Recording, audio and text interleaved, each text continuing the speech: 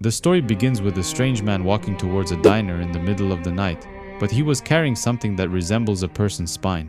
Stan, a man with brown hair and glasses, was drinking his coffee and reading a book, while everyone else was having a good time. The man walks inside and slams the human remains on the counter, but he didn't say anything and just stood there covered in blood. Jim, the chef, confronts him, thinking this is some kind of joke. The strange man gets violent and attacks him, biting his nose right off and causing a lot of damage. Cindy, the waitress, hits him over the head with the coffee mug, which causes him to let go and drop on the ground.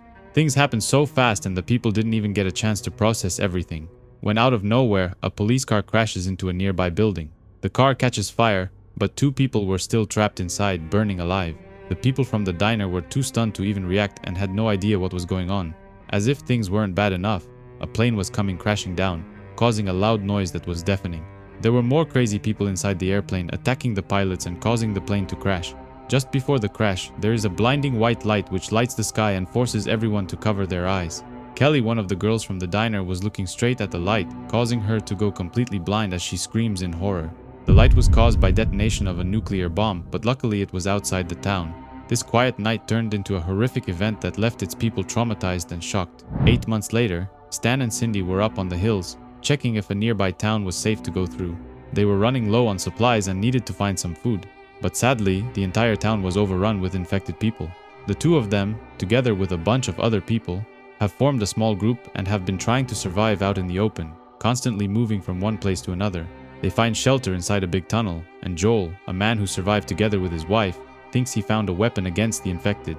During one of his encounters with them, he was able to survive because his attacker was covered in salt.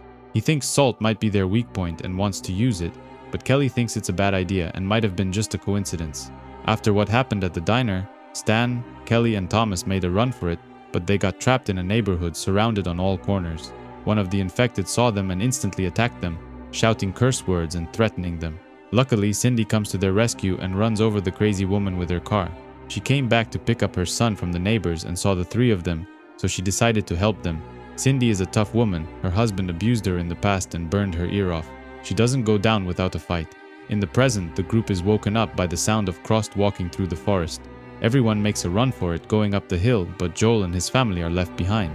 Joel uses a bag of salt and makes a circle around his family, believing that this will keep them safe. Unfortunately, Kelly was right and his idea was stupid. The salt didn't work and the Crost savagely attacked them, while Joel's wife calls him stupid for thinking this would work. The group was able to escape and found shelter in an abandoned house. They met a guy named Randall, who came all the way from New York while trying to escape the Crost. He says that New York is flooded because the city needs to be pumped 24/7 to clear the water, and since this whole thing began, there haven't been any people left to do the job. Texas was in bad shape as well. Oil refineries have gone up in flames and burned the entire region. He wants to go to Alaska, thinking there are fewer people there, so fewer chances of running into infected people. Canada has been overrun already. They thought the Crost were only in the United States, but they were wrong. During his travels, Randall saw a group of the Crost mutilating one of their own, and he suspects they were doing that because there were no other people around. One of the men who was keeping watch went a bit further from the group and was spotted by some Crost in the forest.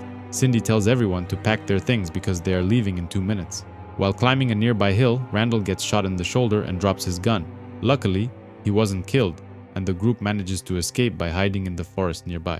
During the night, he has severe pains and goes into a state of shock, even though the bullet didn't hit any arteries and there was no sign of infection. In just a couple of hours, he goes into a coma and Stan decides to go back to the house to see if the Crost were still there. He and Cindy spy on them from a distance and catch them playing the biscuit game. They were all naked and pleasuring themselves, while Stan remarks that the end goal is to finish on a biscuit. Whoever arrives last gets to eat the biscuit, but Cindy doesn't see any biscuit. In fact, they were using bullets to spread their infection, which prompts her to run back to the group. The reason Randall was in a coma was because he got infected just like the others, and he was now turned into one of them. He wakes up and viciously attacks one of them, and then runs after Kelly, trying to take advantage of her. Luckily, Cindy returns and blasts him straight in the face with her rifle, ending him on the spot. Now they know how the Crost managed to infect Randall and think they should head to Alaska. The group wanders into a nearby town that was overrun with the Crost.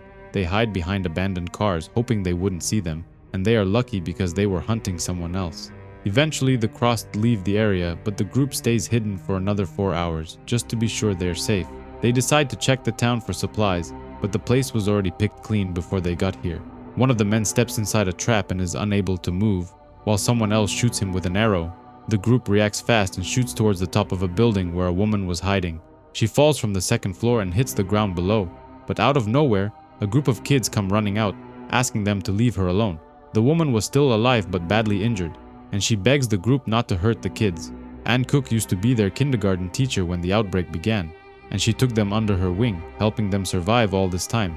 When the food ran out, she taught the kids how to set traps and attack lonely groups, trying to steal their food and supplies. She's not proud of the things she had to do to survive, but there was no other option. When the outbreak began, people started turning into the crossed and the whole country went into chaos. Kelly got close to Thomas and she asked him if he would take care of her, since she got blinded during the nuclear explosion at the start. They met another group of people who were led and organized by a deputy. The cop had a prisoner locked inside his car, but he didn't want to go into details about his identity or what he had done. In the present, the people have a group meeting, trying to figure out what to do about the kids.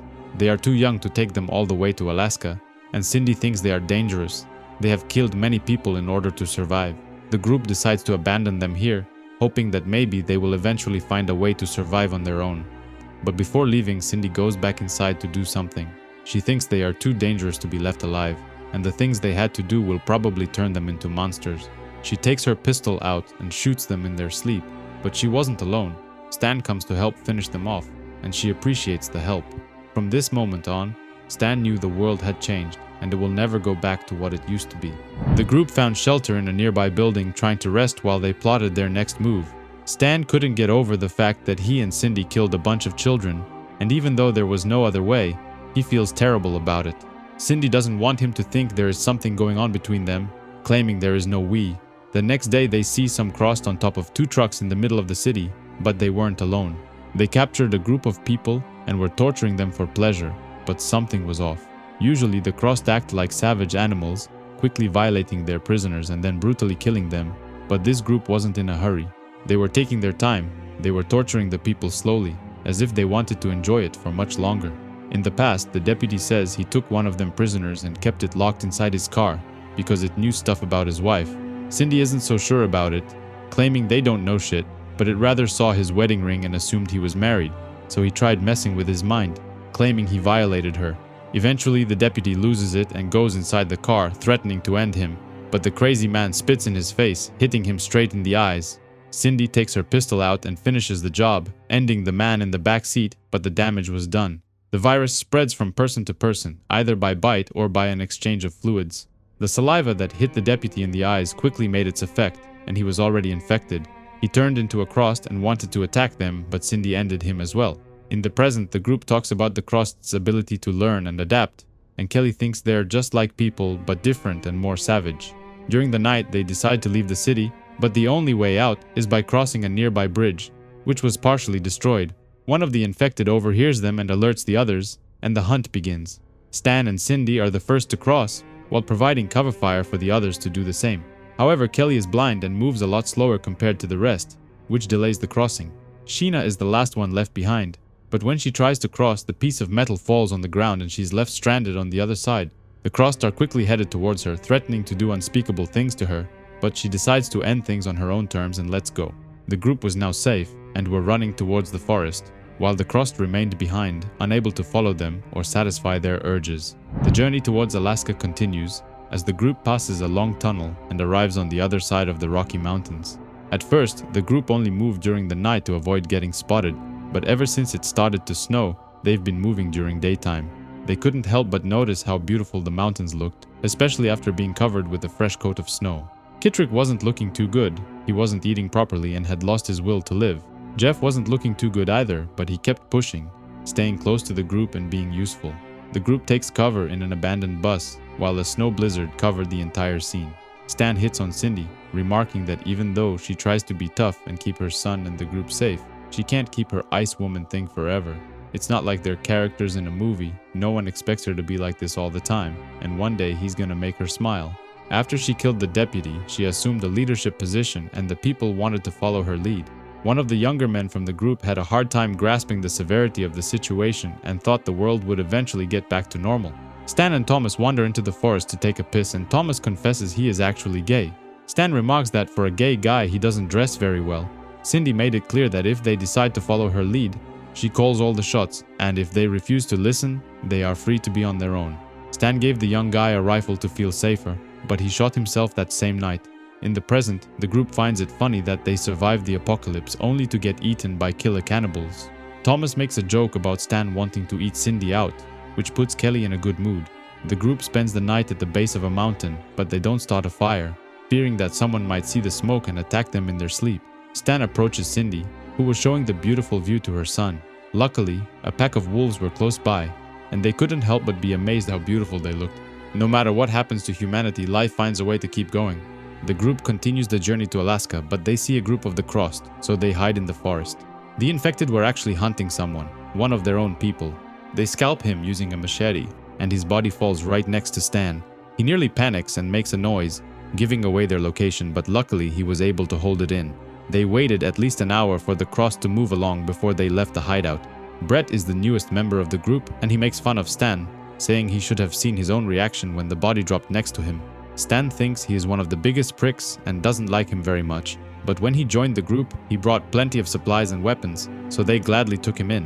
When the whole thing started, Kittrick was enjoying a beautiful day at the beach with his wife and 2 boys. Suddenly, a group of infected people came out from nowhere and attacked his family, decapitating his wife. They then did the same thing to his children and tried to kill him as well, but luckily he was able to swim underwater and get away. Seeing his entire family butchered got to him, and Kittrick hasn't been the same ever since that day.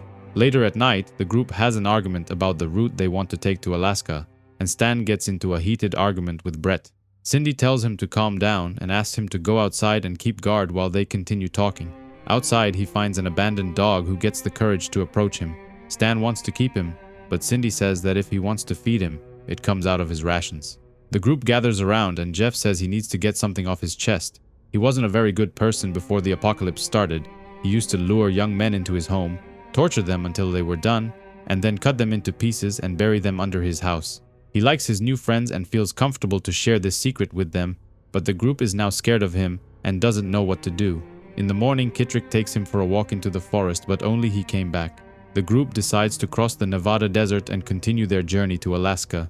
A group of Crossed was walking through the desert valleys acting crazy and cursing like madmen. It was the same people that the group encountered 2 months ago when they barely escaped a small town. The group had made camp at a gas station and couldn't believe the Crossed had been following them for the past 2 months. How are they able to be this organized? For the moment, it doesn't matter anyway. They need to get away from them as far as possible before they leave the valley. Cindy suggests traveling on the road, that way they can avoid being tracked in the dirt. The Crossed find the gas station and light it on fire, throwing one of their own into the fire and cooking him. One of them has extremely large ears and he is able to hear the group from very far away. Brett thinks they might have some kind of special powers. This stuff isn't normal, but Stan is skeptical. Cindy thinks that any good tracker could have sniffed their trail and followed them all the way to Nevada. The group finds a river and the people stop to stockpile on water, while Brett goes on the other side to keep watch. Suddenly something spooks him and he jumps into the water, followed by someone firing bullets at the group in the middle of the river. The Crossed have caught up with them and were trying to take them out from a distance. During the desperate attempt to get away, Patrick gets swept away by the current and dragged down the river. It was impossible to get to him in the water, so the group goes back on shore to follow him down the riverbank. Brett reunites with the group and says he nearly got killed earlier. They need to get as far away from there as possible. He dropped his radio while trying to get away and the Crossed picked it up. They claim they caught Patrick and tortured him, asking them to surrender, otherwise they're going to kill him. Kittrick picks up the radio and calls their bluff, asking them to let him talk to the young boy. Out of nowhere, a couple of Crossed make it on the other side of the river and Kittrick wants to take them out. It's been a long time coming and the group couldn't wait to fight back, but something was wrong. The Crossed didn't come after them, they were running after someone. The group quickly takes them out, being better armed with rifles and pistols, as opposed to knives and sticks. But something was wrong. The person they were chasing was Patrick, but it was too late. He was already turned into one of them, and Cindy did the only thing she could do and blew his brains out. Everyone was in shock. Cindy had just killed her own son. But there's no going back now, they needed to keep moving. The journey to Alaska continues and not even rain or thunder could stop the group from pushing forward. Thomas makes a bad joke of not needing to watch their language anymore since Patrick is now dead. They find an abandoned army helicopter, crashed into the nearby rocks and take cover inside. Brett and Stan get into another heated argument, but Kittrick warns them to be careful because one of the rifles has an active rocket launcher that could destroy all of them. While everyone falls asleep, Stan finds the journal of one of the soldiers and begins reading it. A group of scientists were assigned to decommission 2 nuclear power plants, just in case they fell into the wrong hands. The soldiers were tasked with keeping them safe, and they did just that, encountering the Crossed at both of the plants. Luckily, their attacks weren't coordinated and they were easily dealt with, allowing the scientists to finish their jobs. When the mission was over, the soldiers had one final task left to do: take them out as well. They couldn't risk leaving them alive. If they turned into Crossed, they could reopen the reactors or someone could force them to do it. While returning to base, the helicopter ran into a devastating storm and crashed into the nearby rocks. The soldier broke both of his legs and the others were forced to leave him behind. He knew there was nobody coming back for him. The entire country had turned to chaos. When everything started, even the president's airplane blew up somewhere over Oklahoma. In the end, the soldier wondered if he'd been a good soldier, hoping that at least he was a good husband to his wife and a good father to his son. The next day, the group has breakfast together, while Cindy kept her distance as usual. She'd been sleeping and eating alone ever since her kid was killed, and didn't talk to anyone. Brett was being an asshole once again and kicks the dog after it was sniffing around his food. Stan finally has enough and shoots him point blank using his pistol, ending him on the spot. He then goes to talk to Cindy, saying that he thinks it might be a good idea for them to go back and bury her son. He's been reading the soldier's journal, remarking that they're slowly becoming inhumane, doing horrible things they never thought they'd do. But what separates them from the Crossed is feeling remorse, the same remorse the soldier felt right before he took his own life. Stan believes that by burying Patrick, Cindy will be able to move on and find the will to live again. Eventually, the group separates, agreeing to meet later at specific locations. Stan says goodbye to Thomas, not knowing if they will ever see each other again, wishing themselves good luck. They make it back and Stan sees Patrick's body lying in the dirt, surrounded by the other Crossed. He wraps his body in a blanket and gives him to Cindy, who knew what had to be done. She lays him to rest and mourns his death for a few minutes and then decides to continue living. She got married to an asshole who used to beat her up, but she eventually summoned the courage to leave and take her son with her. Her grandfather taught her how to use guns, a skill that came in handy in the current situation. The two of them take refuge in an abandoned church while remembering what they had to do a while back. They ended those kids because it was easy on them, because alone they'd probably be taken by the Crossed. It was easier on their group as well, since they didn't have to worry about a bunch of 8-year-olds. But was it the right call? It's already been a month since the group separated, and the others continue the journey to Alaska. Kittrick says they are being followed, most likely by the same Crossed they encountered earlier. He wants to stay behind and face them because he doesn't want to keep living without his family anymore. The Crossed begin firing and hit him straight in the abdomen, but he isn't killed and fires back. Stan and Cindy were nearby and heard the gunshots, but they had no idea where they were coming from. Kittrick is unable to defend himself anymore, and one of them cuts off his hand. One of them wants to violate him, but the bigger guy doesn't allow it. A confrontation erupts between them and the bigger guy kills his own. The other two were desperately trying to get away, but Kelly was blind and they couldn't move fast enough. They are ambushed by the big guy, who slaps Thomas with a horse, but he wasn't beaten just yet. He summons his strength and jumps at his throat, biting the big guy on his neck and rupturing his artery. Together with Kelly, they are able to kill him, but things were far from over. Thomas was beginning to change into one of them. He had crossed blood all over his face. Stan watched everything from a distance, but there was nothing they could do in time. They were simply too far away. However, Cindy decides to stop running and wants to face them head on, determined to end it once and for all. They prepare an ambush using the tall grass as cover while they mount an attack. One by one, they take out the remaining Crossed, who rely on their animal instincts rather than common sense. They represented the worst humanity had to offer: every brute, every sadist, every torturer, every serial murderer, tyrant, holy killer, and every terrorist and bomber. Stan kills the last one by blowing his brains out, and then there was silence. The journey to Alaska was far from over, but at least now they won't have to worry about being followed. While going into the sunset, Cindy finally decides to trust him and grabs his hand. The story begins at the horse ranch in Lincolnton, owned by the Pratt family. Adeline is the oldest girl amongst the family's 10 children, and horse riding is her favorite thing to do. Max takes care of the saddles and other things needed for the stables, but he doesn't like to ride them, fearing for his safety. Joseph is the oldest son, followed by Matthew, who is just 19. The youngest is Adeline's brother, Eli, who is just 9 months old, and Kayleen usually looks after him. Adeline remarks that their father is one of the strongest men she has ever seen, but he keeps a dark secret, and all of the kids are scared to death of him. Until now, it's just been Emily, one of her other sisters. But now Adeline is 18 and she's scared. She summons the courage and asks her father if they could talk in private. He agrees and they both go inside the home. She asks him to stop raping her sister Emily, but this infuriates him and he punches her hard. He then takes off his belt and lets her have it, punishing her for daring to question his authority.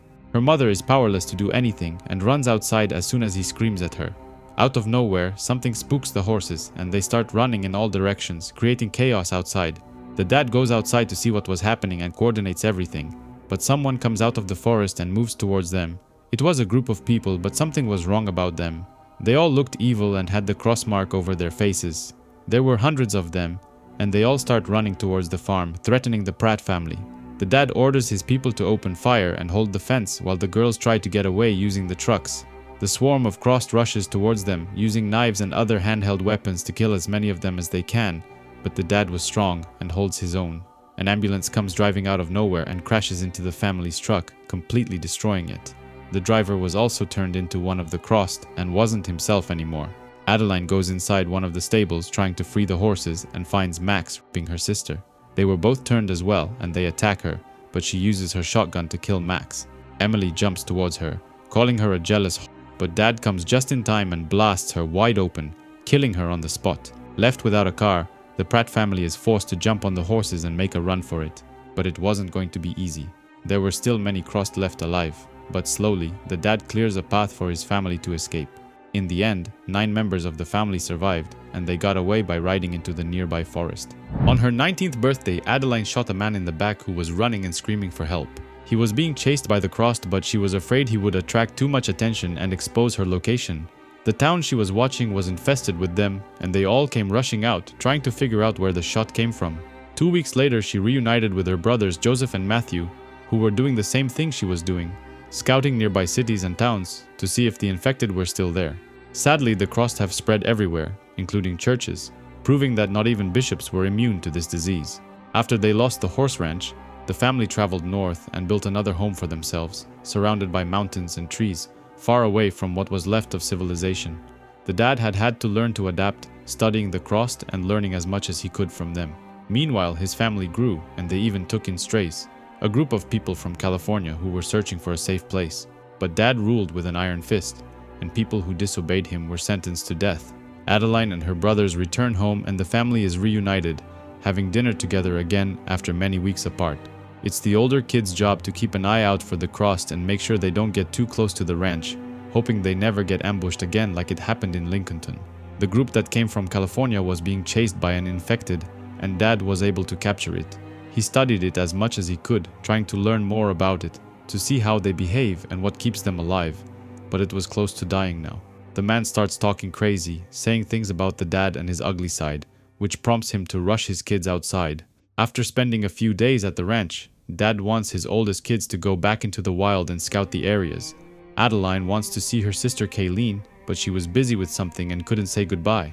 Back into the wild, Adeline spies on a group of survivors, remarking that they won't last long if they use fire to warm themselves. The smoke will alert the crossed and it won't be long until they get overrun. Suddenly she realized what the infected man was saying and thinks that her dad is raping her sister Kayleen. She goes back home and finds Hannah making love with Dad on the bed. She is furious and demands to know what happened to Kayleen, so they decide to show her the truth. She was taken advantage by Dad multiple times, which made her want to kill herself. She went into the cell with the crossed man, but by the time they were able to separate them, it was already too late, and she had turned as well. Adeline couldn't stop herself from crying and blamed herself for leaving her. She curses her dad, but this pisses him off and he attacks her, slamming her head into the wall. He claims he is God's prophet and everything he does is in his name. Back where Adeline spied on the people inside the abandoned building, a couple of crossed found her stuff, and one of them is able to pick her scent by sniffing her shit. Adeline was locked in one of the town's prisons, but her mom brings her food in the morning. Adeline blames her mother as well for failing to keep her daughter safe and not standing up to dear old dad. But it's too late for her. She is completely brainwashed and calls him a prophet, saying this is a new world and the prophet must remain strong for the coming days. The crossed have picked up the scent and were on their way to the farm, and Dad confronts his daughter for failing to do her job. She wasn't supposed to come back home. She was supposed to stay nearby and watch out for the infected. He goes all out on her, accusing her of being possessed by the devil, slamming her against the walls and the ground. Everyone in the village begins to panic while the crossed slowly advance towards them. Luckily, the village is surrounded by traps. and they are slowed down enough for the people to mount a defense. Unfortunately, not even fire is enough to stop them from charging towards the village, which leaves everyone in shock. While this was going on, the dad rapes Adeline as well for the first time, but the mother catches them doing it. She grabs her daughter and takes her out of the cell and asks her to rest. She then takes the keys and locks herself inside together with the crazy dad. She finally realized what kind of monster he truly was and decided to do something about it.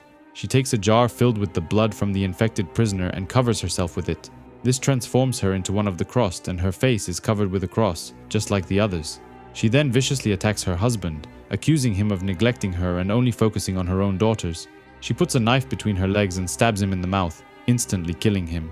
Adeline goes outside and finds the entire village in chaos, with the crossed doing horrible things to her family and people. She gets on top of one of the horses and barely escapes the village together with other people who were still alive. The crossed tend to cluster in small groups of 5 to 15 and they call them gaggles. If the group gets any larger, they usually turn on each other to keep the numbers low, and that's what happens when a group comes by. The survivors from New Eden decide to take them on. Adeline, Marilee, Jack and Kate were the core of the group. They also added a married couple, Liza and Merrick. Good people who lost a kid when the outbreak began. Jethro Tully is a young kid, barely 18, but he was very good with the gun and takes out a few crossed by himself. Together they take out the gaggles and celebrate it by marking it on the belt. They do this every time they kill a new group. After they survive the attack on New Eden, the group moved through Montana and Dakota, arriving in Canada, where it was safe for now. However, Adeline wants to go back after her two brothers, Matthew and Joseph, who left New Eden just before the attack. The group packs up their bags and heads back to the States, but the journey wasn't going to be easy. Out of nowhere, 3 cars surround them and a guy named Harris introduces himself. He wants the group to get down from the horses and hand over their weapons, but Jack thinks it's a bad idea. Harris probably wants to rob their horses because once the gas runs out, those cars are going to be useless.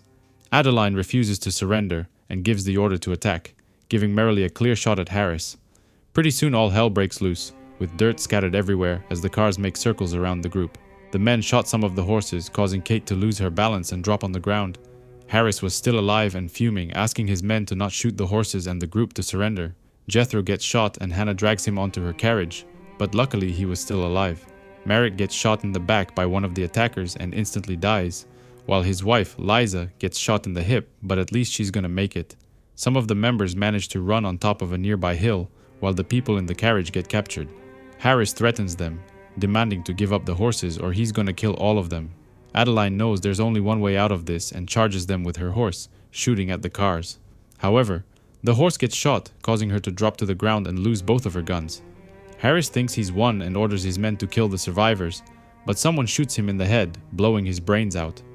It was Matthew, Adeline's older brother, who saw them fighting and decided to help. Everyone does their share and starts shooting, killing the attackers one by one, as they are unable to flee their cars.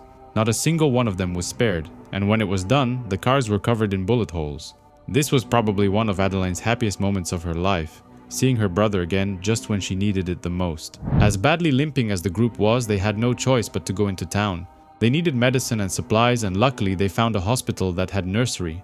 Hannah had gone into labor, and after 16 hours she gave birth to a beautiful baby boy, which she named Adam. Everyone was happy and congratulated her, but Adeline was sick to her stomach knowing who the father was. Lisa hadn't said more than 2 words since her husband was killed, and even though they got the bullet out of her, she was gonna limp for the rest of her life. She lost a kid, then her husband, and now she doesn't want to run anymore. She'd much rather stay here at the hospital and kill any cross that come her way. Adeline wants to go back to New Eden and search for Joseph, her other brother who went missing. Matthew wants to go as well. It's his brother also after all. The journey was not gonna be easy, and Adeline leads the way trying to be strong, but she can't help herself from crying. Matthew is proud of her, saying she's the strongest of their family. She was the first one to stand up to their dad when all the rest were cowards. 5 days later, they get closer to New Paradise, but they come across a gruesome sight. Tens of people were killed and impaled on sticks, left to decompose in the open. Somewhere else, Joseph was taken prisoner and was being tortured by the crossed. One of them unzips his pants and pees all over him, infecting him with whatever they had. It doesn't take long for him to get infected and turn into one of the crossed. But the show wasn't over just yet, because his mother comes out of the forest, dressed provocatively. She wants him to fuck her and he doesn't waste any time, throwing his mother on the floor and having his thing with her. The whole group cheers from the sidelines as the mother and son go at it on the ground. Adeline tells her brother she doesn't want to keep running. They have too many wounded among them, while the others are not fit for fighting. Instead of going north like they planned, she wants to go south, maybe somewhere near the desert with Mexico, and build a camp there. Jack is very handy and will be able to get electricity eventually, while the mothers raise their kids in peace. After walking for a few more miles, they come across Joseph's dead horse, but there was no sign of their brother. A group of Crossed comes at them from the nearby forest, but they aren't organized and easily taken care of. While Matthew stays behind to finish the job, Adeline gets closer to New Eden, in hopes of finding her brother. Eventually she finds him, but she wasn't expecting her mother to still be alive and riding her own son. She throws a cocktail Molotov at them, lighting them on fire, and then leaves. She thought she had killed both of them, but her mom survives and promises to follow them wherever they go, even all the way to Mexico. After they left, Mother and one of her people make love, but she had other ideas. She takes her son's spine and kills the man with his head, hitting him until he was left breathless. She then takes out his organs and crawls inside his abdomen, finding shelter in the man's body. The two brothers return to the hospital and find Liza sitting on the bench. She hadn't left that spot ever since they came here. The Pratt reunites once again, but something was wrong. Kate had gone into labor as well, but it wasn't going smooth and she was in trouble. While they were away, Hannah got married to Jethro, but Adeline wasn't happy with this and scolded her younger sister. Unfortunately, the baby was sitting upside down inside Kate and refusing to come out. Normally, in cases like this, a doctor performs cesarean and takes the baby out, but there was a shortage of doctors. Mother had the man cut into pieces and wrapped his skin around her body, marching towards the hospital. She wasn't alone, and a big group of Crossed was tailing her, growing bigger and bigger as they moved along. Liza panics outside and shoots someone, firing her rifle at something. Jack, who was on the lookout, doesn't see anyone and thinks she is paranoid. He wants her to go back inside and have some dinner. She hadn't eaten in days. There is something wrong with her, because once she was inside, she took little Ely prisoner, holding a gun to his head. She claims they are all Crossed and they can't run from their destiny any longer. The world has shown its true face. Jack tries to calm her down, but before he could take her gun away, she blasts his brains out. Matthew decides to step in and tries to save his little brother, but he gets in the way, and Adeline can't get a clear shot. During the altercation, Liza shoots Eli in the head, instantly killing him, which prompts Pratt brothers to lose their shit. Adeline viciously attacks her, stomping on her head until there was nothing left of her. They didn't waste any time and took Eli outside to bury him, while she put some flowers on his grave. Jethro says that Jack was like a father to him, and he misses him dearly. He thinks that if they continue to follow Adeline, she's going to get everyone else killed, and going to Mexico is a bad idea. While all of this was going on, Mother and a large horde of Crossed were marching towards their location. While everyone was busy inside, Merrily goes on top of the hospital to see what was going on. She sees hundreds of Crossed walking through the city, marching towards them, and panics. Suddenly she sees her mom walking out of the forest, claiming she's come all this way to find her, but Merrily knows better and shoots her, injuring her shoulder. The gunshot alerted everyone nearby, and the group goes outside to see what was happening. Adeline wants Jethro to go inside and fetch Hannah, who was still with Kate helping her give birth. Kate was down to her final push, but it was a hard struggle and she was barely hanging on. Eventually, the baby comes out, a beautiful baby girl, and Hannah couldn't be happier that it was finally over. Adeline comes up with a plan. She ties a bunch of flashlights to the horses and sends them down the road, trying to lure the Crossed away from the hospital. The plan works, but the majority of them go inside, doing what they do best, behaving like animals and turning on each other. Mother is on a mission to find her daughters and searches for them, witnessing the horrific things her people were doing. Luckily, the group was able to escape through the sewers, and Kate names her baby Claire after her grandmother. When the baby started to cry, Hannah took her under her wing and started breastfeeding it. Luckily, she had plenty to go around. Adeline and Jethro split up, each going in a different direction, trying to find the exit out of the sewers.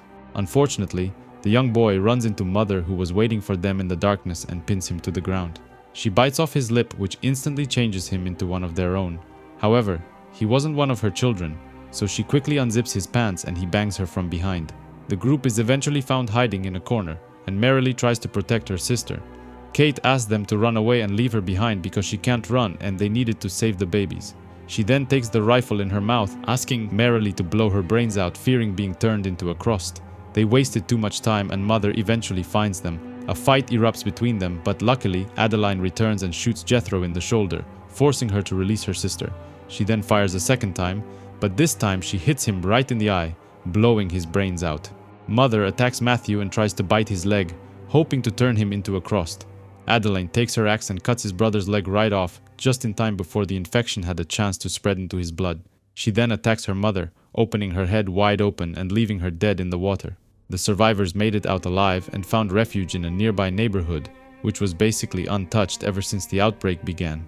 They found books, games, bottled water, and canned goods, enough to last them a few weeks. Adeline goes outside trying to search for more supplies, but instead, she finds something else. The 3 horses that ran from the hospital were still alive. Luckily, the Crossed couldn't catch them, and they rushed to greet her. For the first time in weeks, Adeline felt hope again. The horses represent hope, a chance for the group to survive a bit longer in this unforgiving world. The story begins with a couple of Crossed eating some animals in the middle of the desert. Darwin, Claire, Rick, and Amanda are a group of friends trying to survive the apocalypse and witness the horrific events. Killing the animals gets them riled up, and the Crossed quickly turn on each other. One of them takes his pants down and violates the other, while the others hold him down and laugh uncontrollably. The brutality continues, and the Crossed attack each other, hitting each other with rocks until one of them is completely killed. However, this doesn't stop here because they continue fighting each other, much to the horror of the people watching them. Amanda has seen enough and decides to leave, but Darwin goes after her. They used to be lovers ever since high school, but Amanda doesn't want to be his girlfriend anymore and asks him to let go. Somewhere else, a woman is screaming her lungs out because 3 men are trying to violate her, but nobody can hear her. She is completely defenseless. This was only a dream, and a man wakes up screaming the woman's name, Laurie. The man was stuck inside a crevasse and couldn't escape, but the screaming alerted the group, who rushed to help him. Darwin was cautious and didn't want to get involved, fearing he might be one of the infected, but Amanda convinces them to help him get out. The man had a broken leg, but luckily she used to be a nurse and helps him out. The man hasn't said a word ever since the rescue, and the group discuss if they should trust him or not. They have a small disagreement, saying that because of his broken leg, he will slow them down and put them in danger. The man finally decides to talk and claims he isn't completely useless and can help them. His name is Harold Lorre, and he's been stuck inside the crevice for the past 6 days. He claims he's on his way to the mission, a place that has the cure for the Crossed virus, or at least where people are working on it. He got accepted into a bigger group composed of soldiers who were armed to the teeth. These Marine-type guys were looking for doctors, techs, scientists, people who can help, in hopes of bringing them back to the mission. While they were talking, Harold couldn't stop himself from fantasizing about Claire, who has blonde hair and is very beautiful.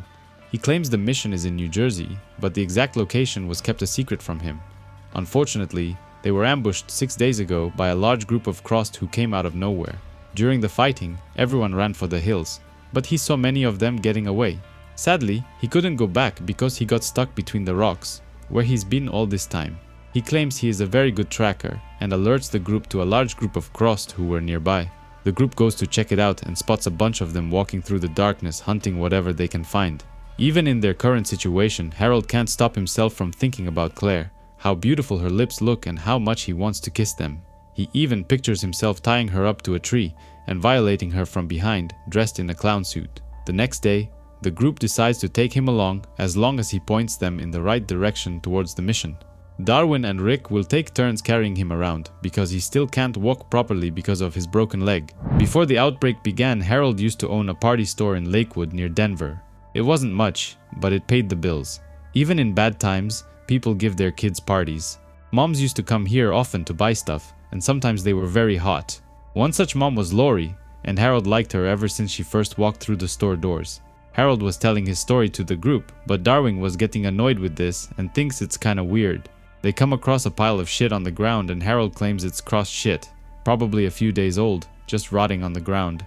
He likes Rick a lot and could use him in the coming days, but he is unsure how he's going to take it once he finds out he's been lying to them this entire time. In fact, they're not on their way to the mission. That stuff about a safe haven, a cure, a team of special ops guys collecting doctors is pure fiction. None of it is true. In fact, they're hunting Crossed, the same Crossed that stole his lorry when the outbreak began. Harold isn't who he claims to be. He isn't the nice guy the girls think he is. He kidnapped Laurie and drugged her, keeping her locked inside his store and using her to satisfy his sick urges. The group gathers around the fire, and Harold tells them a naughty story that happened before the outbreak. He attended a kids' party dressed as a clown and did everything to entertain the kids, but he didn't enjoy it much. One of the moms took him inside the bathroom and hit on him, claiming she always wanted to do it with a clown. The girls were completely buying his story, but Darwin isn't sure what to think. Afterwards, he goes outside and sits on the porch, and Amanda joins him. Claire joins them as well. Both girls were feeling sorry for him, thinking that he's still heartbroken about Lori. Harold used to be married, but when the outbreak began, he rushed home to save his family. Unfortunately, his kids and their stepdad had killed their mother and ate her flesh. The entire scene left him in shock, and on his way out, he was forced to kill his own children by driving over them. Claire sympathizes with him and begins to cry, but she thinks she's a... He actually wanted to spend time with Amanda and didn't like her being there. After his family was killed, he rushed to be with Lori, and luckily he got there just in time. Lori's family was killed as well, but he was able to save her just before the Cross got to her. They've been together after that, but in fact he took advantage of her even though the story was being told differently. Claire feels sorry for him and gives him a hug, but he thinks she's just been a who craves attention. He wanted to do unspeakable things to her and lets his imagination go wild, but Amanda was there, and she didn't deserve to see that. While everyone was asleep, he could hear Rick and Claire making love upstairs, but the only thing he could think of was a way to get rid of her. Luckily, he has very good hearing and hears a group of Crossed entering the town. It was just what he needed to keep the group distracted while he puts his plan into motion. The group enters a small city and walks the empty streets, carefully looking for any Crossed who might still be around, but who they should really be worried about is Harold, who couldn't stop himself from fantasizing about killing them. Last night he took watch in the hours before dawn, but he had other plans in mind. He crawled in the middle of the streets, opened a can of beans, and left it there, hoping to attract the attention of the Crossed. If it's fresh, they will find it and follow it. The group keeps marching through the city, but they were moving too fast, so Harold thought of something. He complained about stomach pain, lying about having to stop to take a dump. He goes inside a candy shop and finds one last piece of candy in the drawers, triggering a memory about Lori. She used to love the same kind of candy, and always asked for it when she came to his shop. They spend about 20 minutes at the candy shop, allowing the Crossed to get much closer to them, and Harold even hears them making some noises nearby. It was the crazy turning on each other. The group sees a pharmacy shop in the middle of the city and decides to go inside to check for supplies. Usually, the Crossed only care about destroying the place. They don't take anything from inside, so they might still find something. While Amanda and Rick go to check it out, the Crossed get close to them and the group splits, with Darwin, Claire, and Harold going into a nearby clothing store. Luckily, the storeroom had a trap door and they avoid the Crossed by going into the basement.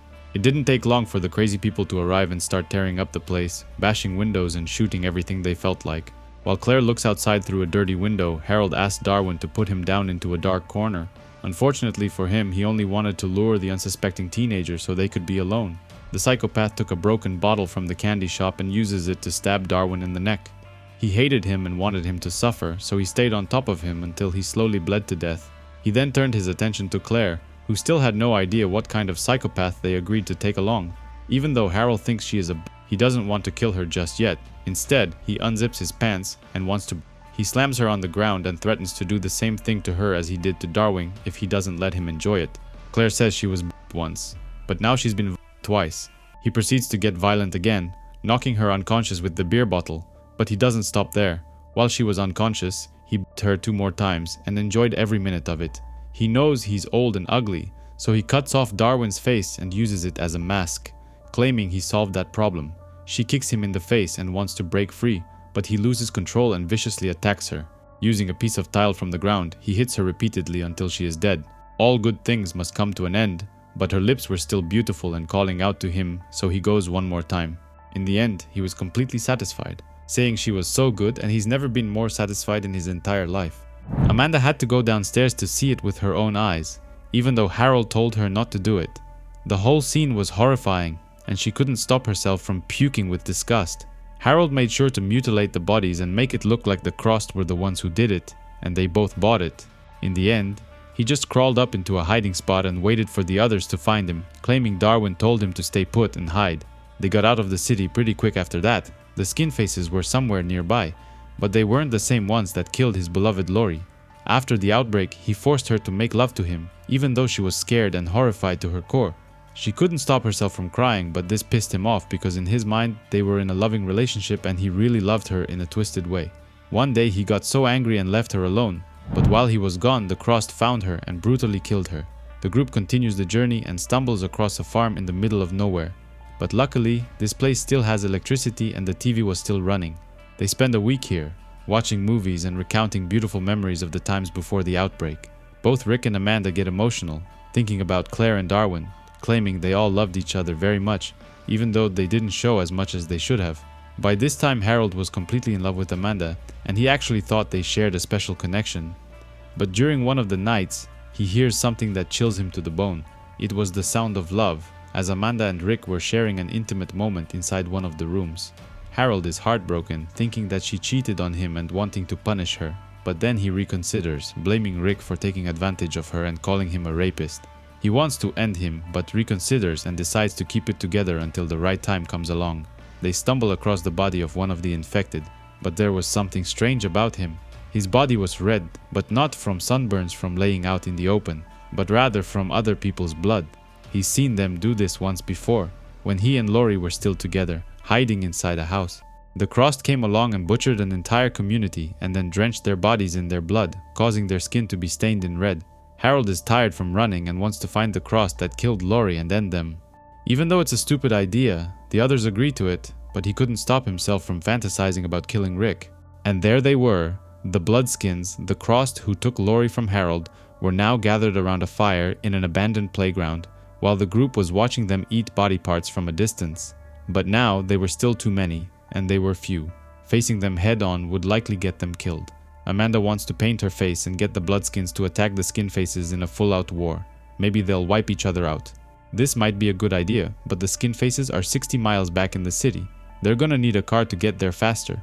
They made themselves look exactly like the Crossed, and so far it was working. Harold likes Amanda's new look and thinks she looks perfect. Perfect just like his beautiful Lori used to be. Upon returning to the city, they find the Crossed skinning one of their newest victims, an old man. Sadly, he wasn't alone. His daughter was crying on top of the building, begging them to spare her. Amanda takes the shotgun and does the only thing she could do. She shoots the girl in the face, ending her suffering before the real torture begins. The plan works, and it was enough to get the other Crossed's attention, who thought they killed their victim out of spite. They usually attack each other when they come in contact with other groups and begin chasing them immediately. The group tied a dead dog on the back of the car and wanted to drag it all the way to the playground, where the Bloodskins were camping. The Skin Faces are furious and jump inside their cars, following the trail and demanding retribution. The next part of the plan involves Amanda going into a nearby house and taking point, while Harold and Rick await quietly in the car. The two groups finally come face to face, but nobody makes a move. Instead, they stare each other down. Amanda shoots one of them in the neck, which triggers a full-blown war between them. As this was going on, Harold makes his move and attacks Rick, shooting him point blank many times. He's been dreaming about this moment ever since he caught him and Amanda making love in the house. Rick was now shot multiple times, most of his bones broken, and he couldn't move any longer. To make things worse, Harold broke his jaw, leaving him with his mouth open and unable to close it anymore.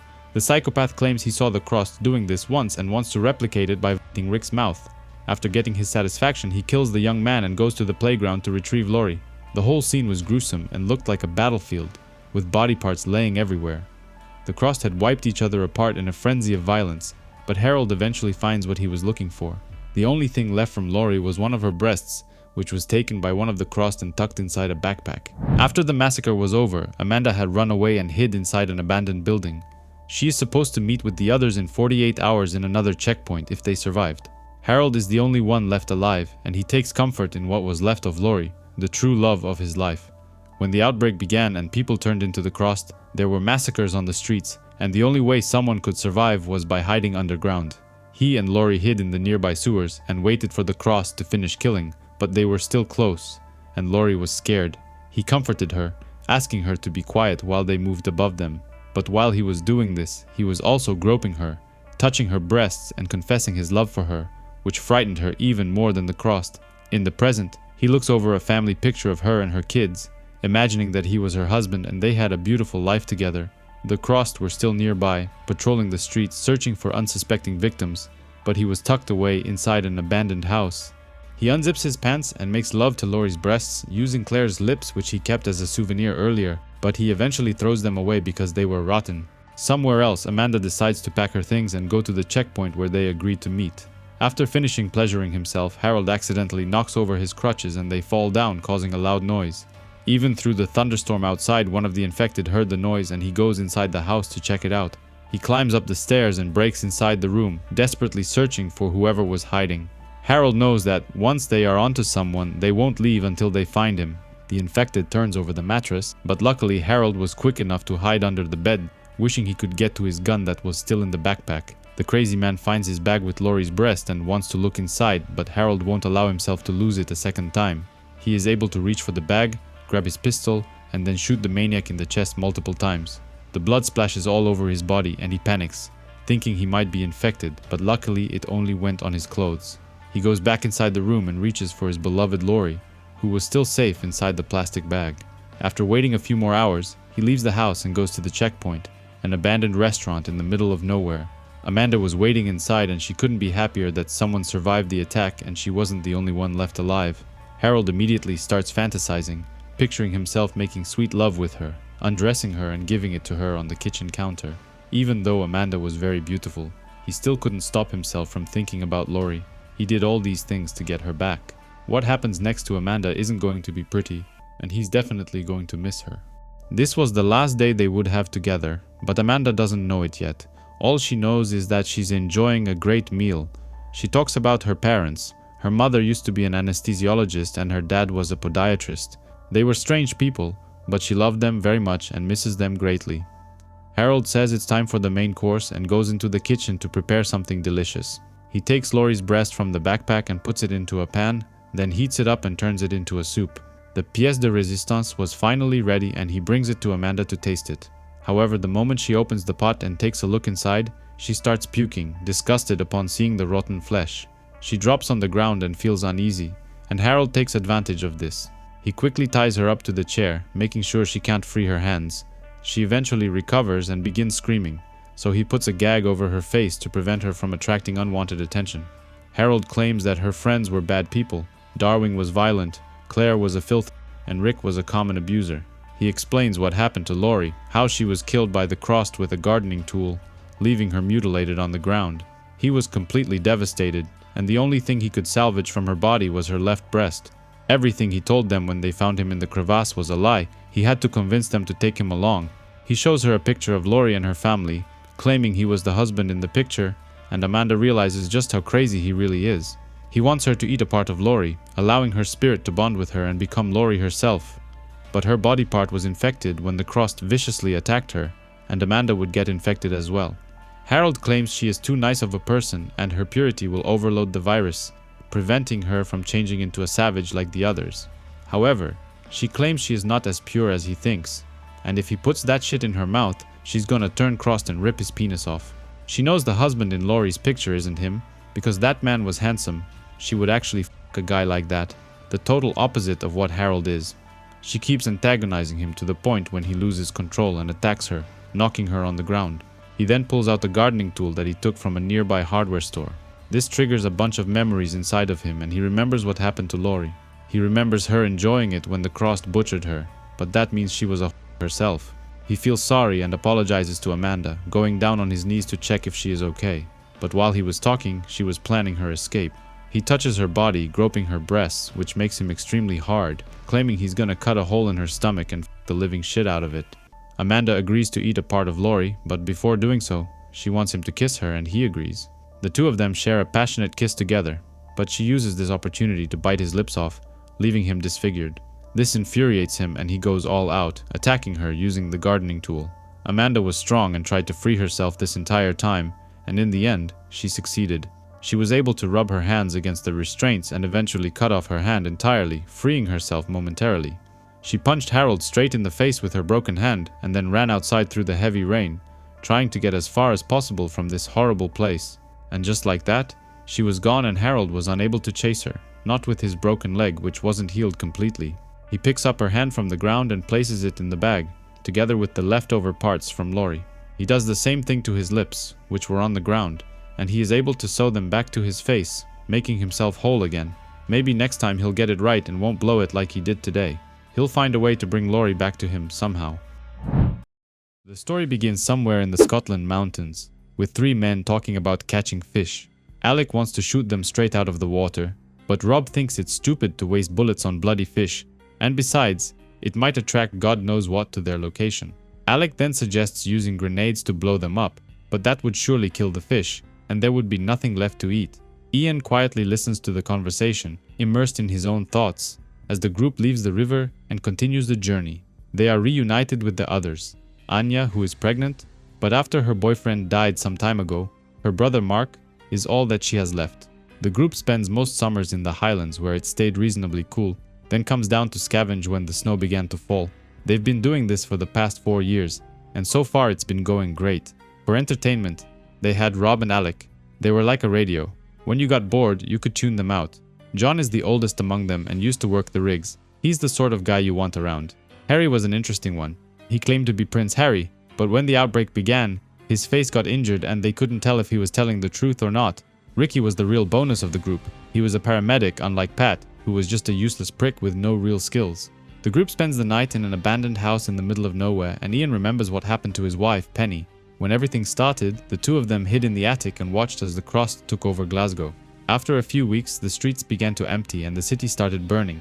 Everyone was either dead or hiding just like them. They decided to leave the city and followed the road out of the city, stopping to hide at every howl or crackle. The highway was full of abandoned cars and dead people, but out of nowhere, a car came driving towards them. The driver was turned into a savage, and she threw a baby towards Penny, hitting a nearby car. The impact caused the blood to splatter everywhere, landing on Penny's face and infecting her. She asked her husband to run and leave her behind, but it was too late. Another car came driving towards her and instantly killed her. Ian didn't run. Instead, he walked. He walked off the road and out across the fields and couldn't stop himself from crying. After a few hours, he returned to the highway and buried his wife, putting her to rest. Before the outbreak, he used to work in a bookshop. Very little of the knowledge he had was practically acquired. He wasn't resourceful, wasn't any kind of fighter, but he was smart enough to leech onto guys like Rick and John and make them listen to him. The next day, they spot a large group of Crossed, around 40 people coming up north toward them. Harry thinks he can kill about 20 of them with his sniper rifle, but the other ones will overrun them eventually. To the east, another smaller group is walking towards them, but if they shoot them, that will surely get the larger group's attention. Alec comes up with a stupid idea and throws rocks towards them, causing a distraction. One of the rocks hits the big woman in the head and she attacks the others, thinking they were the ones hitting her. This stupid plan seems to be working, and she takes out both of her companions, leaving her alone. Alec then lures her into the nearby river and she jumps after him without thinking. The group then picks up a large tree trunk and traps her underneath, unable to move. Ian makes a move and jumps on top of her, stomping her face and causing her to drown. Alec was the hero of the hour after that one, though he couldn't understand why Rob still wouldn't let him fish with hand grenades. As I mentioned in the first issue, Pat was a useless prick who wasn't doing much to help the group. On top of that, he stole some biscuits from the group's food rations because he was very hungry and couldn't take it anymore. However, if they all did the same thing, they wouldn't last very long in this new, harsh world. The big group of Crossed was still after them, so the group decides to leave him behind in hopes of stalling them. Rick uses a sharp knife to cut his leg tendons, basically crippling him and leaving him unable to run away. This is not the first time Ian has left someone behind. He did it once before when the outbreak began. 3 days after his wife was killed, he joined a bigger group which was hiding in one of the houses. However, they were constantly arguing about who was going to lead the group and what they should do next. Shauna, a mother with 2 kids, thinks that Ian has some pretty good ideas and wants to follow him. He tells her that things are not looking good for the group. They are constantly fighting while other members are too old or too useless to do anything. He wants to leave and offers to take her with him along with the kids, but she isn't sure what to do. In the end, she decided to stay behind with the bigger group while he left on his own. In the present, the group continues the journey, not knowing if the Crossed came across Pat or not. Anya was close to giving birth, but this means she has to stop a lot, slowing the group down and allowing the Crossed to get closer to them. They find a plane that had crashed in the middle of a pine forest, but from the looks of it, everyone's been dead for a long time. They set camp inside the wreckage and Ian builds up the courage and tells everyone what he thinks. He wants to leave Anya behind because she is slowing the group too much, and once the baby comes, it's gonna be even worse. The others disagree with him, calling it inhumane, and Mark defends his little sister. Eventually, the group casts a vote to see what they should do, but only Harry and John voted to abandon her. During the same night, Anya goes into labor, probably caused by all the stress of what was going on. In the morning, John claims that she and her kid had both died, and they need to leave this place before the Crossed arrive. The Crossed caught up with them from behind and got Harry first, cutting his body in half using a big saw. He quickly turned into one of them, but his torso was still alive and crawling on the ground. The crazies were a lot fewer now, maybe 21 or 22. but still a lot more than what they could handle. Ian comes up with a plan to split into two groups and go back for Harry to retrieve his gun. They didn't have many weapons, and his gun was automatic, and they could use it to kill off the infected. Ian, Rick and Mark form one group, while John groups together with Rob and Alec, who was slower than the rest, and he wanted to make sure they wouldn't get left behind like they did with Anya. The plan was working, and the Crossed were splitting up. Some of them were going after Ian and his people, so they formed a line and decided to fight instead of running. Let them get close, and then shoot the quickest ones first. If they make every bullet count, maybe there's a way out of this after all. The plan works, and they are able to kill off a bunch of infected. But the attack was far from over. A large group is headed towards them, so they try to run away, but Rick steps on a loose rock and falls into a crevasse. The Crossed jump after him, and Ian could hear him fighting, but there was nothing he could do. They get closer to Harry's body, but there is no sign of the gun. It was supposed to be behind him somewhere. Mark takes out his binoculars and spots a group of Crossed heading their way, but one of them was carrying his sister. She died during labor and they buried her underground, but they managed to dig her up and turn her into one of theirs. Mark freaks out and goes after them, trying to get to his sister and free her, but that's a bad idea. The Crossed overrun him and then pin him to the ground, while one of them sits on his face and beats him. Ian finally arrives at the body, but he couldn't see the gun anywhere. It was buried in the heavy snow, but eventually he finds it and gets to work. He remembers everything that Harry told him. Aim properly and make every shot count, because the bullets are small, designed to shock. Keep the selector on single shot. If you're close enough, you don't need full auto, you're finished anyway. He quickly empties out one full magazine and then searches Harry's backpack for a spare one. And just like that, he surprised even himself, taking out Crossed after Crossed without missing a single shot. One of them gets a little too close and shoots Harry in the head, causing it to explode and splatter blood everywhere, including on Ian's face. The same thing happened to his wife, which means that he is likely infected and will soon cross. He takes out a hand grenade and wants to take his own life, but he has a hard time pulling the pin. The Crossed eventually surround him, and he is left without options. But taking his own life wasn't as easy as he thought. In another part of the world, Greg is a man traveling alone, who hasn't made contact with other humans for the past 1,000 miles. He sees a beautiful woman somewhere in front of him and decides to get closer to check her out. However, she ambushes him in a nearby forest and pepper sprays him in the eyes. She ties him down and begins interrogating him, claiming that if he wants to stay alive, he has to answer her questions. Before the outbreak, his relationship with his wife wasn't great, so he went on many solo adventures with his bike. When the outbreak began, his wife was alone with the kids when their neighbor attacked her. He heard on the phone how they killed them, so he never went back home. He just stayed on the road, surviving all this time. He always took his camping gear along and fished in the nearby rivers to keep himself from starving to death. Steve, the woman who ambushed him, believes his story and sets him free. She agrees to let him come along as long as he keeps up. She was fit and strong and didn't want to get slowed down. She used to work in military intelligence and did 3 tours in Afghanistan, working as a prisoner conditioning interrogation specialist. She thinks the Islamists are behind the outbreak. Maybe they created some bioweapon and unleashed it on the American population. But Greg thinks this whole thing is just nature cleansing itself of humans. After she was discharged from the army, she worked as personal security, tasked with protecting a paranoid big-shot class action lawyer somewhere in Atlanta. Somewhere in the swamps of Florida, Leon and his redneck family have barricaded themselves inside a camp. His father Clint is a real tough guy piece of shit, and the whole family was involved with drugs. They survive by hunting gators and cooking them, and thanks to his father's large stash of guns, they've been able to fend off any Crossed that came their way. Somewhere else, 2 twin sisters, Ashlyn and Ashley, were trying to escape a fire that was ravaging their home. They were forced to kill their dad after he turned Crossed and attacked them. They used to live with their mom and their piece of shit stepdad, but they were attacked by the Crossed and barely made it out in one piece. Luckily, Ashley has an NRA Junior Sharpshooter medal and is pretty good with a rifle in her hands, which allowed them to stay alive until now. Steve was stuck inside a building with the paranoid lawyer when the outbreak began, and witnessed a lot of horrible things from the safety of her window. She learned a lot by watching how the Crossed behave, but some things were too horrible and she had to do something. She shot a couple of them using her sniper rifle and then escaped by jumping through the window and using a parachute to land to safety. After a good night's rest, Greg wants to continue the journey heading south, hoping to make it all the way to Florida. In the Everglades, the 2 sisters were paddling through the gator-infested waters and came across the militia compound where Leon and his family were staying. They choose to avoid it and paddle in another direction. They don't want to risk running into someone who turns them into child brides. The people inside were having a good time, drinking alcohol and getting blowjobs, while Leon was keeping guard in the watchtower. He falls asleep towards the early hours of the morning, and fails to spot a group of Crust who used a boat to get there. The dogs go into a frenzy and attack them, and a fight breaks out.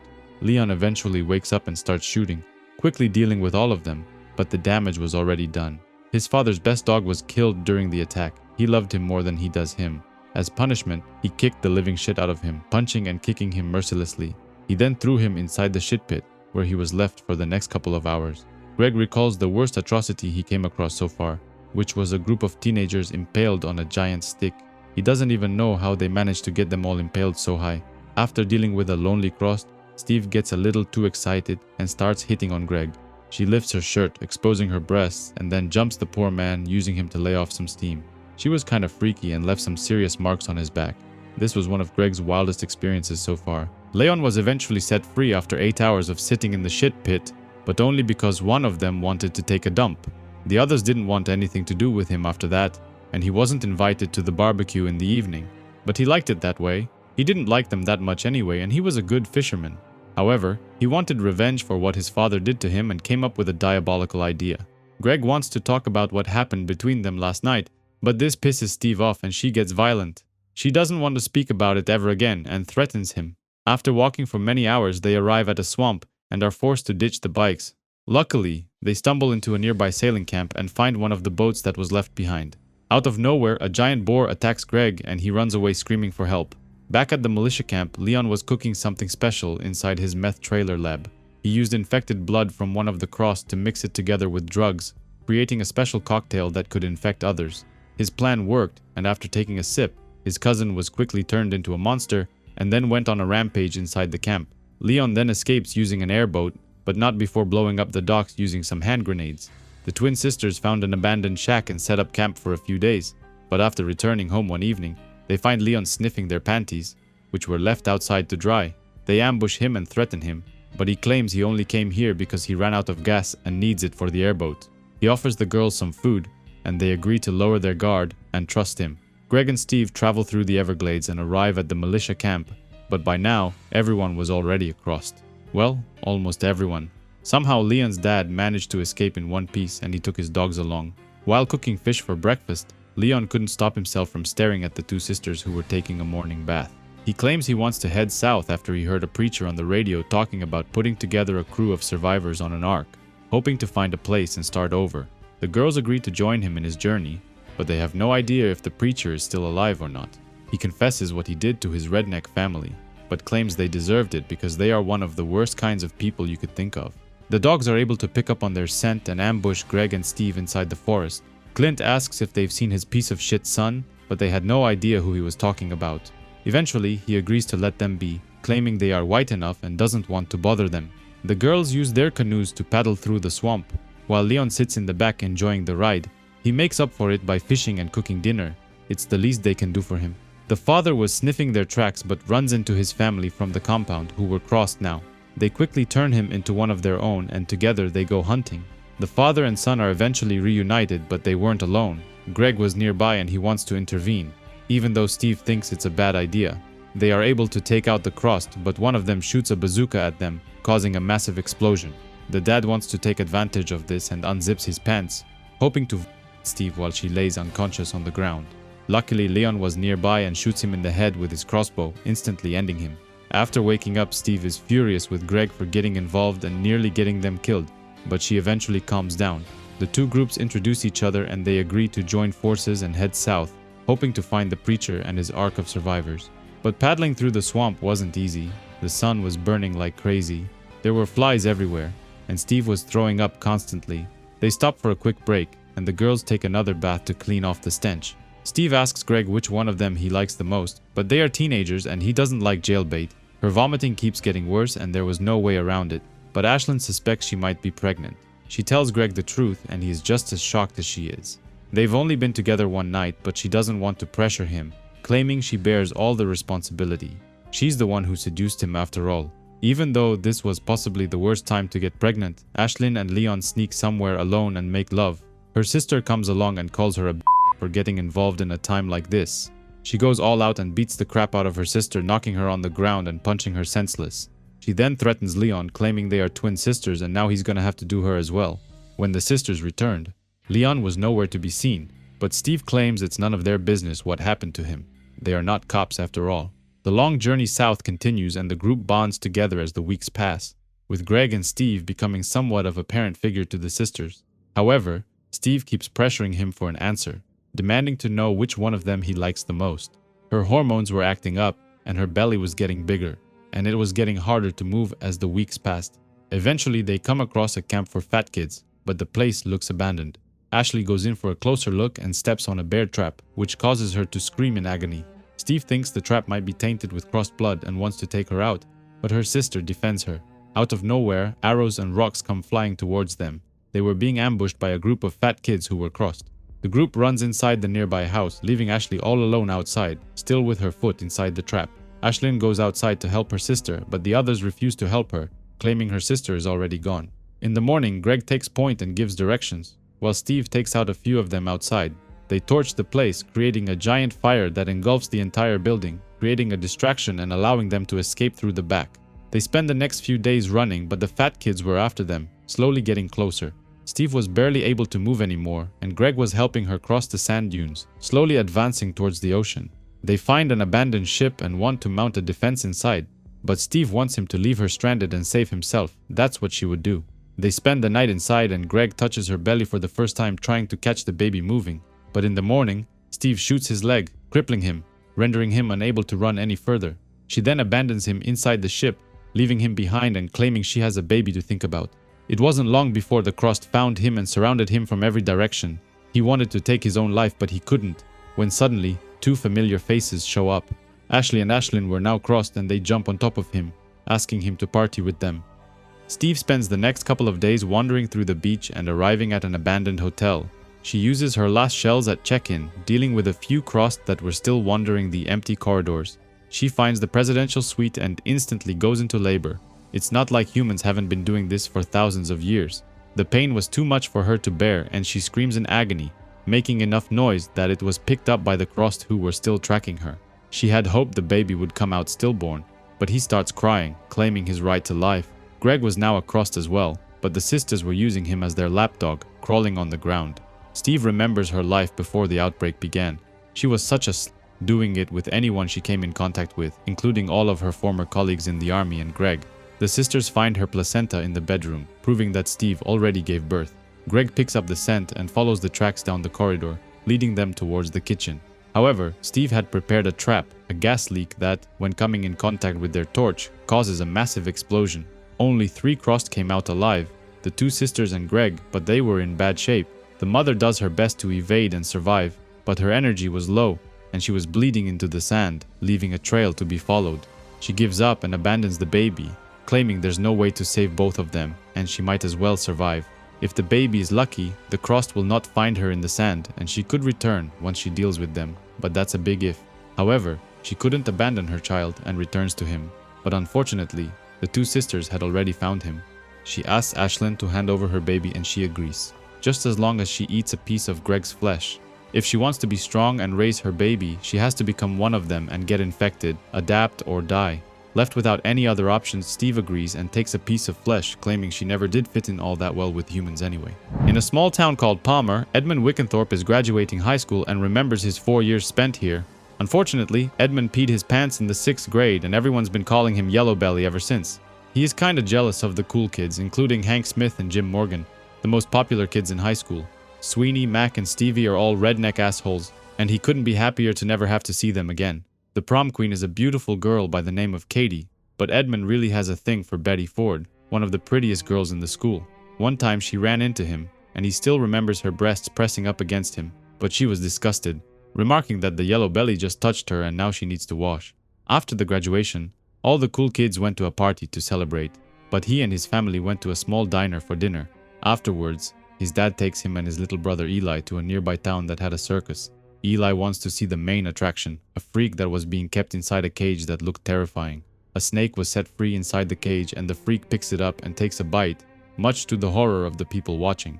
As it turns out, the man was nothing more than an alcoholic man who was paid to act crazy and do stupid things. After the show, a strange man with a cross sign on his face enters their tent, but he wasn't friendly and immediately attacks them. Edmund and his dad attend another show and he is mesmerized by a beautiful girl and her horse riding skills. but what he was really looking at was her ass. Out of nowhere, the freak from the previous show enters the tent and starts attacking everybody, but he wasn't alone. Other people working in the circus were now bearing the cross on their faces, acting crazy and killing everyone in their path. Everyone panics and runs outside, but the place was soon overrun with crust. The dad hides his two sons and goes back to fight off a clown, but it didn't work out for him. He was overrun by 3 people, who pinned him to the ground and took advantage of him. After turning into one of the crossed, he returns and kills Eli, who was hiding in a barrel next to Edmund. The whole scene was traumatizing, but Edmund couldn't stop himself from thinking about the girl's ass from earlier. He was too afraid to get out and help his brother, and in the end, everyone in the park was either dead or severely mutilated. He sees the girl from before riding another man on top of a pile of bodies and thinks that's totally hot. He drives back home but doesn't say anything to his mother, who was reading on the couch. Instead, he goes straight into his closet and hides. After a few hours of hiding in his closet, Edmund told his mother everything that happened at the circus, and she called the sheriff. The sheriff didn't believe him because the entire story sounds crazy, but he did agree to check it out. After killing everyone tonight, the circus geeks packed their stuff and headed towards the next town, which is where Edmund lives. They arrive at the edge of the town at a trailer park, but it was still early and there was nobody out yet. Sweeney is one of the kids that bullies Edmund, but he has a terrible relationship with his dad, who is a piece of shit. Out of nowhere, the crossed walk inside their trailer and kill the dad, while Sweeney makes a run for it with his dad's shotgun. Edmund claims his father told him to hide inside a barrel, but he feels sorry about not doing anything to save his brother. He knows he's such a coward. The circus geeks arrive in his neighborhood and prepare their attack, going from home to home. They break inside their home and the mother tells him to hide in his closet and not come out until it's over. He hid like a coward once again, while the geeks did his mother on the kitchen table. His colleagues from school eventually find him a couple of hours later and recruit him to go after the geeks. They weren't kids anymore. Most of them were 18 already and knew how to shoot guns. After killing a bunch of them, they grouped inside Seaver's fish and tackle store, which had plenty of supplies and weapons. That girl that Edmund has a crush on approaches him. She was scared because her parents were killed. Out of nowhere, a large truck drives straight into the building and kills a bunch of them. The place quickly turns to chaos as the kids fight to stay alive, but the crossed were just too many. Edmund is scared again and tries to make a run through the back door, but Sweeney doesn't want to let him through. He then points his gun and shoots the young kid, acknowledging that he's a complete and utter failure of a human being, but at least he's alive. After the attack, he fell asleep in the nearby bushes and woke up confused. He goes back to the hunting store to see if anyone was still alive, but he only finds bodies laying everywhere. He lost his mom, his dad, his little brother, and all his school friends, and finally he has enough. He goes into the nearby town and wants to warn its people that the crossed are coming their way, but nobody even pays attention to him and completely ignores him. Luckily, there is a roadhouse nearby and bikers kick ass, so he decides to tell them about the crossed. Rick, the gang leader, agrees to listen to him and they eventually go to see with their own eyes. After realizing that he was telling the truth, within 2 hours, bikers and biker gangs from all over started gathering at the roadhouse. They have one final party before going into battle, and one of the girls likes Edmund a lot, so she lets him fuck her. Her boyfriend sees them and punches him in the face, but as it turns out, bikers share their women amongst each other, so they turn Edmund into one of their own, giving him his first tattoo. The bikers attacked the crossed head-on, but they had no idea just how dangerous they really were. Luckily, there were enough bikers to turn the fight in their favor, but the fight was far from easy. Donna, the girl that let Edmund fuck her, is being chased by one of the clowns, who turns out to be Joe Rigg, one of Edmund's high school friends. He blows his brains out using a powerful shotgun, but when Donna turns around, her face was covered in blood. Edmund panics and kills her as well, but she wasn't turned into the crossed. He feels horrible about killing her and starts crying, calling himself worthless and getting ready to end his own life when someone approaches him. A man named Harold Lore watched the entire scene and tries to comfort him, claiming that the world needs people like him and that one day he's gonna rule the world. Harold claims that the world is going to end, but the crossed are gonna die as well. When the dust settles, the cowards like him and Edmund are the ones who are gonna rule the world. While the fight was still going on and the bikers were distracted with the crossed, Harold convinces Edmund that both of them should Donna while her body was still warm. Edmund does it, but the entire thing disgusts him and he pukes his guts out. Harold then leaves, but the fight rages on and the bikers were slowly but surely winning the fight. Edmund tries to make it look like one of the crossed killed Donna by placing one of the bodies on top of her. The fight finally ends and the bikers are victorious, so of course they celebrate by drinking more alcohol. Nicole, another hot woman, hits on him, calling him a hero because if it wasn't for his warning, all of them would have been ambushed by the crossed. She unzips his pants and wants to give him a job. but Edmund was still shocked by the events and wasn't getting hard. He thinks it's better to tell the truth that he killed Donna and then raped her corpse. Nicole is shocked and wants to warn the others, but he ties her under the desk. The guilt is too much for him to bear, so he decides to tell the others as well, but that wasn't a good idea. The bikers plan to kill him and tie his limbs to 4 bikes, wanting to dismember him for what he did. But before they could begin, the Crossed come out of nowhere and drive into them using a couple of police cars. Edmund goes back inside for Nicole and saves her from the Crossed when they rush inside. Betty Ford, his high school crush, was now one of the Crossed and drives towards them, but Edmund takes his shotgun and puts an end to it. For the first time in his life, he did something courageous by saving Nicole and keeping her alive. She hits on him again in the forest, and this time he didn't have any problems getting it up. After making love, they spend the night cuddling, but Nicole wakes up in the middle of the night and picks up a rock. She then uses it to bash Edmund's head, hitting him multiple times and not stopping until he was breathless. She calls him a coward and accuses him of killing her friend Donna. This was her revenge. 8 people have their tongues stuck nailed shut to the dining table, while the house around them is on fire. If they don't get out soon, they are all going to burn alive, but the only way to free themselves is by cutting off their own tongues. The story now jumps to a few days ago, when a group of young writers arrived in the small town of Stableford, Wisconsin. A very famous writer by the name of Gideon Wells invited them to his mansion retreat, where he plans to be their mentor for the next couple of weeks. This small town is famous for the number of people who are handicapped, but this isn't by accident. Most of them did it to themselves in order to scam the insurance companies to pay them a lot of money. In his latest book, Wells called the locals a community of inbred cattle fuckers, so they don't like him very much, and by association they don't like these young writers who came to visit him. Wells is tall and handsome and very charismatic, and he wants everyone to play a little game. Before starting, he wants everyone to sign a copy of the legal waiver, which gives him the absolute right to exploit their experiences and likenesses. But if they refuse, they are welcome to leave, and he won't feature them in his next novel. For the next 6 weeks, they won't have any contact with the outside world. There is no TV here, no internet, and they are forced to hand over their cell phones, iPads, and laptops. In their rooms, they're gonna find a short manuscript. Based on their self-assessments, he developed a character profile for each of them. He wants them to study it, and when they come down for dinner this evening, everyone will be in character and remain in that role until they leave. According to the manuscript, Clooney is supposed to be an asshole that everyone hates, while his girlfriend Tabitha is supposed to be a horny who sleeps with everyone.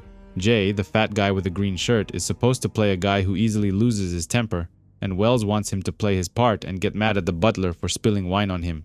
Wells wants him to punch the butler, remarking that they won't mind it, and they get paid a lot of money for this. Next is Clooney's turn. He is supposed to play his character and read in front of everyone an embarrassing moment from his life. He has stage fright and is horrified to do this, while in the meantime, Jared hits on his girlfriend Tabitha. The stage fright makes him feel horrible and he begins puking, while his girlfriend was climaxing. Meanwhile, the police were called to the train station because someone reported an incident on the incoming train. Officer Lorna goes inside, but there were no people in the front of the train.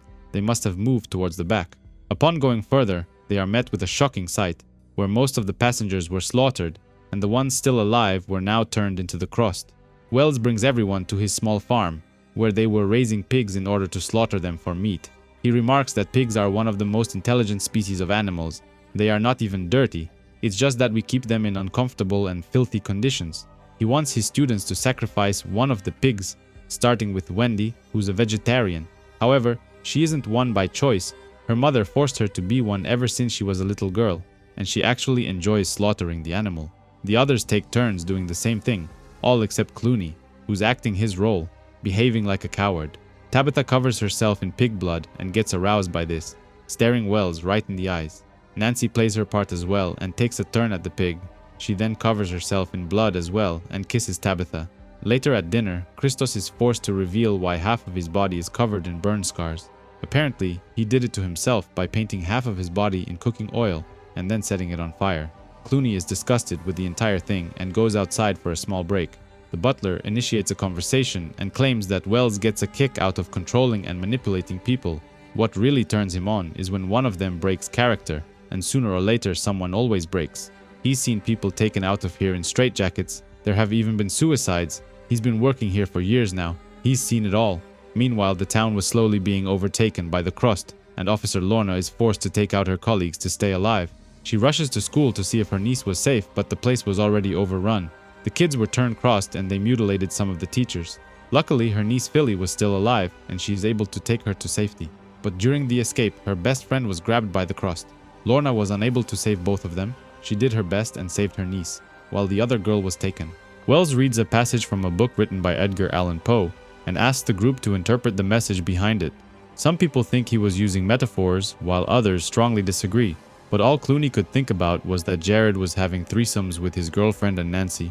He has had enough of listening to Wells speak, so he goes outside for a breath of fresh air. Nathan, the butler, is going into town for supplies and offers to give him a ride as well. While driving, Nathan tells him about Wells's history, claiming that his parents were traveling evangelists and he was raised to be very religious. But all that fell out the window when he saw his father making love with a transvestite nun while his mom was recording everyone on home video. Another time, he said he was born into a commune out in the Nevada desert, where he killed a man who was dealing drugs. Nobody knows for sure which one of these stories is actually true.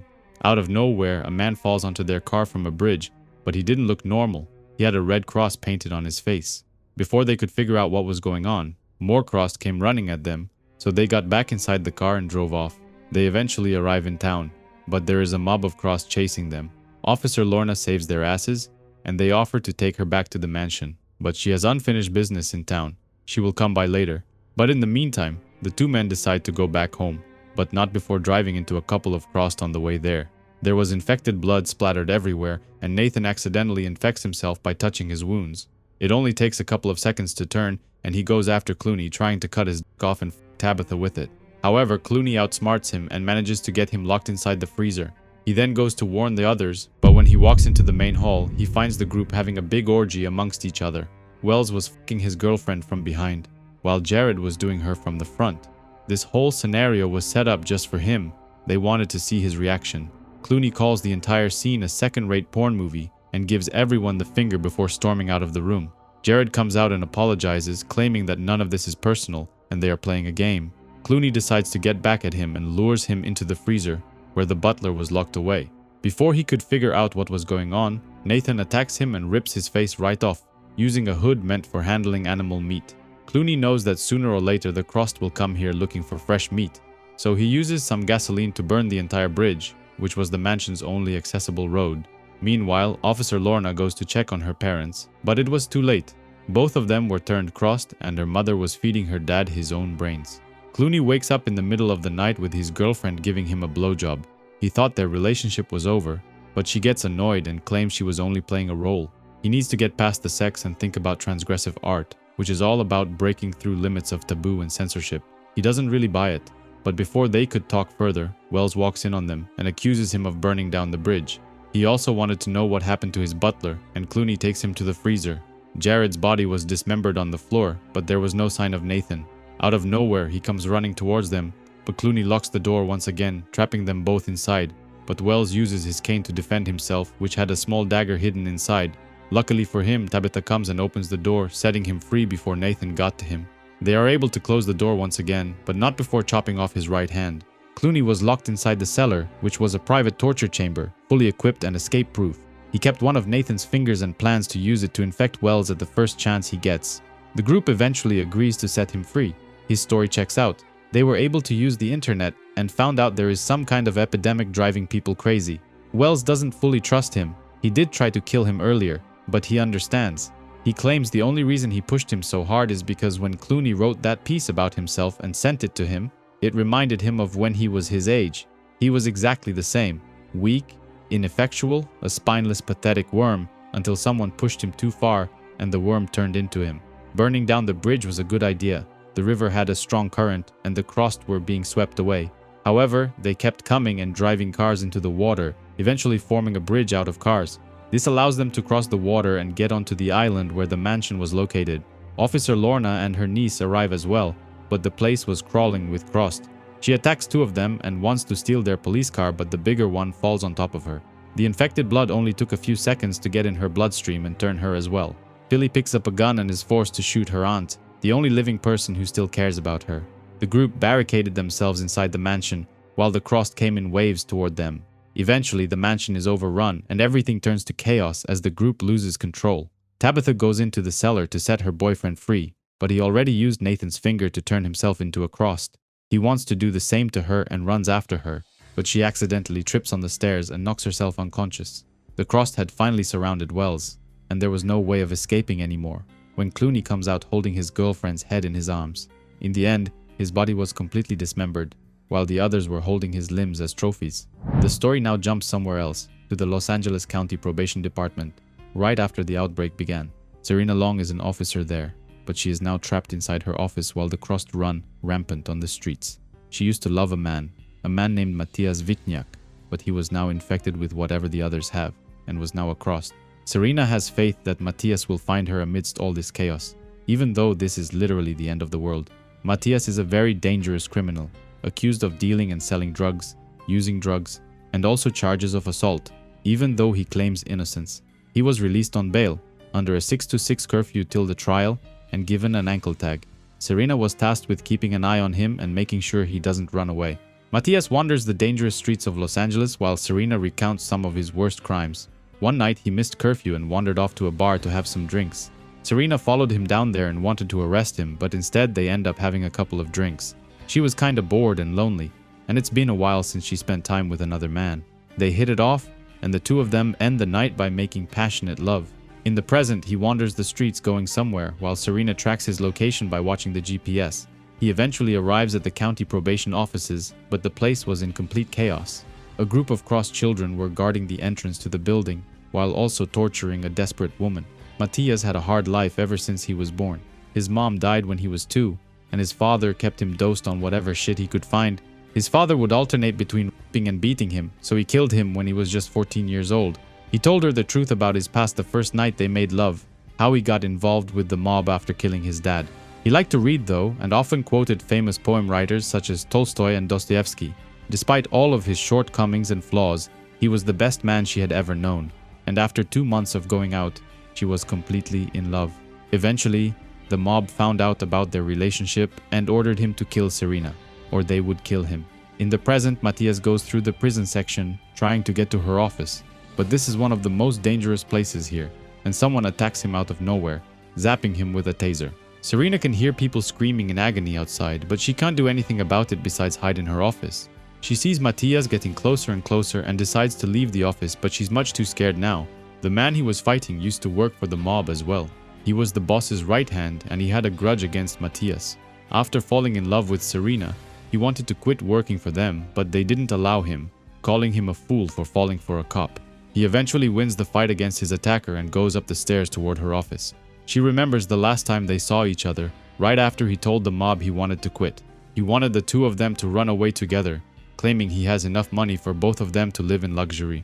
She began crying because even though she loved him, she couldn't run away with him. He's a criminal and she's a cop. They are so different that their relationship wouldn't last, but that was just a lie. There was another reason, a dark one. Ever since she put a tracker on him, she's been using him to track his every move. He also told her secrets about the mob, which allowed them to build a case against them. They were tracking him to get to his boss all this time. Matthias finds her office, but Serena was nowhere to be seen. She had run into another office trying to hide from him. She doesn't know how much he remembers about her betrayal now that he has a cross on his face. Will he remember the heartbreak? When she told him the truth, he tied her hands behind her back, bent her over the table, and raped her from behind. He was furious, but deep down he still loved her and felt bad about doing that to her. After leaving the department, that's when he got attacked by a crossed woman, and he was turned into one of them. Matthias eventually finds her in the evidence locker, but she claims she loved him, and he did this to himself. She puts the gun in her mouth and blows her own brains out, ending her suffering. Matthias finds a lot of drugs hidden there and eats as much of it as he can. He then goes back outside and lets loose, doing what the crossed do best. The next story begins with two people making love on the bed. His name is Frank, while her name is Kathy. At least that's what she told him. In reality, it's Amanda. Frank is a good guy, traveling with his young son, Frankie. They met Amanda a couple of weeks ago when they helped her escape from a tight spot. She was cornered with no way of getting away, but Frank helped her cross to another building. Amanda ran into a psychopath named Laura some time ago, which left her scarred, both mentally and physically. She's been traveling with Frank and his son ever since, and she's thankful by letting Frank make love to her. In order to escape from Laura, she had to mutilate herself and cut her own hand. She hasn't trusted anyone ever since, which includes Frank, who she thinks will eventually turn on her. She kills him in his sleep by slicing his throat and then abandons little Frankie to survive on his own. She spends the next couple of days on her own until she runs into Michael, a random guy who broke his ankle by falling into a trap.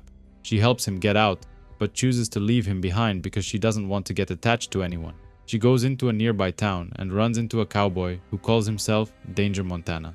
Montana saves her by killing a Crost and claims they need to leave before more of them show up. The streets are quickly overrun with them, and they are forced to hide inside a bar. Amanda decides to set the place on fire, trying to cover their tracks. But instead of running on the roof, they head into the basement. While the Crost run rampant on the streets, Montana offers to bring her back to his hideout, claiming it's safe there and they have plenty of food. She agrees and follows him through some sewers, arriving in an underground hideout that was locked from the inside. Montana introduces her to two of his friends, Killjoy, a man who is pretending to be a king's knight, and Great Kong, who thinks he is a Neanderthal. Frankie was left alone after Amanda killed his father, and sadly, he was captured by the Crost. He was turned into one of them, but their leader was crazier than all of them, and he wanted to torture him. When he was done, all of them took turns and ate Frankie alive, each choosing a body part and devouring it.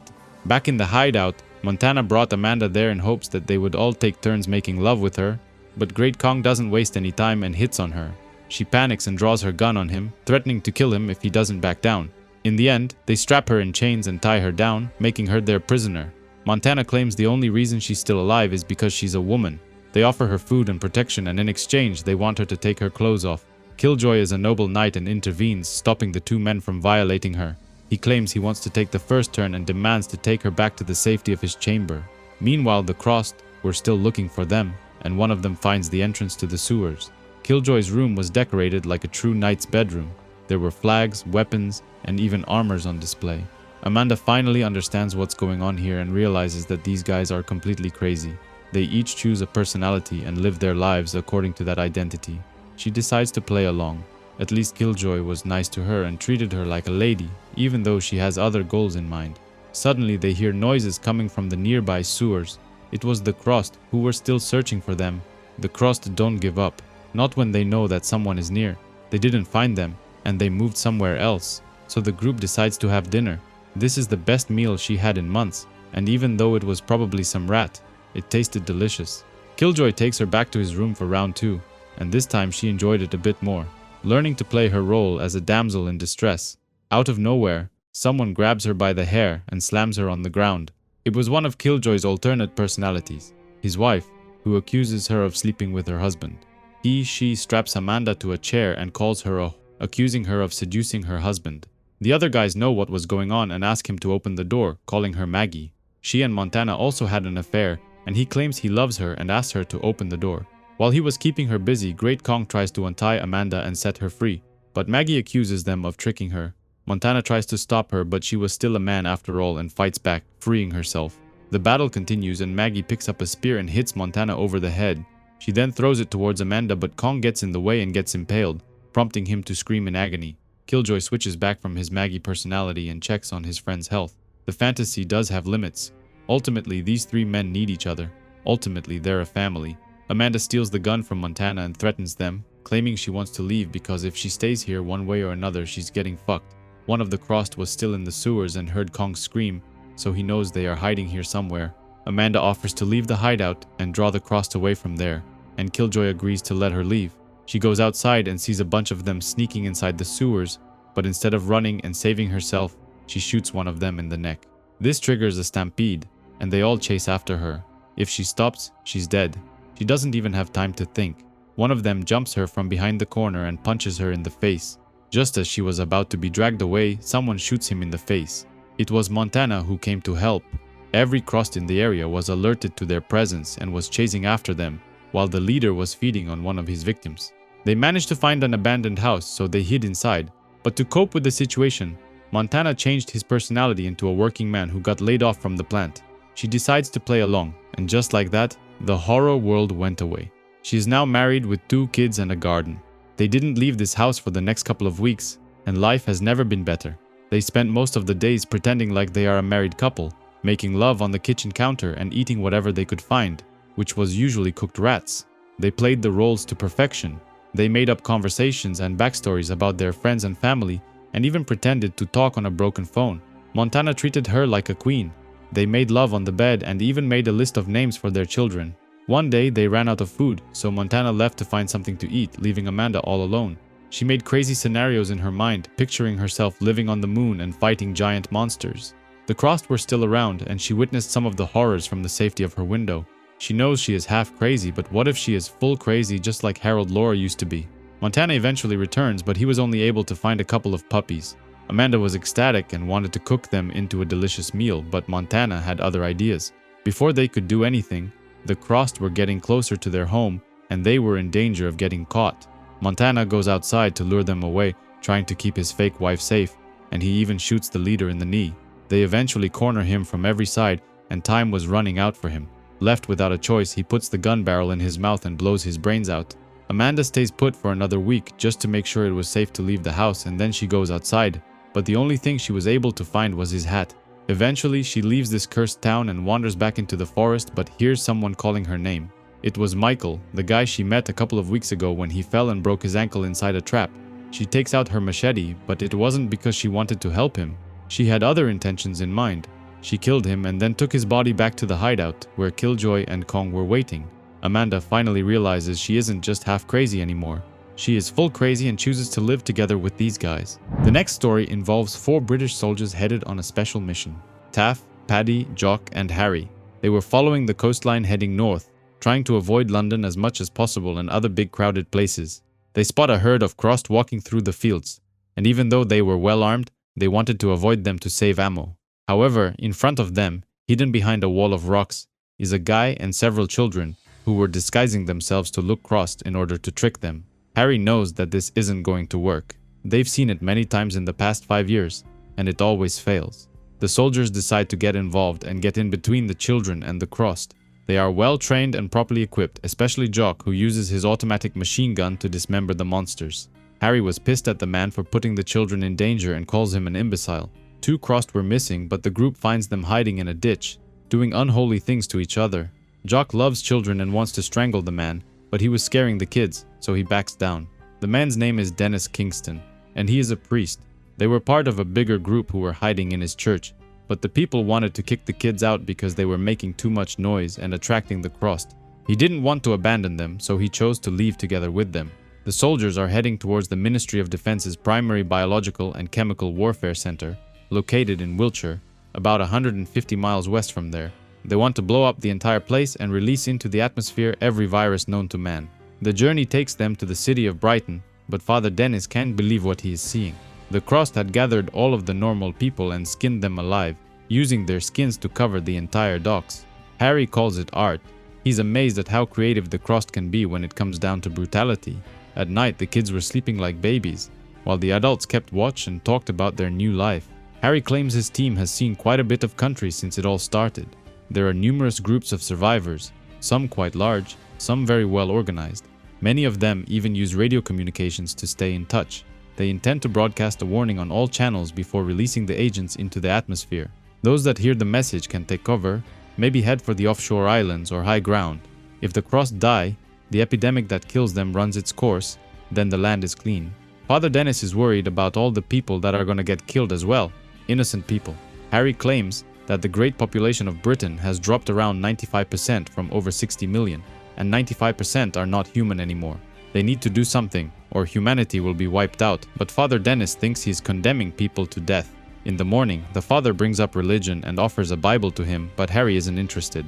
He doesn't believe in God and thinks this whole religion thing is a scam. He reminds Father of some of the atrocities that were done in the name of religion. When the outbreak began, Harry was returning home to his wife and 2 children, but the wife said they were Crossed outside the house. She starts running out the back, holding their youngest baby, while the oldest son runs behind. Harry arrives in time, but he was still far away, so he provides fire cover trying to keep them safe. Sadly, the wife tripped on some rocks and fell on the ground, allowing the Crossed to catch her from behind. To spare her from being humiliated and Harry shot his own family before the Crossed had a chance to do anything. He's been living with his sins ever since, and doesn't need a priest to hear his confession. After walking for a few more days, the group finally finds a boat that was still intact. Getting down from the hills isn't going to be easy, because the place is crawling with Crossed. The soldiers stand their ground and defend the kids as the Crossed charge towards them. There were tens of them, but the soldiers knew what's at stake and used everything at their disposal to take them out. Jock runs out of bullets and reloading the machine gun takes quite some time. Harry had given Father Dennis a gun and told him to kill the kids and then himself if they are killed in battle. Death is nothing compared to what those monsters will do to them. Luckily, Jock reloads just in time and he continues firing at the monsters who had nearly overrun them. The hills are covered in piles of dead bodies, but none of them passed through. What remains now is to finish off the injured ones. Father Dennis will take the boat and the kids and head towards one of the Channel Islands, maybe Alderney's Island, and keep them safe. At night time, Harry tells the father that every one of his soldiers agreed with the mission, mostly because the crossed depravity is limitless.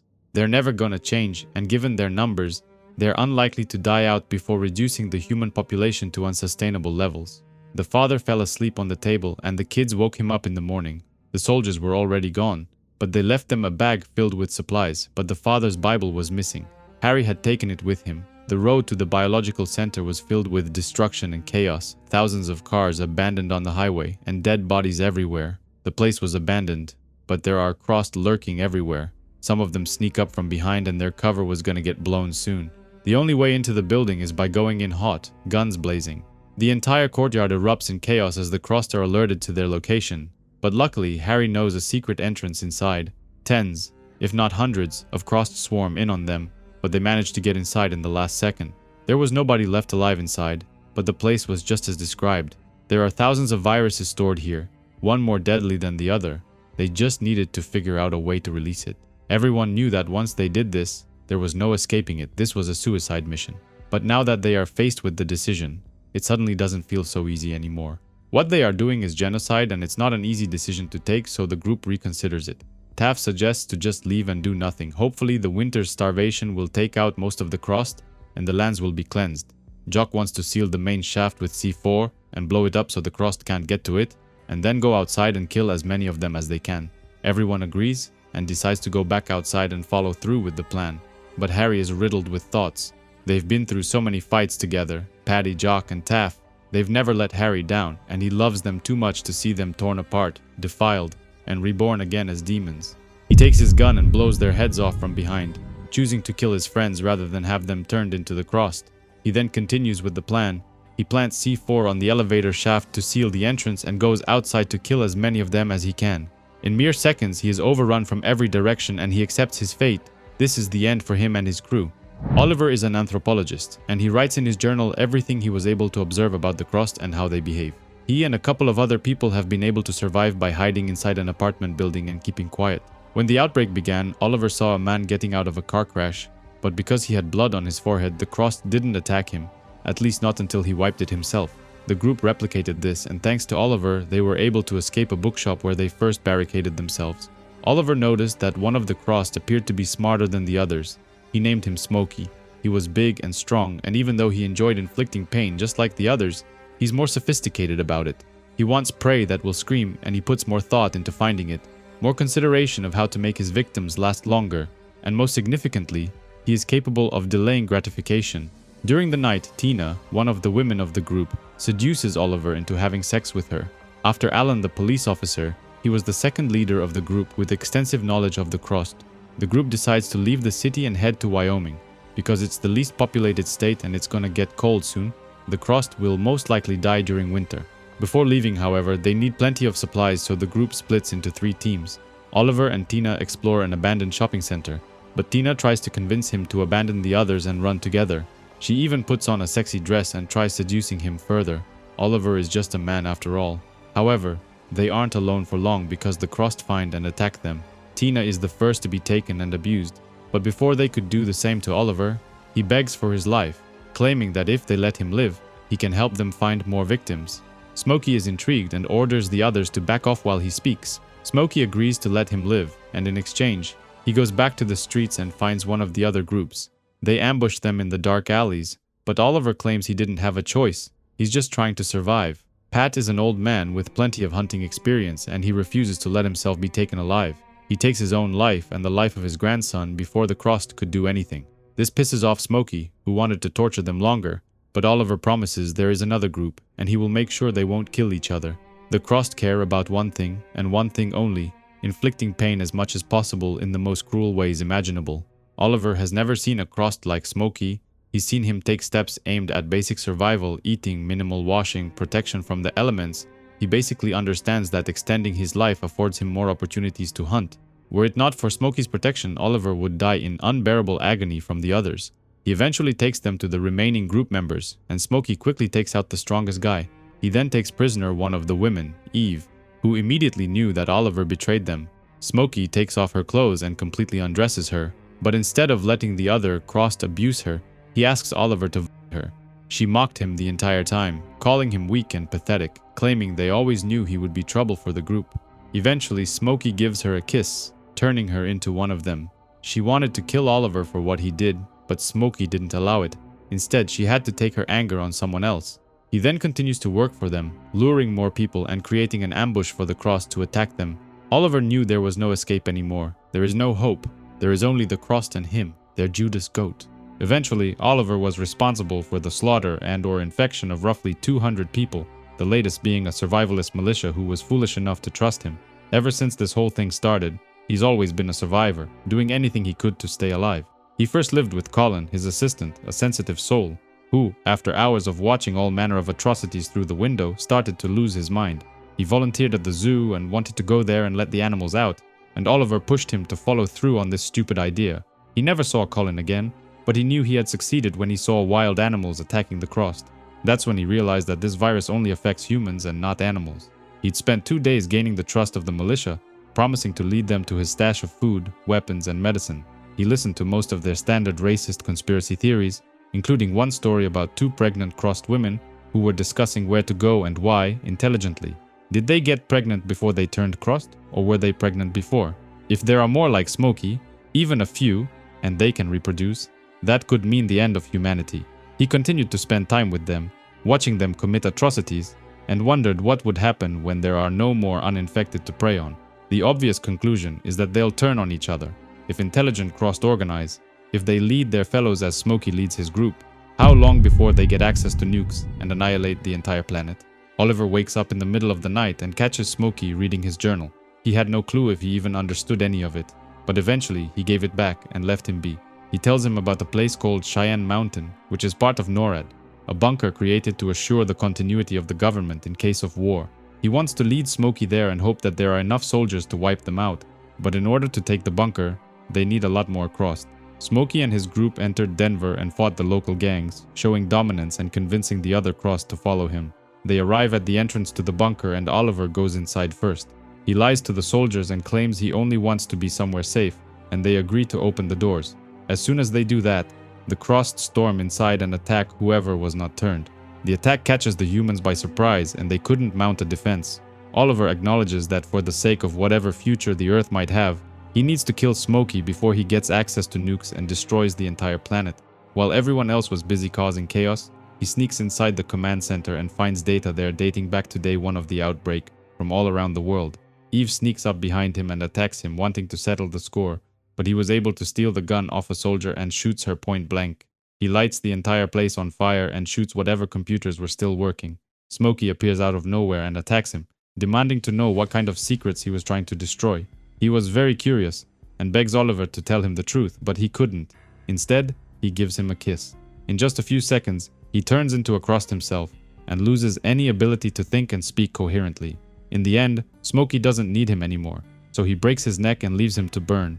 The last chance to keep the country together was now up in flames, and Smokey leaves this place unharmed. He breaks inside an abandoned car and looks over a map, picking his next destination. Somewhere else, Amanda, who we've seen in an earlier story, picks a new personality for herself, claiming she is the princess warrior of the planet Beta X9. She lives together with 2 other crazy men, Killweather, who thinks he is a piece of candy, and Dr. Kong, who thinks he is a science doctor. They often go outside to hunt, and today it's her turn to do it. She finds a couple living alone in an abandoned home, making passionate love, meaning they are a couple and they love each other. She plans to attack them and kill them in their sleep, planning to eat them later at the hideout. But before she could enact her plan, she sees a group of tribal Crossed heading towards the house. She decides to hide and stay hidden until they leave, so she sneaks in the basement and finds a hiding spot. She could hear the couple screaming as the Crossed were mutilating them. The blood was dripping through the floors, covering her body. The man was turned into a Crossed, but the woman was still human. They wanted to torture her further. After dealing with the man, the others attacked the woman and cut her body into pieces. The leader was disguised as a Catholic cardinal, claiming he was doing God's work and cleansing the earth of sinners. When the outbreak began, she survived together with 3 other friends, but a psychopath by the name of Laura Harold and murdered all of them. She's been haunted by that psychopath ever since, which led to her eventually losing her mind and going crazy herself. She spends the next couple of days trapped inside the hideout watching the cross to bring someone else from outside. It was Great Kong, one of the people she'd been living with. But that's not all. Killweather was also captured and turned into a cross. Amanda falls asleep in her hiding spot and dreams about her friends who were brutally killed by Laura. She wakes up wondering if she was talking in her sleep, afraid that the cross might have heard her. The basement looks abandoned and most of the victims were dead, including Dr. Kong. She remembers what happened to Killweather, who got into an argument with some of the religious crossed. They held him down and then tortured him with a machete. When they were done, they burned his wounds and stuck an empty pen casing inside him. She wants to get out and check on Dr. Kong, but she's much too scared and reconsiders it. Outside, a man is being chased by a couple of crossed nuns who want to cut off his penis. He runs inside the house and goes into the basement, but the nuns were right behind him. Eventually, the nuns turn on each other, accusing themselves of being. Amanda thinks this man is one of them and drops a piece of rock on his head. The man dies on the spot, but Amanda regrets her actions upon realizing that the man was normal. Mr. Lore appears as a vision and talks to her, congratulating her on her kill and asking her to mutilate the body. The man had a radio on him and his friends were calling to check if he was alright. Amanda accuses the cross of killing him, but she knows what really happened. Before his friends get there, she has to make sure the killing looks like it was done by the cross, so she mutilates the corpse in the worst kinds of ways. Amanda tells a nice lie, claiming their friend Vic was killed by a group of crossed, while she witnessed the entire thing from her hiding spot. Tammy says they did the same thing to another friend of theirs 3 weeks ago. Mike and John want to lure the cross down south while the 2 girls run north, but Amanda doesn't like this idea. She thinks it's better to stay put and just wait until they leave. In the end, she agrees to join their group and together they abandon this house forever. Mike is the leader of the group and somehow she wants to convince him to call this off and turn back, but she needs to watch for Tammy because she's been in the catbird seat with these 2 boys. During the night, she hits on John, who was keeping first watch, and gets him to cuddle with her. She falls asleep and dreams about Killweather visiting her, disguised in his Candyman persona. Mike wakes her up because she was talking in her sleep, and the 2 of them begin talking. He doesn't like her idea of just staying put and hiding. He thinks that surviving isn't everything, that the way you live matters as well. Amanda's sure that he's completely suicidal and will likely get the group killed, so she plans to take him out. She uses her charms and seduces him, and the 2 of them make love on the ground. She makes him bite on a piece of wood, but it was only because she didn't want him to scream as she was slicing his throat. She then mutilates his body to make it seem like the cross did it, cutting away body parts including his penis. She even makes a cross on his forehead using his blood, but she gets covered in blood as well and goes to clean herself. She goes back and wakes the others, lying that the cross dragged Mike into the forest and killed him. She didn't do a very good job at cleaning her clothes because she still had blood on her, so she runs towards Mike and picks him up, claiming she found his body and using this as an excuse for the blood on her clothes. However, when John and Tammy find her, they see her covered in blood and assume she was infected as well, so they attack her. Amanda wakes up several hours later inside a barn, with Tammy watching over her. They thought she turned into a cross, but they quickly realized she wasn't infected, so they brought her here. But in all the agitation, they forgot to check if Mike was still alive, so John went back to find his body. Lore appears and talks to her once again, spreading more lies to confuse her even further. He claims that when John finds Mike's body, he's gonna realize he wasn't killed by the cross and blame her instead. Lore convinces her that the only way to save herself is to ambush John on his way back and kill him. She takes a hook that was hanging on the wall and tells Tammy she's going outside to take a dump. She waited for several minutes, learning to be quiet and pay attention to even the smallest of sounds. Suddenly, she sees John running desperately through the forest and thinks he found out the truth about her. She attacks him from the back and stabs his head with the hook, instantly killing him. The reason he was running desperately is because the religious cross was chasing after him and now they spotted her too. She and Tammy barely make it out into one of the boats, while the cross chased them in the water. Both girls take turns firing towards them, but they eventually escape into the safety of the waters. Tammy notices that Amanda was carrying John's weapon and asks how she got it. Again, she panics and thinks her cover is blown, so she hits her over the head, breaking her teeth. The girls get into a struggle and fight, but Amanda had the upper hand and she's able to kill Tammy by stabbing her with one of the paddles. She then returns to shore and runs back to the same house where she was hiding for a couple of weeks.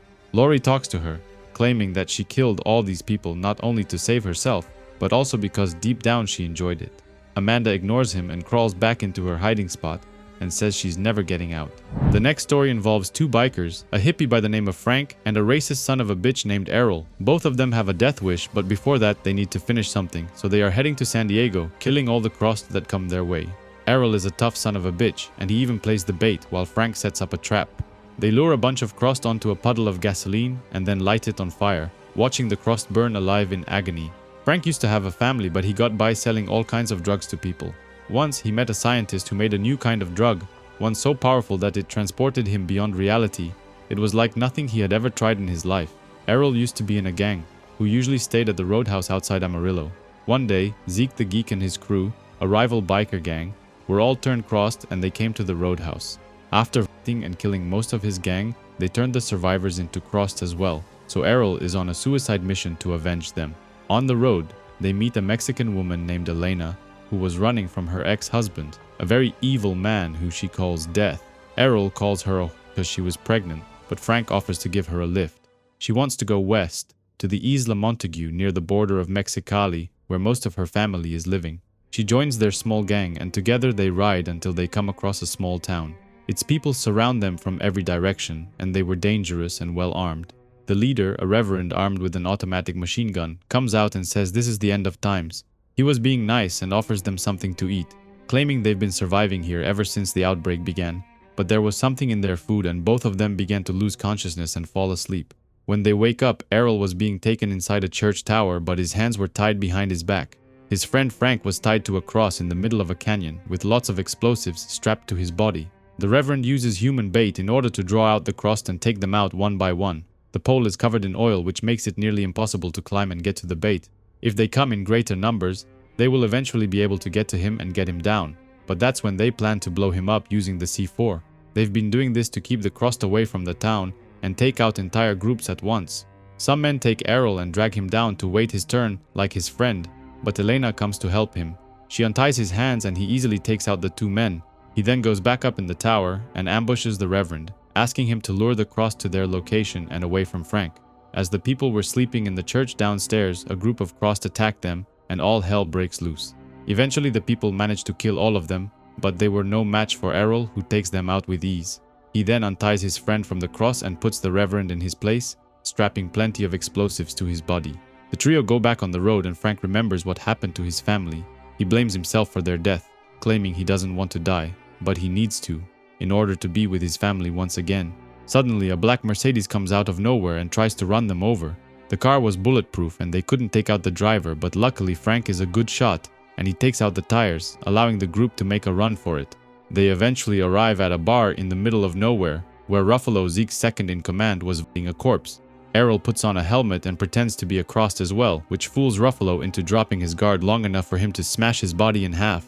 They leave his body in a puddle of blood while Errol claims that revenge feels fucking sweet. Eventually the group gets to San Diego, their final destination, where Frank plans to search for the miracle drug that gets you high within seconds. He shows them the place where the chemist used to work, but the place was surrounded by Crossed. Errol creates a diversion, fooling the crazies into following a corpse riding his bike, and it worked. The place was full of cannabis plants which grew rampant everywhere, but what they were really after was a special drug that was stashed inside a cabinet. Errol takes it, but doesn't want to give it to Frank just yet, fearing that he might get high and die. They still have one final mission to accomplish, to find Zeke the Geek and take him out. Him and his gang of Crossed were still hanging out at the roadhouse, but there were just too many of them. Out of nowhere, the man that was after Elena finds them once again, and he holds them at gunpoint. Errol makes a move and jumps towards him, but he gets shot in the chest. Even so, he was still strong enough and manages to pin the man to the ground and bite his Adam's apple right off. The gunshots were loud enough for the Crossed to be alerted, and the gang rushes towards them. Frank was scared shitless, so he hides inside an abandoned car, while Errol asks Elena to get the hell out of there. He stays behind and wants to kill as many of them as he can, but before they get to him, he takes a sip of the miracle drug. Just as Frank said, it only takes a few seconds for the drug to take effect, and Errol is transported into another world. He imagines himself surrounded by unicorns, mermaids, and leprechauns and doesn't even know what is happening to him. The Crossed jump him and butcher his body, dismembering him into pieces and leaving him to rot on the ground. After seeing his friend butchered like that, Frank decides to avenge him and finish his mission of killing Zeke the Geek. He makes a cross on his forehead using a blunt and then goes down to the roadhouse. He pretends to be one of them and fools all of them. allowing him to get close enough to backstab Zeke in the back. He kills him, but the other Crossed were now alerted to his presence and they jump him from all sides. In the end, only Elena is left alive as she continues her journey to meet her family down south. The next story begins in Japan on day 0 of the Crossed outbreak in the beautiful city of Kojason, renowned for its many Buddhist monasteries. A group of 3 friends came to visit this beautiful place, but Ryan couldn't keep his hands off his girlfriend, Natalie. Cody was pissed that his friends weren't paying attention and weren't taking the experience seriously. Suddenly, one of the men there begins convulsing and acting strange, but the monks jump to his aid, trying to see what was wrong with him. Cody decides to go on his own and leaves his friends to make out, claiming he wants to check out the village on his own. The man from earlier had actually turned Crossed, and he attacked the monks, turning them as well. Cody finds a coffee shop and starts a conversation with the owner, a beautiful woman who lived in the States for a while. After coming back to Japan, she adopted the Western ideology and turned her husband's art shop into a coffee shop. Her daughter's name is Emiko. She's an artist just like her father who draws manga. Cody's friends find an old graveyard and decide to have sex. Graveyards really turn Natalie on and she immediately takes her clothes off. Before they could start anything, Ryan sees a monk behind one of the graveyards and checks to see what he was doing. The man was having sex with the severed head of a woman, and Ryan is able to take a few pictures of the disgusting act. They quickly realize that the entire graveyard was overrun with the Crossed, who are defiling and mutilating anything they could get their hands on. They are eventually able to escape, but Natalie didn't have any time to put her pants on and she was running half naked. Emiko is talking to one of her friends about her recent manga, about a violator who was kidnapped by the Gore Angels, a group of crime-fighting women who punish violators. Ryan and Natalie run for their lives and come across another couple who were exploring the village. They gave Natalie a pair of shorts, but they didn't believe them when they said they were being chased by crazy people. The monks jumped them and attacked the couple, and they were helpless to defend themselves. The monks are skilled warriors, and now as Crossed they are even more deadly and savage. The owner of the coffee shop has a daughter named Emiko, who knows Cody from when she lived in the States. He came here specifically to see her again, because she ran from the States without even saying goodbye. Something horrible happened to her. She was violated by a couple of men, and it reflected in her manga drawings. Apparently, someone filmed her having sex with a couple of guys from the campus, but she claims she was violated and feels very ashamed. The person who recorded the video and posted it online is his friend, Ryan. He and Natalia come running inside the coffee shop, asking the owner if she'd seen their friend. The mother mentions her daughter, Emiko, which Ryan recognizes, but before they could do anything, the Crossed throw a severed head through the window. The Crossed threatened to break inside, and one of them walked around with a belt created from severed penises. The scene outside was even more horrible as the madness overtook this quiet little village. But luckily, not all was lost. Emiko's father used to be a samurai, and he still had his trusted sword, which he uses to take out a few of the infected. Cody and Emiko finally realize what was happening outside, but the scene is too gruesome to even describe. Everyone gathers in one of the rooms, including the 3 friends and Emiko's family. While everyone was busy talking, the father opens his daughter's laptop and sees a porn video posted online of her being violated by a couple of guys. Natalie recognizes Emiko from the video and compliments her, claiming she would have loved to be the one in the video, but she had no idea it was her. The man who started the outbreak in the village wanders the streets, searching for something, as if he could hear voices talking to him. He finds the building and climbs its walls, trying to get to the top floor, where he sees the group talking inside one of the rooms. The dad brings the laptop and demands answers. He wants to know what she did while she was away in America. He takes out his sword and threatens to cut Ryan's throat if he doesn't get an explanation soon. The father is an old school kind of guy. He believes in honor, but there is no moral order left in the world. Not even in Japan. There is only punishment. The Crossed sitting outside the window witnesses the entire scene. He has an injury on his forehead which opened his mind, allowing him to see the truth. For 3 decades, the chemist Estrada has been traveling the hippie trail, seeking enlightenment in this tiny village. Earlier today, he came across a couple of Crossed who were visiting a woman on the trail. One of them gets close and gives him a kiss, infecting him with the Crossed virus, but he didn't immediately change into one of them. Instead, he made it all the way into the village where he attended a ceremony, the same one that Cody, Ryan, and Natalie attended. His skull was penetrated by one of the monks, and he saw the light. He observed the mayhem that he brought to the village, and he saw that it was good. Now, having achieved enlightenment, he wants nothing more than to share it with his fellow man. Emiko tells her father everything that happened. She went to a party where Cody was supposed to meet her, but he never showed up because he got mugged the same night. One of the guys hit on her and gave her something to drink, but there must have been something inside because she began feeling sick and she eventually passed out. She woke up several minutes later in one of the rooms, but a couple of guys were taking advantage of her while Ryan was recording. Ryan claims they didn't spike her drink and that she did everything willingly, but the father attacks him, wanting to end him on the spot. His girlfriend turns on him as well. She had no idea what a piece of shit he really was. They eventually tie him to a chair and let Emiko decide his punishment. She deserves to choose what happens to him. She shows him her manga about the gore angels who kidnapped a later, cut off his penis, and then fed it to him. She wants to do the same and videotape the entire scene, just like he did with her during the party. She opens her laptop and talks to her friend once again, who claims that things are bad all over the country, including Tokyo, which has been overrun by the Crossed. Emiko decides to spare Ryan, claiming she's not like him, and then goes into the other room, but something was wrong. The man that started the infection in the village had climbed inside and infected all of her friends and family, turning them crossed. She is forced to kill all of them, cutting their bodies into pieces using her father's samurai sword. She unties Ryan and sets him free, asking him to leave, and then she goes back to her bedroom where she does seppuku, taking her own life and saving her family's honor. The next story begins at the US Navy base in Norfolk, Virginia, with Captain Barnes witnessing two Crossed soldiers hitting their commanding officer. The Crossed are just as much an enemy to themselves as they are to normal humans. Whatever it is that makes them what they are, it also destroys them. They won't last. If humanity wants to survive, they must band together and not let the sickness of the Crossed enter into their hearts, bodies, or minds. In the present, the captain and Dr. El Sayed board the ship of Mr. Frank Bespit, who is living and surviving aboard his fishing ship by catching what he can. The captain is part of a bigger crew who live aboard a warship, and they need someone who can catch fish and feed them, but they hear something inside his cabin. The man was keeping his daughter hostage, tied in chains, but that's not all. She was also pregnant with his baby. They take them back to the ship where the rest of the crew was waiting for them. Jerry Stillwell was a weapons designer for Lockheed Martin, and he was here with his wife, Susan. Kimoho Okano was a foreman before joining the US Navy. Pete's family ran one of the largest construction companies in Philadelphia, and Ella Stern is the captain's second in command and one tough woman.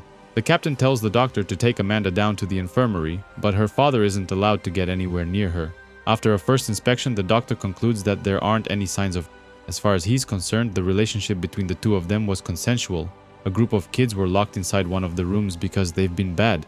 Two of the older kids, Leo and Melissa, were in a relationship together, but when the captain found out, he sent them on a suicide mission. The crew continues the journey up north all throughout winter, avoiding the warmer areas where the Crossed might still run rampant. Amanda gave birth to a retarded boy, proof that inbreeding has very negative effects on children. Meanwhile, in Garden Key, 70 miles west of Key West, Florida, Mateo and his two sons, Ernesto and Domingo, were trying to survive this apocalypse. They were gathering fruits and growing vegetables which were easy to grow in this beautiful weather. Leo and Melissa, the two teenagers who were expelled from the ship for being in a relationship, finally found what they were looking for.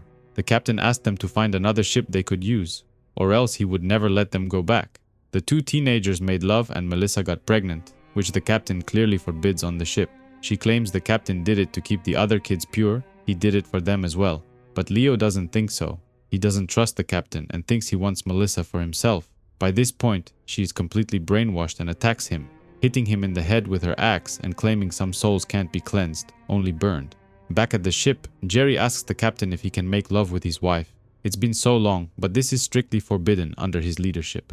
He claims he wants to create a new world, and this new doctrine was created to help them cleanse themselves of depravity, something that destroyed the old world. Susan wasn't happy about this decision and complains to Ella, remarking that they don't even know for sure if Barnes was actually a captain. She thinks he was the warden at the US Naval Brig in Norfolk. He spent half of his life keeping people in cages that he designed, which is exactly what he wants to do here. Over in Fort Jefferson, Ernesto and Domingo did something bad, so the father makes them pray together. The father claims he is able to speak to God, who agreed to forgive them, and the three of them enjoy a nice dinner next to the fire. Melissa calls the captain and informs him about the dredge she and Leo had found, with a working engine and a suitable cargo of topsoil. Unfortunately, the ship has run aground and they'll have to proceed upriver through the city and use the warship to pull it free. Unfortunately, it's summer and the city of New Orleans is overrun with the Crossed. Hookano claims they can use the soil to grow crops, so they need to free the dredge at any cost. The crew comes up with a plan, but it's gonna get them awfully close to the city. But the captain claims that in order to get to paradise, they need to get through hell first. Pete sneaks inside the city and plants explosives in strategic places, detonating them and causing a lot of noise. The Crossed are lured by the loud noise, but when they get there, another explosion goes off. This gives the warship enough cover to sneak undetected, but not all Crossed are fooled as easily. Melissa took Frank to the barge in order to free it from the seabed, but he had other intentions.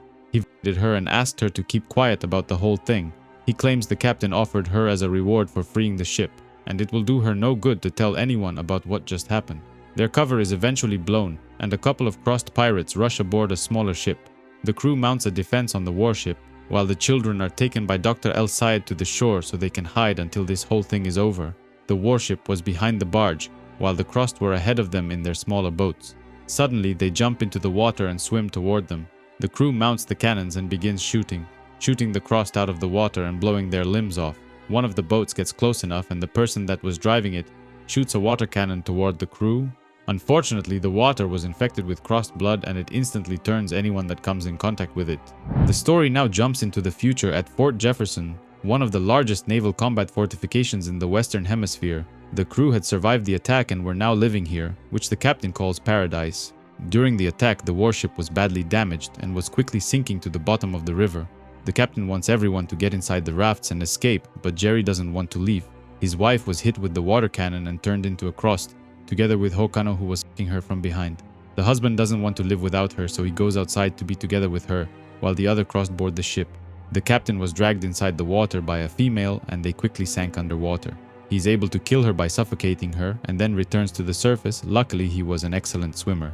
But instead of going back to the raft, the captain boarded the warship, which was on fire and quickly sinking to the bottom of the river. The Crossed were after him, so he opened the door and went inside, even though the handle was burning hot. In the present, the kids are having an argument about the captain and the way he runs things. They are all supposed to listen to his orders and do as they are told, but Swana is not okay with this. Ernesto, one of the kids who lived here with his brother and father before the crew came, says that this place feels like a prison now, with made-up laws. Kevon thinks he is talking behind his back because he was speaking Spanish instead of English and slams him on the ground. His brother Domingo hooked up with one of the girls and got her pregnant, but when the captain found out, he wanted to kill him. Intimate relations are forbidden on the island according to the new laws, so Domingo ran away to save himself. His father was taken prisoner and held hostage until they found his kid. After the captain went inside the burning ship, he caught fire which burned his entire body, but so did the Crossed that chased him. He emerged on the other side and claimed he was reborn. He was now free of the filth and the sin of the outside world. He had become pure. They were eventually able to find Domingo, and the captain wanted to hang him for his crimes. Melissa was the one who cut the ropes, leaving him to suffocate while the others watched in horror. After killing a young man, the captain washes his face as if nothing happened, cleansing himself of his sins. Melissa walks in completely naked and offers herself to him, but he claims he is above such things now. He has become something else. He thinks of her as one of his children, and attributes their survival until this point to him. They are all alive now because of him. Amanda argues with Melissa because she wasn't taking care of her baby enough, the one she had with her dad when he raped her aboard the barge. Dr. El Sayed talks to the captain and complains about Frank's inbreeding. He's already fathered 2 sons, and if this stuff continues, they are going to create aberrations in the gene pool. The son he had with his daughter is retarded. Ella offers to take him out, allowing the captain to remain pure and taking the sin upon her. Ernesto gets into a heated argument with his father because he didn't do anything to stop his brother from getting killed. He slams him on the ground and spits on him, but Kevon convinces him to let it go and move on. While making dinner, Polly, one of the girls, confesses she is also pregnant, but that goes against the new laws. Melissa offers to talk to the captain and convince him to spare her, but she has other intentions. She convinces Polly to go out into the ocean and cleanse herself of her sins. Only by doing this will the captain forgive her. But while she was out there, Melissa sneaks up behind her and shoves her head underwater, trying to drown her. When she was done, she claims that her son will be the new prophet, not hers. She is the one who walked through hell, and this is her reward. Somewhere in the distance, Crossed pirates are sailing toward the fort aboard one of the ships, and couldn't wait to get there to spread their sins. Ella wakes up in the middle of the night with someone pointing a gun at her. It was Frank, who knew that she wanted to kill him, because the captain told him so. Dr. El Sayed claims they only wanted to castrate him, but somehow that's worse. The 3 of them get into a heated argument, and during the altercation, Ella gets shot in the abdomen. Everyone heard the gunshots and woke up in the middle of the night, including Ernesto and Kevon, who slept together on the beach. The 2 of them were secretly gay, but the father is devastated upon seeing them together. Frank wants to kill the doctor as well, but Captain Barnes stops him, claiming they need him because of his profession. The captain wanted Ella gone because it was clear to him that she didn't really want to be here. There was a lust inside her growing for blood, and she couldn't be allowed into paradise. Matteo jumps out of nowhere and attacks his son, accusing him of perversions with another man.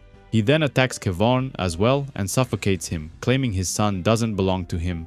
The crossed pirates have finally arrived on the island and surround the father from every direction. Melissa sees them trying to breach the fort and shoots toward the tower, unaware that people were inside. Frank and the captain both get shot, but he thought she wanted to kill him. She points her gun at him and fires again, this time hitting Frank in the head and blowing his brains out. A crossed woman sneaks up behind her and hits her on the back of the head with a rock, knocking her to the ground. The doctor points his gun at the captain, who lay injured on the ground, but doesn't want to kill him. Instead, he points the gun at himself and blows his own brains out. Outside, things were completely out of control as the crossed overran the fort and attacked everyone, including women and children. The next story begins in Britain in the year 2008, with the Prime Minister attending a public school and meeting the children and teachers. His security team is formed of 4 highly skilled men: Taff, Paddy, Jock, and their team leader, Harry. Once the visit is over, the Prime Minister goes inside his limousine, but Harry finds a radio device that was planted in his pocket. The minister takes it out on Andrew Alistar, who is his trusted right hand, and it's his job to watch out for things like this. This didn't sit well with Alistar, who holds a grudge against Harry now. Once the mission was over, another team replaced them, which was led by a guy named John Duff. Alistar informs the Prime Minister that something happened in a small town, North Yorkshire, where the police officers found a man in the early hours of this morning, apparently in a state of some distress. He was incoherent. He attacked the officers that found him, but they subdued him and took him to the police station in Tethersby. An ambulance was called to the station to check on him, but when they got there, they found him walking around inside the station completely docile. One of the officers was in a coma, and the other was dead, it would seem, by his own hand. On further investigation, the entire population of Tethersby, around 450 people, had completely disappeared without a trace. The ambulance took the man from the police station and wanted to take him to the hospital, but it crashed on the way. The paramedics were found dead at the scene, and it's believed that they murdered each other. The first individual was still aboard, and once again, he was completely docile, not attempting to resist the officers who found him. The man was rushed to a quarantine facility that belongs to the government, one which is not far from where they are. Alistar thinks it's some kind of contagious infection that spreads from person to person, and he wants to take the Prime Minister to the facility, claiming they are equipped to handle this. Eventually, they agree to go there and are greeted by Dr. Anushka Chopra, who says the patient is inside. Out of nowhere, the man comes running outside, breaking through the glass door and rushing toward them. One of the bodyguards gets in the way and punches him in the face, knocking him unconscious, but his blood infects the bodyguard as well. The next day, Harry and his team are brought to the facility to replace the previous security team because something horrible has happened. After they were infected with the man's blood, they turned violent and attacked other doctors. They had to lock them inside one of the labs, and Harry couldn't believe what happened to them. Dr. Chopra is worried because they don't know where the first patient was infected or where he was before being picked up. So far, the only thing they were able to deduce is that the virus spreads very fast. Harry suggests that the Prime Minister should declare a state of emergency and use the army to quarantine the region, but Alistar disagrees and doesn't like that a simple bodyguard is doing his job. Harry wants to talk to Patient Zero, but apparently he doesn't remember anything about his life. He doesn't even remember his name or where he comes from. All he can do is form simple sentences. Somehow, he feels that Harry has killed many people. He claims he can smell them on him. He can smell the stink of their screams. Harry and Alistar get into a heated argument because he wanted to evacuate the Prime Minister and take him to a safer location. But Alistar thinks this facility is safe enough, though he's more worried about his own safety. It didn't take long for the news to break out that a whole town was missing, and TV stations were showing them heading somewhere in a large group. Sadly, they were all headed towards a large cliff, and once they got to the edge, they all started jumping with no consideration for their personal safety. At one of Britain's air bases, a fighter jet crashes into multiple planes on the ground, killing one pilot and injuring 2 others. Jackie and Tom pick themselves up and try to get away, but there is nothing more they can do for their dead friend. Out of nowhere, a truck runs through the main gate, headed their way, trying to kill anyone who gets in the way. The crash kills more people, but things are about to get much worse because a pack of infected people are headed their way through the fence. The Prime Minister was informed about the crash, but the base isn't responding anymore.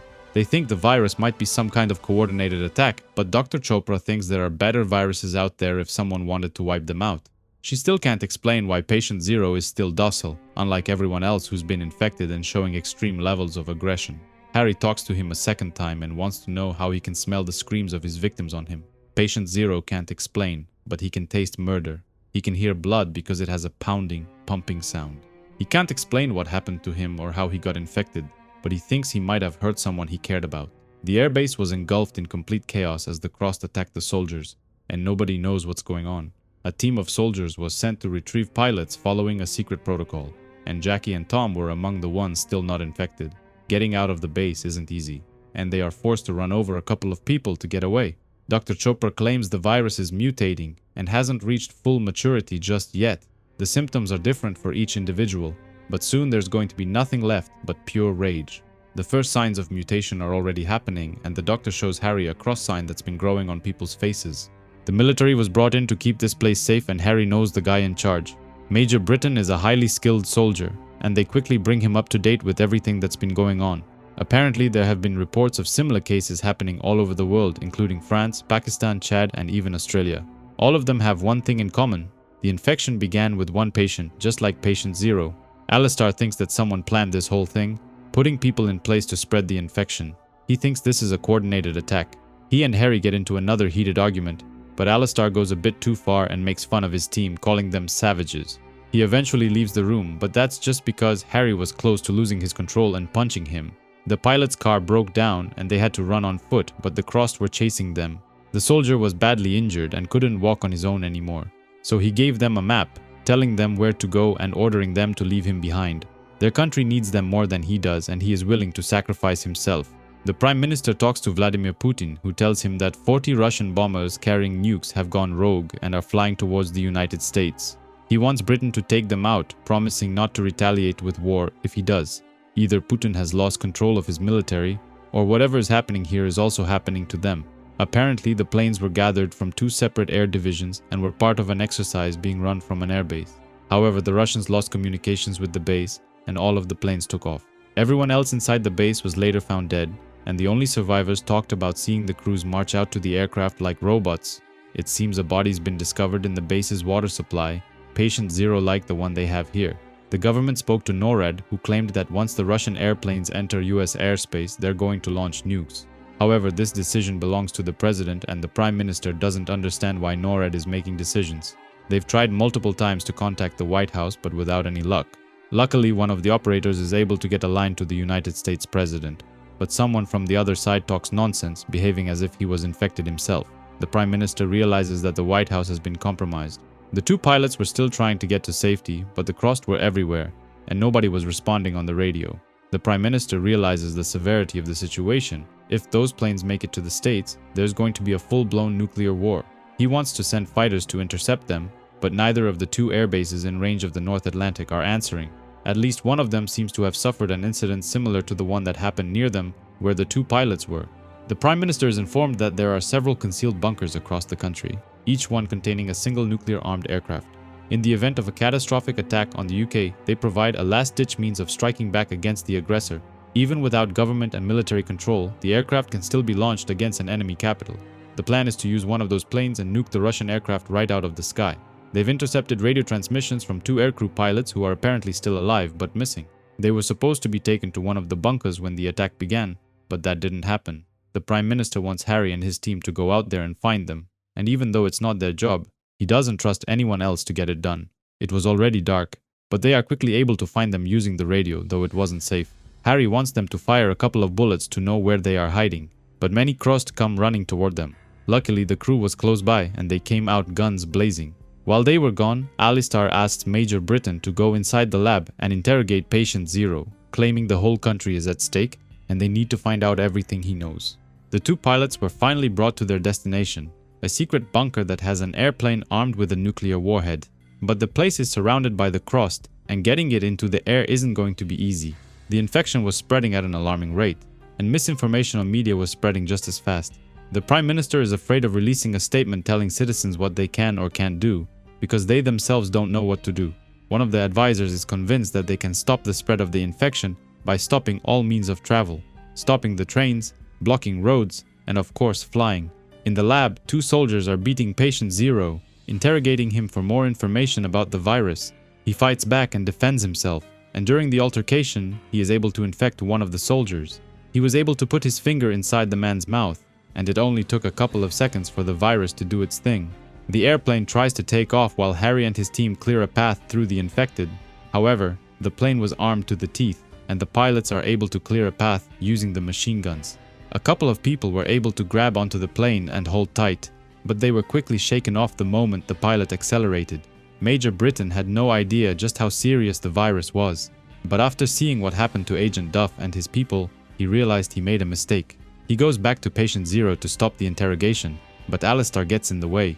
Suddenly, the doors open and the soldiers drag him inside, throwing him on the ground. The soldiers were having a 69 on the floor, eating each other's organs, and Patient Zero claims it's Alistair's turn once they are done.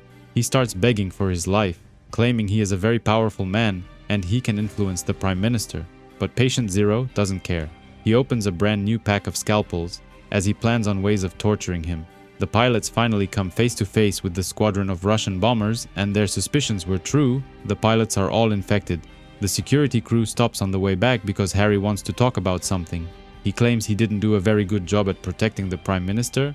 They should have gone to London when this whole thing started and coordinate a defense from there. Apparently the order was given to lock the Prime Minister inside the nuclear bunker later today, and their services are no longer required. Most of them have families and children, so he releases them from duty and orders them to go be with them. If things get too bad and they can't use phones to communicate any longer, he wants them to meet again at the cottage in the Brecons in 10 days' time. During the initial takeoff, the aircraft fuel system was damaged and they didn't have enough fuel to finish the mission. There's no way for them to detonate the bomb and escape safely, so they decide to go down with the ship. The bomb is detonated in the air, destroying the entire Russian squadron and preventing a nuclear war between the United States and Russia. Harry returns to the bunker to tell the president about his mission, and he thanks him for his services. As a thank you, he gives him a piece of paper containing the location and entrance codes to a secret bunker where he can go in case things get much worse. The two men say goodbye to each other and shake hands, but just as the vault door was being closed, Dr. Chopra, who was now a Crossed herself, attacks the Prime Minister from behind. Harry tells Major Britain that the vault and the Prime Minister's been compromised, and he shouldn't follow any orders coming from there. He then goes back inside to kill everyone left standing, including Patient Zero, who was still in his cell. The virus began mutating once again, and the crossed sign was now visible on his face as well. Harry, however, doesn't hesitate and ends him with a quick bullet to the head. The next story begins with the Crossed doing what they do best, giant orgies and mutilating each other, but someone was watching them. A sniper shoots at them from a distance, taking out an entire group who were having sex from behind. Two young women, Jane and her friend Esperanza, were hiding in the sewers below. One of the Crossed hears them screaming and jumps down to violate them. We see a flashback to 7 months ago. When the outbreak began, Jane's daughter killed her little brother by gouging his eyes out. She then went after her mother, wanting to do the same to her. Esperanza is a tough woman. She picks up a crowbar and attacks the man, stabbing him in the neck and instantly killing him. They try to get away on the other side, but a Crossed woman gets in the way. The sniper from earlier shoots at her, blowing her head off with a precise shot. Alejandro, Esperanza's brother, sees them trying to get away and orders the other Crossed to chase them. In the past, he was there when Jane's daughter wanted to kill her own mother, but he stopped her with an axe. The sniper thinks about shooting the girls and ending their suffering early, but he reconsiders and helps them escape. Every time they got close to the two girls, he blew their brains off. They eventually reach an old bridge, but the place around it was filled with traps, and the Crossed are unable to catch them. The whole bridge was booby-trapped and the floor collapsed. The Crossed dropped to their deaths on sharp stakes that were lit on fire, giving the girls enough time to make it to the other side. The sniper and their savior, a very handsome man with long hair and a beard, were waiting for them. Some Crossed were still alive and they managed to climb out of the hole, but the man quickly took them out with his sniper. The man's name is Sutter Edwards, and it wasn't quite what the girls were expecting.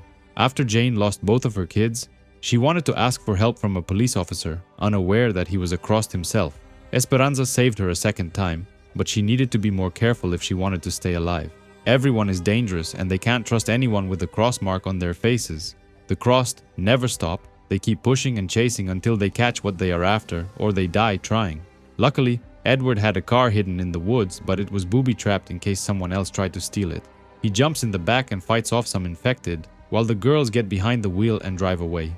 In the past, the streets were quickly overrun with infected people who came at them from every direction. They were able to escape by taking an ambulance, but like I mentioned earlier, the Crossed never stop. They were eventually able to get away by running into a parked car and killing off one of them that was trying to grab Jane. After escaping the Crossed in the forest, Edward takes the two girls back to his camp, where other people have grouped together and created a small community. A man named Collins introduces himself and welcomes them, but Alejandro was following them, tracking oil that was spilled from the truck. Esperanza was injured during the escape, but luckily Collins is a good medic and stitches her wounds. He's also chief cook, bottle washer, and many more things around. If the girls plan to stay here, they need to contribute and be a part of the community in some way. He offers them a safe place where they can sleep, but doesn't take responsibility for building this place. It was all done by Edward. He found Collins and brought him here, and then did the same thing for many more people, offering them a safe place to live and be together. In the past, after they escaped Jane's neighborhood, the three of them found refuge inside an abandoned cabin in the middle of the woods. But it wasn't safe for long, because the Crossed found them and broke inside. The place was quickly surrounded and the crazies were attacking them from every direction. In the present, everyone is having dinner and spending time together, but Esperanza isn't so sure about this place. Something feels off. She follows Edward into the forest and sees him doing something near one of the many fuel tanks that were scattered around the camp. In the past, Esperanza got pinned down on the ground, and a woman wanted to infect her, but her brother stepped in and broke her neck. Unfortunately, he was bitten during the attack, and in just a few seconds, he turned Crossed himself. Esperanza needed to know what Edward was doing, and discovered that the fuel tanks were all wired to blow up. While Edward was keeping watch, Collins brought him some coffee and showed him a pack of Crossed heading their way. Out of nowhere, he stabs the man from behind, and then pushes him over the fence, leaving him as bait for the Crossed. Esperanza realizes this place isn't as safe as they had initially hoped, so she wakes her friend up in the middle of the night. The Crossed get closer and Edward begins shooting them, alerting everyone inside the camp. Everyone is given weapons, and the girls are asked if they know how to shoot. Everyone goes outside and stands behind the fence, shooting towards the crazies, trying to keep them as far as possible from getting close. Alejandro throws a spear over the fence and hits one of the people inside. The tip was tainted with infected blood and he quickly turns Crossed. Infection spreads like fire, jumping from person to person and creating chaos inside the camp. The fence is eventually destroyed and the crazies storm inside, running towards their victims, trying to mutilate them. The two girls ambush Edward inside one of the cabins as he was trying to escape through a tunnel. He had the trigger that could blow up the entire camp if he wanted, but Jane blows his hand off, forcing him to drop it. During the altercation, Esperanza is shot, but luckily she survives. As if this wasn't bad enough, an infected man breaks through the window and attacks him. The girls pick up the trigger and then escape through the tunnel, leaving Edward to fight for his life. He is eventually overrun, and Alejandro turns him into one of them by spitting blood on his open wound. The entire camp was now in complete chaos, and the people had lost all control and were being abused by the Crossed. Alejandro follows his sister through the tunnels, but he brought a few of his friends along. Esperanza can't run anymore. The gunshot was causing her to lose a lot of blood, and she wants to give up. The two girls press the trigger and detonate the barrels filled with fuel, causing a massive explosion that blows up the entire camp. They eventually make it out of the tunnel in one piece. But they weren't alone. Alejandro survives as well. Esperanza goes unconscious and can't continue anymore, so Jane takes her knife and stabs her in the chest, ending her before the Crossed could abuse her. Her turn is next, but luckily for her, Alejandro steps in one of the traps planted by Edward, which breaks both of his legs. She then takes a big rock and smashes his head, leaving her as the only survivor from the camp. But she doesn't want to live all alone in this dangerous world. There is no safe place anymore, there is nothing, and all of this was for nothing. Instead of running and continuing to try and survive, she gives up and uses Alejandro's blood to infect herself. The next story begins with Gavin Land searching for the people who killed his daughter Jennifer. She ran away from home to LA when she was just 16 because she wanted to be an actress, but unfortunately, she got involved with the wrong people who took advantage of her and introduced her to drugs. Gavin goes to the house of one of the producers who exploited his daughter, but finds only a man who used to work for him, but now he was a Crossed. A few years ago, when he came to LA, he met with Curtis Wentz, who is a famous producer with lots of connections. He claims he met Jennifer but didn't offer her a job because she was inexperienced. Instead, he told her to go home and be with her family. Sadly, her story takes an even darker turn because she got involved in the porn industry. Gavin goes looking for another man involved in his daughter's death, one of the actors who filmed with her. He is a lot older, and Gavin accuses him of taking advantage of Jennifer, who was only 16 at that time. The man apologizes but claims it doesn't matter anymore because it's the end of the world. He starts peeing himself and compliments Gavin for being a real man, claiming he can now have any woman he wants and repopulate the world. But the dad could never forgive him for what he did to his little girl, and he breaks open his head with a baseball bat. In the past, when he started asking too many questions, Wentz sent two of his thugs to take him out, but things didn't really work out that way. Gavin was able to escape by rolling down a hill and landing on the highway below. He woke up several minutes later in a state of shock, but luckily a woman driving on the road saw him just moments before hitting him. After killing the actor, he crossed his name off the list of suspects and goes looking for others responsible for his daughter's death. However, it wasn't going to be easy because there is an outbreak going on and the Crossed have taken over the world. The streets are filled with savages doing unspeakable things to normal humans and to themselves. He uses his machete to clear a path down to the docks, where he barely manages to escape on a boat. His investigation led him to a video store where it's not uncommon to find illegal porn. Gavin went inside and found a video of his daughter making love with the man from before. That's how he knew who to hunt. Just moments before killing him, the actor told him that Wentz and his top people went to the beautiful island of Catalina when the outbreak began. Gavin arrives on the island but finds the same type of chaos here as well. He finds an abandoned house and sees one of Wentz's bodyguards having sex with his secretary. This guy was a complete piece of shit and he abused the woman, threatening her and even beating her. He recognizes Gavin and wants to shoot him, but if he does, the Crossed will come rushing in. The man decides to put his gun back and fight man to man, but the woman steals it from him and blows his brains out. He was horrible to her, and she couldn't wait to get her revenge. But now the Crossed were alerted to their presence and come running at them. They take a golf cart down to the docks and use a grenade to clear a path and escape on the boat. The two of them met before, when Gavin first came looking for his daughter.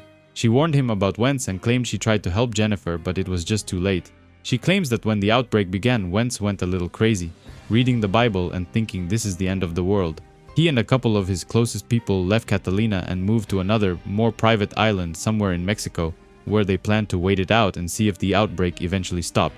The secretary feels sorry about Jennifer, but Gavin doesn't care. After getting the information, he blows her brains out, remarking that she should have tried harder to save his daughter. After seeing his daughter in one of the movies, Gavin interrogated the video store owner, demanding to know who made the video. The man told him about Wentz, a big shot producer who makes porn movies. In the present, he arrives at the Mexican border, but things weren't looking too great. There was a Crossed attack and the soldiers were overrun. They were barely keeping up with the invasion. A young girl jumps in the water and swims towards his boat, but the infected were after her. He is able to save her, and they both escape just moments before the army shows up and shoots the entire beach from a helicopter. The girl's name is Haley, and she's only 16 years old, just like Jennifer was before she was killed. In the past, Gavin went to a club looking for Wentz and found him having fun in the private room with a couple of girls.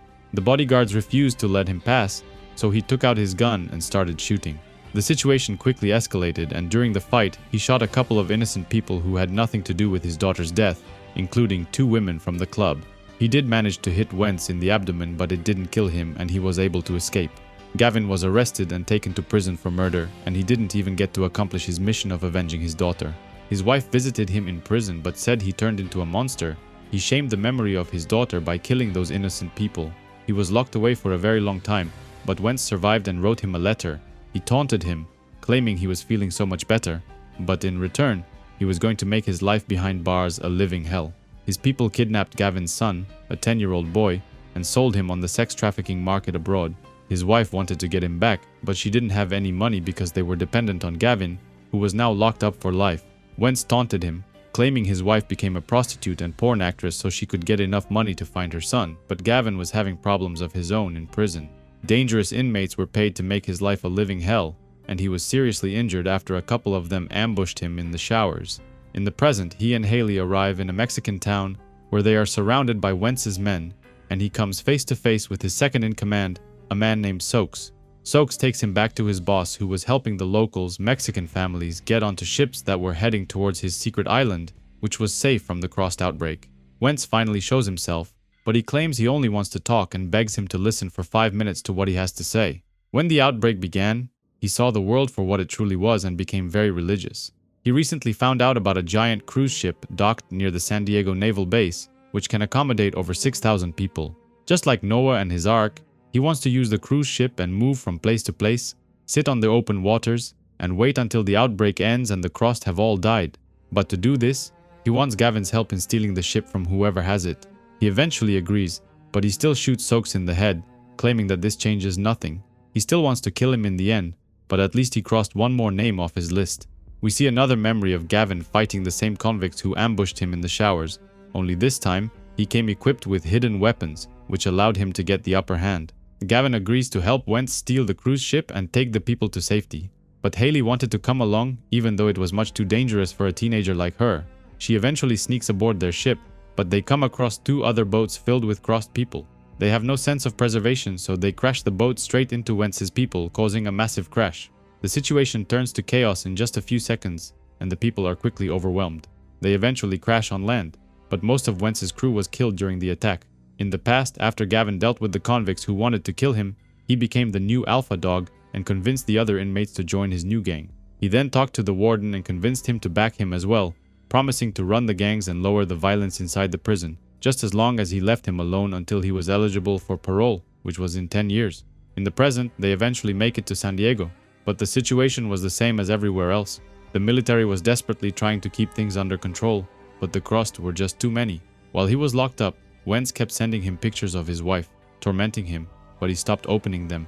5 years have passed since the warden agreed to help him run things inside the prison, but once the outbreak began, he and the other officers were turned and came to kill the inmates. Sergeant Jack was leading the soldiers on the ground, trying to fend off the crossed invasion, but the naval base was overrun and the streets looked like a battlefield. Gavin and Wentz disguised themselves to look like soldiers, pretending to be one of them, but they were actually trying to get down to the docks and steal the cruise ship. In the past, the prison was in complete chaos as the inmates were fighting the crossed guards. The infection was spreading from person to person, but Gavin quickly realized that it was transmitted by exchanging bodily fluids.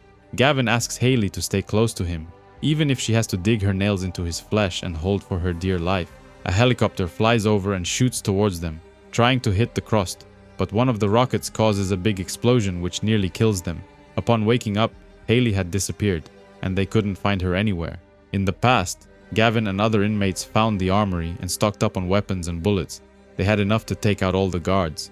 Once the fence fell, they only had to make a run for it, but the yard was filled with infected, and it wasn't going to be easy. In the present, the sergeant was informing his fellow soldiers that in a couple of hours the Air Force is going to bomb the city and flatten everything in sight. But there are still over 250,000 civilians hiding in their homes that need to be evacuated first. He wants 50 men to stay with him and evacuate the city, but that's probably a suicide mission. Wentz tells Gavin that in order to get to the ship and save his soul, they first need to help evacuate these families, so they volunteer to help the sergeant, and maybe they'll find Haley as well. The soldiers were now going from house to house looking for any possible survivors, but they stumble upon a gruesome sight that could make anyone's stomach turn. In some places there was nothing they could do besides blowing up the entire home. The explosion caused a loud noise which alerted most of the crossed in the area, but the sergeant warned them that this was going to be a suicide mission. They quickly deal with a bunch of them and then continue to search for survivors. They come across a neighborhood that still had people locked inside their homes, and the sergeant asked them to follow them. Gavin and Wentz stumble upon a gruesome scene where a man's body was dismembered all across the floor. A young crossed girl was feeding on the man's organs, but they thought she was Haley. After dealing with her, a woman and her 6 children come out. They were hiding in the basement all this time. Gavin forces Wentz to tell him the worst thing he did to his wife because he wanted to feel angry with him. After he kidnapped their little boy, he got her addicted to drugs and forced her to do unspeakable things for her next fix, while his people took pictures which he mailed to Gavin in prison. Gavin gets furious and kicks the shit out of him, but he doesn't want to kill him just yet. Wentz talks to a couple of soldiers who tell him they remember seeing a young blonde woman being carried by one of their colleagues right after the explosion. He thinks Haley is still alive, but Gavin isn't so sure and threatens to kill him. Wentz comes clean and claims that his wife and son are still alive. He took them to his secret island and ordered his people to keep them safe as insurance. If Gavin ever wants to see them alive, he needs to help him steal the cruise ship. The crossed were everywhere, and most of the homes were already empty or filled with dead bodies, but there were some survivors as well. Gavin stumbles upon another gruesome sight of a crossed man feeding on a woman's organs, and he thinks it's Haley. Fortunately, it wasn't her, and the search continues. The time was up, and the Air Force was already here and planning to flatten the entire city. The soldiers start running towards the docks, but the 2 men see another blonde girl, and they think it's Haley. Gavin follows her inside an abandoned shack, but when he goes inside, he sees her on the ground with a pair of giant scissors in her hand. It was just another crossed girl, but before he could take her out, one of the bombs drops nearby and destroys the shack. The woman was still alive, and she gets up to attack him, but Wentz takes her out. The city was now burning as the jets were dropping bombs everywhere, purging the city of the crossed infection. They eventually arrive at a camp that was created to keep civilians safe, but there are too many of them. Apparently, the Navy sent part of a fleet from Hawaii to come pick them up, but not everybody is going to make it aboard. Most of the crossed from the city were now fleeing towards the docks, where the sergeant and his men were waiting for them. Meanwhile, Gavin steals a tank and creates a diversion, moving the barricades and clearing a way to the docks where the ship was docked. He then tries to get as many people aboard as he can, making sure that no women and children are left behind. They rush inside the deck and threaten the captain to get the boat moving. Otherwise, they will get overrun by the crust. Out of nowhere, Haley comes walking in, wondering what took them so long to get here. The docks were now taken by the crust, but it wasn't enough for them, so they jump in the waters trying to get aboard the ships. They swim all the way to the closest warship and get aboard, overtaking the soldiers and doing what they do best. 2 helicopters are forced to open fire and take out one of their own ships. They couldn't risk letting the crust get access to the weapons on board. Someone opens fire on the city, killing the remaining crust that were still alive. It was the fleet which came here from Hawaii, but things were far from looking great. Eventually, the cruise ship leaves the docks and heads into the open sea, following the directions that Wentz gave them about his secret island. Haley says that after the explosion, she woke up confused, but luckily one of the soldiers found her and carried her to safety. Unfortunately, he was attacked and eaten alive by the crust, and she had blood all over her clothes, so she was forced to abandon them and find new ones. That's why they mistook her for one of the crossed girls, who found her clothes and took them. Now that he has directions to the island they are aboard the ship, Gavin begins torturing Wentz. He eventually comes clean and confesses he wasn't actually religious. He was playing an act trying to fool him. Gavin was going to kill him anyway, no point in continuing to lie. They eventually arrive at the secret island, but the place looked abandoned, and there was nobody there to greet them. Gavin goes searching for his family, but he finds crossed people who overdosed on drugs. Apparently, Wentz anticipated that the crust would eventually find the island, so he replaced the drugs with cyanide. He knew they couldn't resist getting high, but instead, they injected poison into their bodies and killed themselves. The whole island was filled with dead bodies, and there were no survivors left alive. Gavin asks Haley to stay behind and not move as he goes deeper to search for his family, but never returns and just disappears into the night. The next story happened in Tokyo, 3 days after the crust sickness had reached even Japan. Homicidal summon wrestlers, psychotic TV hosts, killer cops. It was happening all over the world, but nobody did it better than the Japanese people. Satoshi is a manga writer and friends with Emiko, whose story we've already covered earlier. 10 years ago, a group of friends became inseparable, sharing their passion for music, movies, and of course, reading manga. Another thing they shared in common was that all of them were losers. Satoshi was a manga writer, Hazuki was kind of rich because her father was Yakuza. Miko came from a broken family and was into metal. Koki was big and strong just like his father who worked at the fish market. Taro was ashamed of his family because his dad was an alcoholic, while his mother died of some horrible disease when he was about 3. One night, after getting in trouble with a couple of gang members, the group decided to become comrades for life. They sealed the deal with their own blood and named themselves the 5 Bloody Fingers. In the present, the group didn't hang out as much as they used to, but once the crust appeared, Satoshi decided to reunite the group, and he started by saving Taro first. Boss Yamada is Hazuki's father, and he is one of the local Yakuza gang leaders. One of his men was attacked and skinned alive by the crust, and they wanted to do the same thing to him as well. Yamada has a personal lion named Usama, which he trained from a young age to be his personal bodyguard. He and his men are able to deal with the crust, but Satoshi shows up looking for Hazuki. Koki is working for Yamada.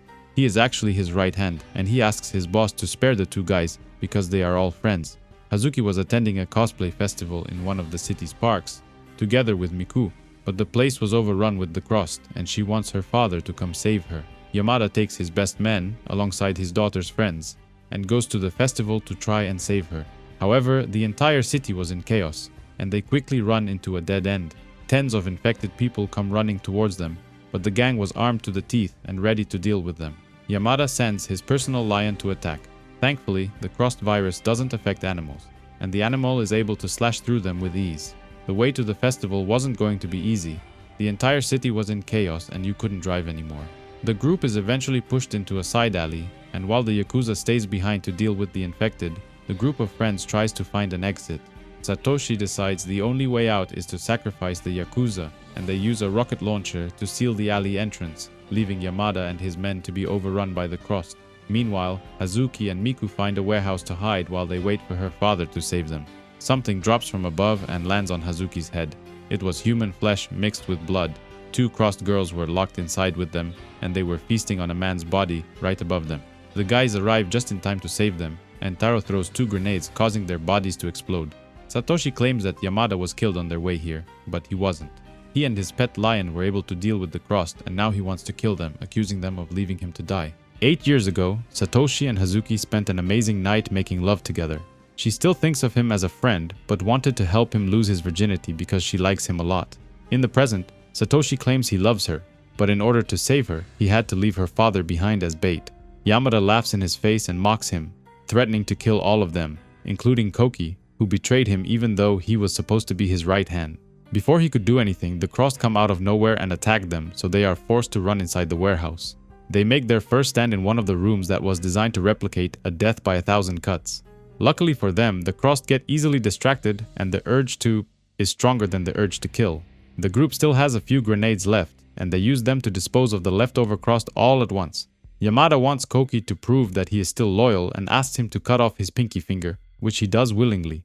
He then decides to spare everyone else, everyone except Satoshi, whom he asks his pet lion to kill. As this was going on, something was wrong with Hazuki, who slowly begins to turn Crossed, thanks to the blood that came in contact with her skin earlier. We then see a memory of her when she was just a little girl, while her father was trying to train Usama.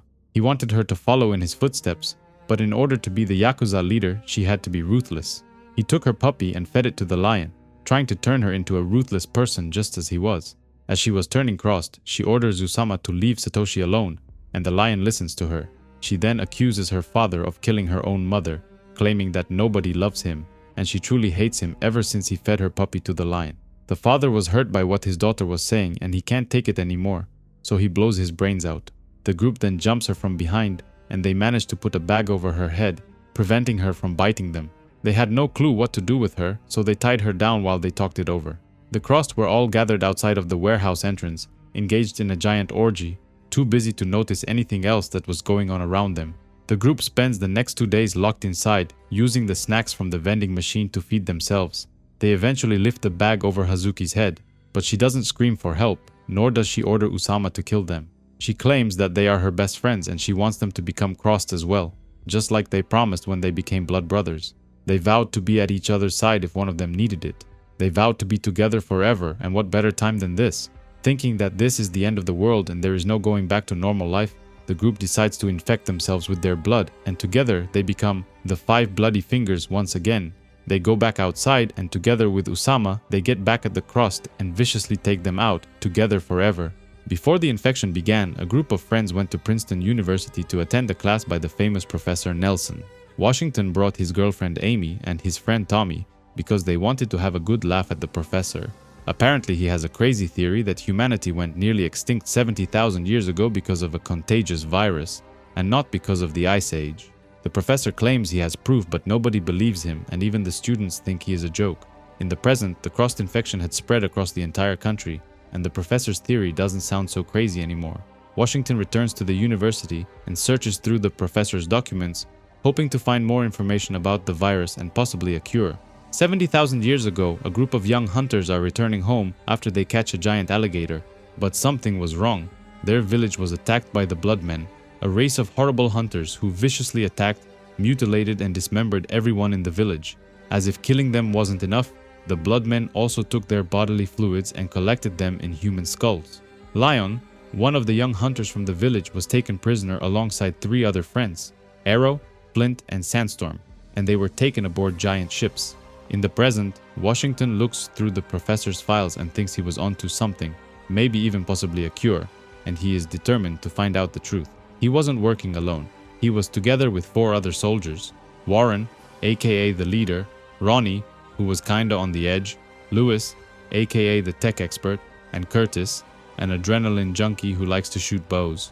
Washington was very smart, and he is a weapons expert. They kept him around because he built some good weapons to take out the Crossed. Apparently, Amy started working for the professor and found that he had a secret bunker hidden in the woods. The group goes looking for the bunker, hoping to find more answers about the Crossed virus, possibly a cure. In the past, Lion and his friends were kept alive aboard the ship by feeding on other people's corpses. Eventually, they reached land and were taken to the Bloodmen village, which was built at the base of an active volcano. Inside, the place was just as expected. Normal people were kept as slaves and used by the Bloodmen for their own amusement. They were taken to the temple, where they are introduced to the Bloodmen leaders: first brother, first sister, and the first child. These three are smarter than the others, and they can even speak Lion's language. The younger child wants to violate Sandstorm, and as the youngest leader, he is allowed to do anything he wants. In the present, the group finds Tommy's body, who attended the class together with Washington and Amy. He was killed, and half of his body was blown away. Suddenly, there is a loud explosion, and the group rushes to see what was happening. Curtis tried to open one of the vault doors, but it was booby-trapped and it nearly killed him. Unfortunately, the loud explosion was heard by a large group of Crossed, who headed their way to check it out. After being violated, Sandstorm was quiet and didn't say a word, while Flint found some bone fragments on the ground and he wanted to take his own life. The Bloodmen tied his hands and stopped him from killing himself. They were kept alive for something else, and whatever it would be, the end was close. In the morning, a priest arrives and paints their faces and bodies using bodily fluids from other people, but the stench was horrible. They were taken to a giant arena where every bloodman in the village attended. The young hunters were thrown inside and given weapons to defend themselves against other attackers. As if this wasn't enough, saber-tooths jump out of nowhere and attack them, killing Flint first. Giant rhinos, mammoths, saber-tooths, and even giant birds were all brought here for the first child's amusement. This was a ceremony dedicated to him, but it wasn't actually to celebrate him. The first brother and first sister played a cruel joke on him. They made him think this was for him, when in fact they wanted to eat him and turn his body into furniture. The two of them find it amusing lying to him all this time, and the Bloodmen inside the arena were roaring. But something unexpected happens. Everyone is ecstatic, but this has a weird effect on them. Some of the Bloodmen develop a cross sign on their faces and behave even more violently, attacking each other and viciously mutilating each other. Very quickly, the entire arena is engulfed in chaos as the Bloodmen turn Crossed and attack each other. In the present, the group manages to get inside the vault after Curtis blew open one of the entrances. But the thing is a dead end, and there is another door they can't open because it doesn't have any power. Pretty soon the Crossed enter as well, and one of them sees them hiding in the back next to the door. There is no way out, and they need to open the door, but Washington needs to get power on first. Arrows are not enough to stop the Crossed, so the group begins shooting, but there are just too many of them. In the past, the hunters decide to use this opportunity and escape, while the Crossed jump inside the arena and attack the animals as well. They jump over a giant crack in the ground, but one of them doesn't make it all the way. He eventually turns Crossed as well, and his friends are forced to drop him in the melting lava below. The two leaders realize that something is not right.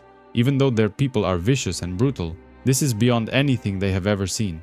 They decide to leave and return to the temple, choosing to save their own asses. Lion and Sandstorm are the only ones left alive now, and they are attacked by a giant rat, which crawls out of a hole in the ground. They dodge its attacks and manage to sneak inside the hole from where the animal crawled out, escaping the arena.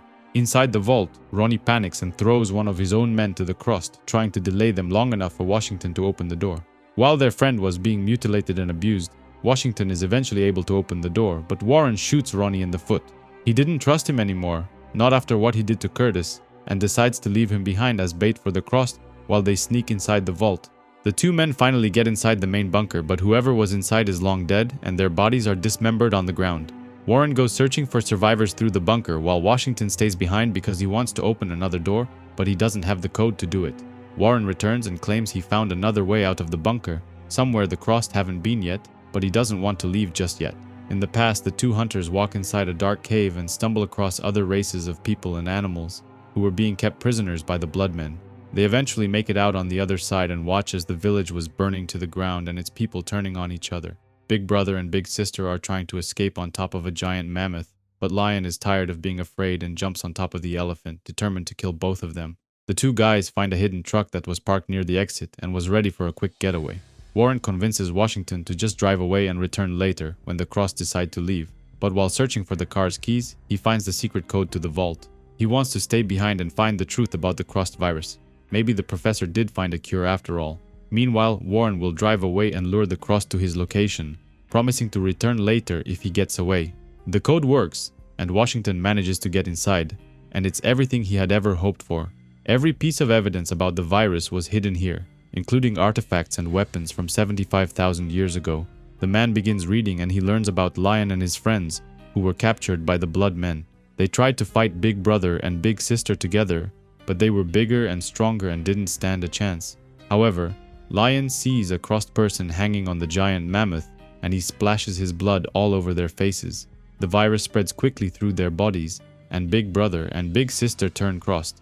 They begin fighting and attacking each other, culminating in them killing each other in a fight to the death. Lion thinks he is safe now and wants to return home, but that's when the true god of the Bloodmen is finally revealed. It was a hideous and giant creature, with many faces and mouths, and it would never let him escape. Washington stops reading and checks the monitors and realizes that ever since they arrived here, somebody's been watching them on CCTV cameras. It was Professor Nelson and Amy, his ex-girlfriend, who were now crossed themselves. They begin torturing him and reveal the truth, that now they are the big brother and big sister, and Washington will take the place of the first child, meaning that he will get sacrificed soon. Warren is eventually cornered and captured by the Crossed, but before they could violate him, the professor shows up and calls them uncivilized. Unlike the other Crossed, he retains his intelligence and wants to be their leader. Washington was barely alive, as he was being cooked alive by Amy, who was also tasting his flesh. They plan to do the same thing to Warren as well, and they begin impaling him on wooden boards, as Washington watches the entire scene. Once the infection spread across the country, the president declared a federal state of emergency and imposed martial law. The Crossed took over the streets and attacked, dismembered, and killed everyone they could get their hands on. One such event happened in a private medical clinic when the staff there got infected and butchered a young lady on the operating table. In the present, two girls, Olivia and Morgan, used makeup to disguise themselves to look infected and are sneaking on the empty streets, heading towards a bridge that's partially destroyed. A group of people are living on this bridge, but they get into a heated argument when one of them started a fire. Craig gives Russ a hard time because the fire could have alerted the Crossed, but he wanted to cauterize a wound on his leg which was infected. Richard is the oldest of the group and the person in charge, and he tells young Tyree to avoid conflicts with the other group members because things can quickly deteriorate. Everyone is pissed with Russ for starting the fire, which could alert the Crossed to their location, but luckily they haven't been spotted just yet. Craig and his girlfriend Sarah see the two girls from earlier approaching the bridge in a boat, but they think they are infected. The group throws rocks at them, trying to deter them from getting on top, but the girls claim the crust on their faces is only makeup and they aren't really infected. Meanwhile, inside the city, the hospital staff from earlier sees people on the bridge and they plot to hunt them down and them. The girls were allowed to get onto the bridge, but they were forced to sleep inside one of the cars. In the morning, Chuck ambushes them and asks them to prove that they aren't infected. He asks Morgan to take off her clothes completely because he doesn't want to take any chances, even though they didn't have any cross marks on their faces. The others arrive and confront him about being an asshole, with Sarah even accusing him of being some kind of pervert. Apparently, the girls came here all the way from Oklahoma, where they attended a horror convention. They claim to know a lot of things about the Crossed, including how the infection spreads from person to person, but that's not all. They pull out a survival manual, which contains all kinds of information on how to survive a zombie apocalypse. Dylan and Tyler go fishing and talk about the new girls, remarking that they're going to cause a lot of trouble. Morgan asks what kind of supplies they have, weapons, medicine, and what about the food. She claims that the food might be contaminated and nothing they catch is safe to eat, but what other options do they have? The medical staff wants to storm the bridge and attack the people there, but they can't do it alone, so they recruit another group that's been living inside the city. After a short confrontation, they agree to join forces and storm the bridge, where they're gonna get a bunch of fresh meat to They eventually arrive on the other side of the bridge driving an ambulance, and even though they can't get on the other side, the people are terrified. They don't know how they were able to find them, but the two girls claim they could see the tents from the mainland. That's how they knew to come here in the first place. Morgan takes off her clothes and taunts the guys, asking them to come and get her. One of them is stupid enough to try and jump, but he fails miserably and falls to his death, breaking his body in half on one of the metal rods. The group splits into smaller teams, each guarding a designated section of the bridge, ensuring that the Crossed don't climb on top. They think that Russ might have been bitten and is infected with the Crossed virus, but he actually hurt himself. When he came back home, his wife was already turned and having sex with his neighbor on the front lawn. He took an axe and wanted to kill them, but he missed the first time and hit his leg, which caused the wound. Chuck and Morgan watched the Crossed mutilating one of their own by cutting off his penis and attaching another one, which used to belong to a horse. The entire scene was horrifying and disgusting, but it also made Morgan extremely horny. She wants Chuck to make love to her, but only if he has condoms, which he doesn't, so better luck next time. The group has another meeting discussing the chain of command, which they need if they want to survive this. They also need to go to the mainland and search for supplies because they're not gonna last much longer here. Some of the men volunteer, and since Craig is the strongest of them, he was appointed team leader. Before leaving, Barbie tries to seduce Tyree, flaunting her amazing breasts and looking all cute for him. Morgan confronts her, accusing her of leading him on, knowing too well that she doesn't actually want to do anything. She is just begging for attention. This pisses Barbie off and she tries to punch her, but she isn't fast enough and misses. Tyree tries to de-escalate the situation and Morgan and Olivia eventually leave, but Barbie was fuming. Next, the two girls try to pin Richard against Tyree, claiming there is something going on between him and Barbie, and if shit goes down, he's not gonna have their back. Craig and Sarah make love before the mission, but she couldn't help but worry about what would happen to her if he doesn't come back. Before leaving the safety of the bridge, Olivia gives them a couple of final pointers, asking them to follow Craig's orders and be careful. They arrive safely on the mainland and decide to sink the boat, just in case someone decides to steal it. The town was still further inland, and they have to cross the highway to get there, but they find something inside one of the trunks. It was a man who's been mutilated and had his eyes ripped out, but he was still alive. The man panics and starts screaming, which alerts the Crossed in the area, who come rushing. The group runs away, but the man is left behind, and the Crossed take turns abusing him. Back on the bridge, Morgan and Olive create even more trouble between the group by pining Russ against Richard, who's been the group leader so far. Their plan to break apart the group was working, accusing Richard of having a personal agenda which might put the others in danger. Russ lures Richard to the edge of the bridge, claiming that the bridge structure is fragile and the bridge might collapse soon if they are not careful. However, this wasn't the real reason he brought him to the edge. When he wasn't looking, Russ pushes him over the edge and into the water. He then goes back and tells Barbie that he doesn't know where he went. He's probably keeping watch somewhere on the bridge, even though Morgan and Olivia knew the truth. The group arrive on the edge of the city, but they hear noises coming from a dumpster. Inside, they find a Crossed girl and her family who've been brutally killed, but they don't know what to do with her. Austin thinks they should kill it and takes the shovel to finish her off, when out of nowhere, a tiger jumps from the garbage and attacks them. He must have escaped from the zoo and was incredibly hungry. He instantly kills Austin while the rest run inside a shopping mall. Inside they find Chuck, who was stockpiling condoms, claiming that Morgan promised to make love with him if he finds protection. Craig thinks she was lying to him in order to get him to join the group. It was her plan all along to get everybody off the bridge. The group is eventually overrun by the Crossed and the men are killed one by one. Craig falls on the ground and is about to get killed by one of them, and as his final words, he apologizes to Sarah for not coming back for her.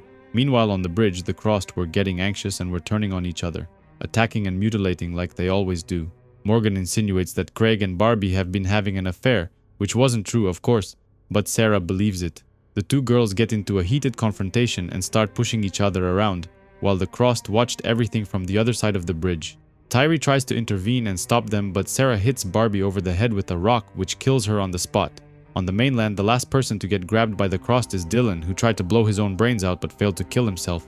One of them sticks her finger inside the gunshot wound, infecting him and turning him Crossed.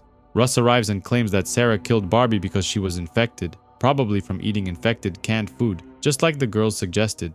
He wants to kill her, but Tyree tries to stop him, and during the confrontation, he kills him with a baseball bat. The guilt of killing another person is too much for Sarah to handle, and she jumps over the edge into the freezing river below. Sadly, she lands on her head, which breaks her neck and kills her. After this, Morgan and Olivia finally come clean and tell Tyree the real reason they came here. Ever since they were accepted into the group, they've been trying to disband them and make them turn on each other, and it was all because they wanted to get their stuff. The guys from the mainland aren't coming because they are probably dead, same as Richard, who got pushed into the water by Russ. They want to do the same to him as well, but out of nowhere, the guys return on the bridge, but they were all Crossed now. They attack the girls and Tyree tries to save them, but there are too many of them. Morgan gets blood all over her face and Olivia wants to kill her, claiming it's written in the survival manual. In plague times, the primary responsibility is personal survival, which, in some cases, will require the elimination of friends and loved ones who have been exposed to the virus. This is too much for Tyree to take, and he willingly jumps in the water, but unlike Sarah, he jumps feet first. Morgan eventually turns and jumps her friend and pins her to the ground, while the other Crossed prepare to abuse her. Tyree survives the impact and swims all the way to shore, where Richard lends him a hand, being thankful that he listened to his advice and jumped feet first, which saved his life. Jack has always been the best son a mother could ever ask for. He's never late for dinner and is always painfully polite, unlike his brother Clancy, who's always late and has a way with words all his own. While Jack was the smart child of the family and had a bright future, his brother had collected 3 arrests for vandalism and public lewdness by the age of 15. As soon as he turned 18, Clancy left home to be free and live on his own, not giving a fuck about his mother and brother. Jack, on the other hand, went to college and got a degree in psychology and hadn't seen his brother in 6 years. When the outbreak started, He was living in a private community far away from any city, which hadn't been in contact with the Crossed just yet. Jack took Tiffany into his home and offered her shelter, because she was all alone after her entire family was brutally killed. One night somebody crashed into his garage door and Jack rushed down to see what had happened. It was his brother, who threatened to stab him if he didn't do as he was told. Clancy spent most of his life drinking, doing drugs, and other kinds of nasty things to his body. He knew there was no hope for someone like him long before the Crossed. He wants Jack to lock him inside the room and become his first real patient, while trying to figure out what goes on inside the brain of a Crossed. He then takes a piece of infected human flesh and bites it, infecting himself with the Crossed virus. It only took a couple of seconds for the virus to do its thing, and Jack was forced to lock him inside. Tiffany arrives, but Clancy refuses to say anything, and Jack doesn't understand why he was being quiet. The Crossed aren't usually like that. Later in private, Clancy speaks, claiming he wants his brother to open the door so he can fuck him and then kill him. Jack pulls up a chair and decides to treat his brother like a patient, asking him how long he has felt that way. Several weeks ago, Clancy was in a bar with his friend Saul, drinking as much as they could, trying to forget about the Crossed apocalypse. Luckily, the bar was in the middle of nowhere, and they were safe for now, so Clancy decided to tell him about his brother. In the present, Jack was trying to interrogate his brother, but except for the fact that he was extremely horny and wanted to hump everything, he wasn't being too cooperative. At one point, he used his finger to stab himself in the eye. The Crossed have no will for self-preservation, and they often mutilate themselves. Jack thinks there's no hope in understanding the Crossed or helping them, but Tiffany thinks that maybe there is hope. Maybe they are evolving just like humans from monkeys. Jack remembers an embarrassing moment when his brother made fun of him in front of his crush, who just wanted them to be friends, while doing it with other boys from school. His mother yelled at him for being mean to his brother, but he didn't care and thought she was taking Jack's side. In the present, the session continues, but without much luck. Things were pretty much the same, and Clancy was biting his finger and using them to fuck himself in the ass. Jack doesn't believe he can help his brother, but Tiffany thinks otherwise, and they get into a heated argument. She accuses him of not wanting to help his brother and claims he isn't better than the Crossed. Meanwhile, on the edge of town, Saul, the man from the bar and Clancy's friend, was walking naked through the forest trying to find the community, and he is eventually successful.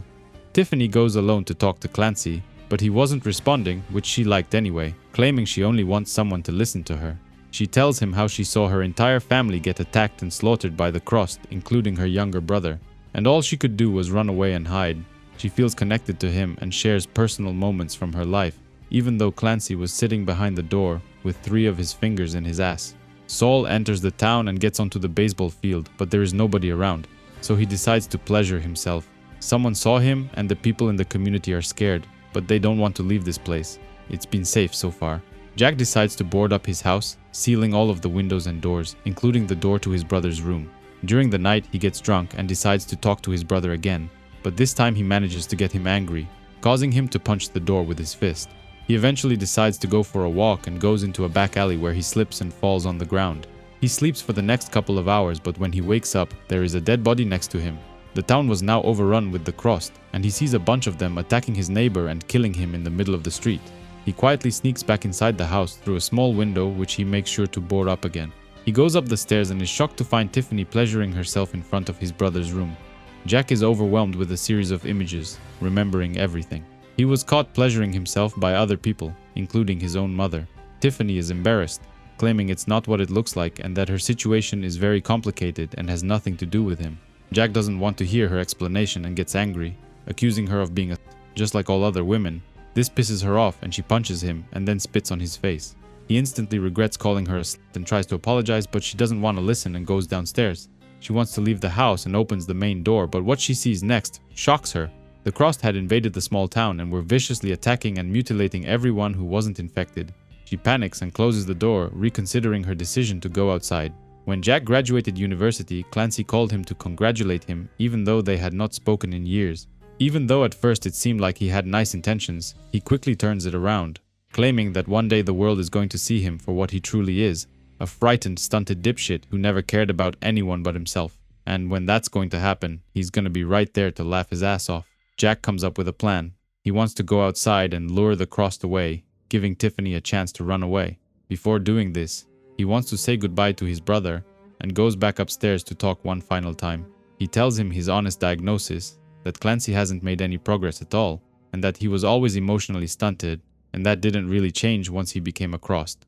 Finally, he wants to thank him for not saying anything to Tiffany, but he was just waiting for the right time. Apparently, when they were growing up, Jack used to abuse him by putting his finger inside his, but their mother never believed him. Tiffany overhears everything and accuses Jack of sabotaging his brother's entire life by taking advantage of him.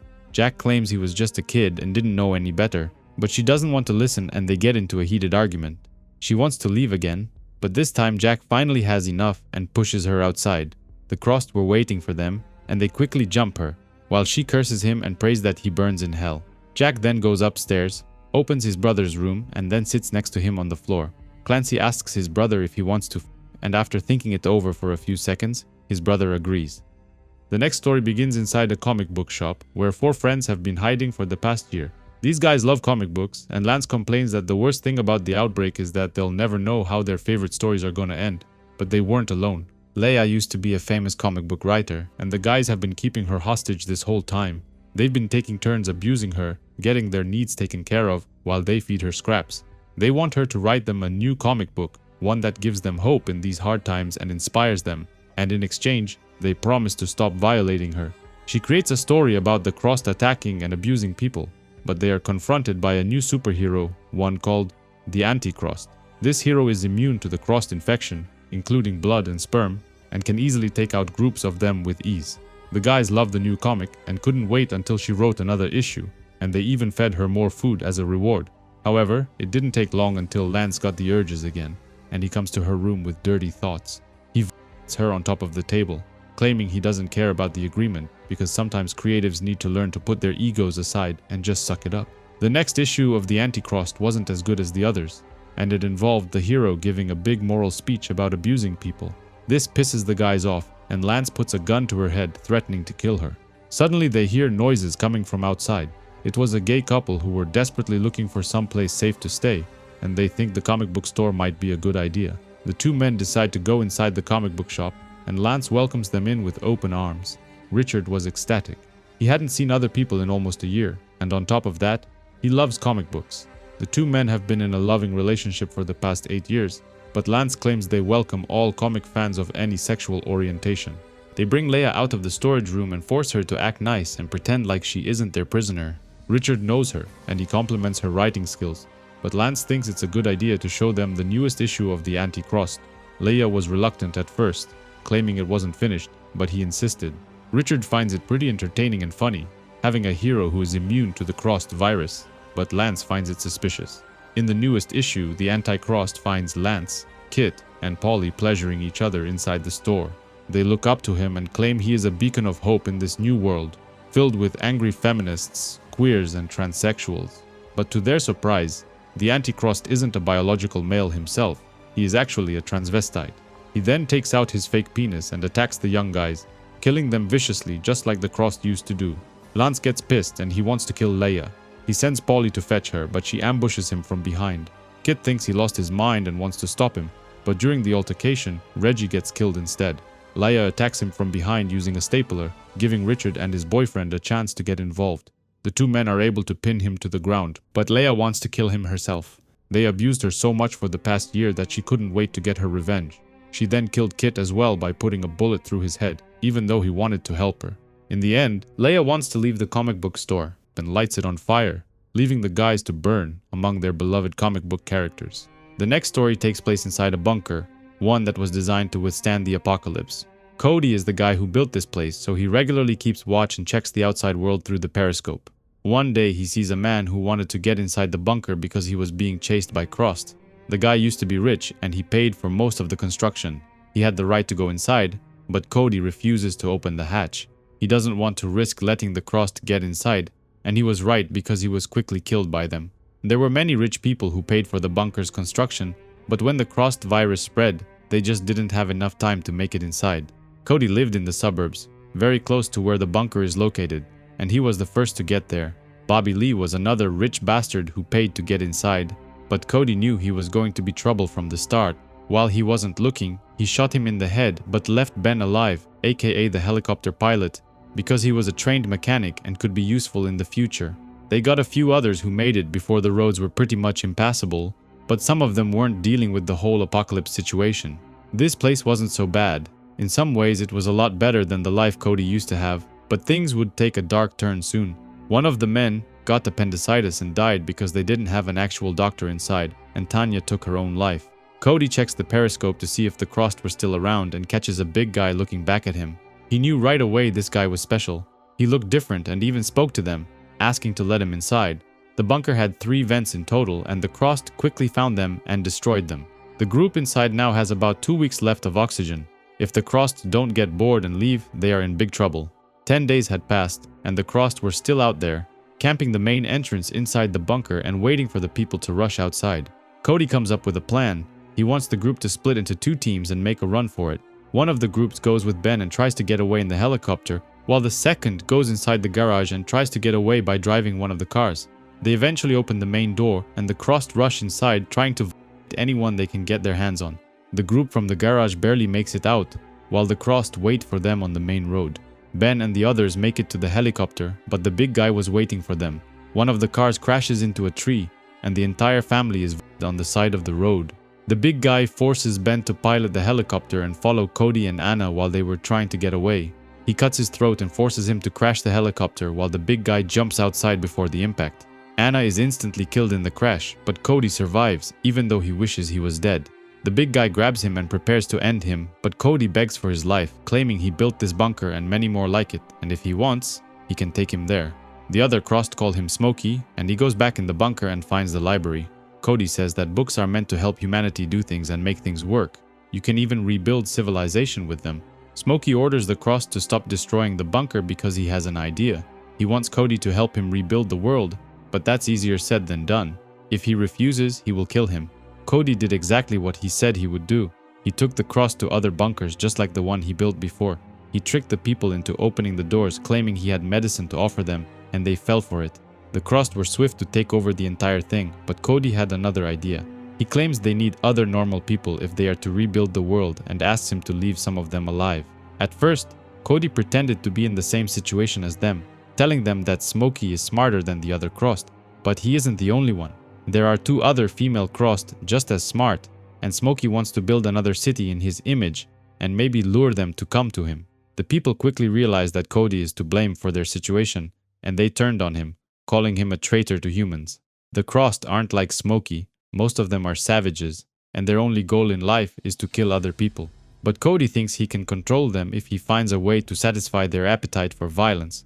So they organized fighting games, mostly among the Crossed, but they quickly realized they would much rather kill normal humans than each other. However, regular people are in short supply, and if they want to have a constant flow of them, they need to make more. Cody suggests making breeding camps where normal people f each other for the purpose of creating babies. Of course, he was the one who violated the women, even though they loathed him for being a traitor, but Cody was a survivalist. Meanwhile, the Crossed were doing the same thing, although it was much easier to get the Crossed women to have sex. Along the way, they met Violet, who used to be a doctor, and she tended to all the future mothers. She and Cody eventually got into a relationship, and just like him, she was a survivalist as well. She claims that whatever Smokey is building here will fail because the Crossed only have one purpose, to kill, and they can't be trained to do other things. The human babies weren't going to be anything other than meat for the Crossed to abuse, but as soon as Cody saw the first sonogram, he knew he wasn't going to let it happen. Smokey moved them into a nearby city named Smokeyville, which was bigger and even had a hospital, which Cody quickly got working. He even looked proud of the thing he was creating. Civilization for the Crossed, even though he was the only one capable of appreciating it. Things progressed quickly, and Cody was allowed to live alone with Violet in a house with solar panels, but he had other intentions. He wants revenge, claiming the Crossed destroyed their world and now he wants to destroy theirs. Smokeyville continued to grow, attracting other Crossed from all over the areas. Some were friendly and just followed Smokey, while others were more dangerous. He took matters into his own hands and dealt with anyone who didn't submit to him. While he was busy, Cody sneaked inside the hospital where they were keeping the pregnant women, but the place was closely guarded.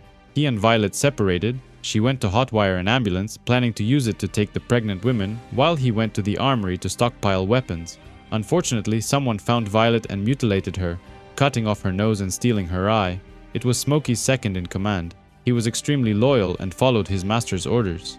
After dealing with him, Cody went inside the maternity where the women were being kept, together with the Crossed women. But before he could do anything, Smokey showed up and chopped off his hand with the axe. He claimed he didn't need him anymore.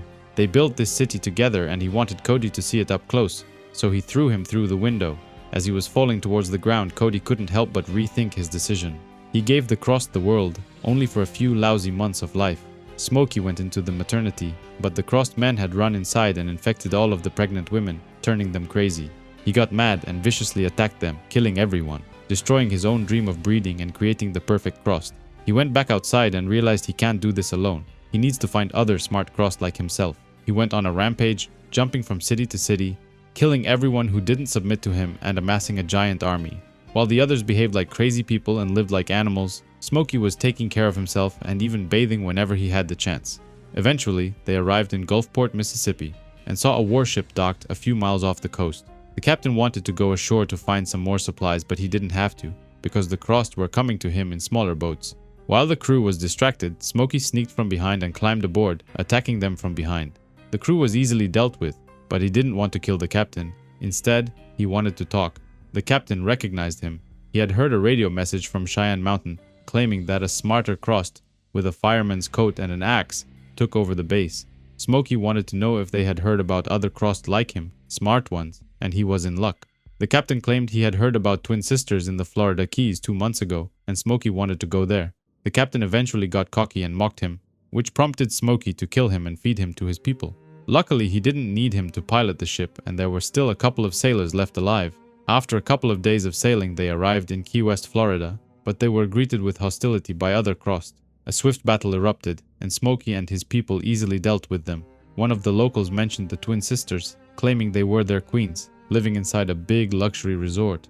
Smokey demanded that they take him to see them, but when he got there, it wasn't what he expected. The place was in complete chaos, and the two girls were living in the middle of a terrible display of indecency.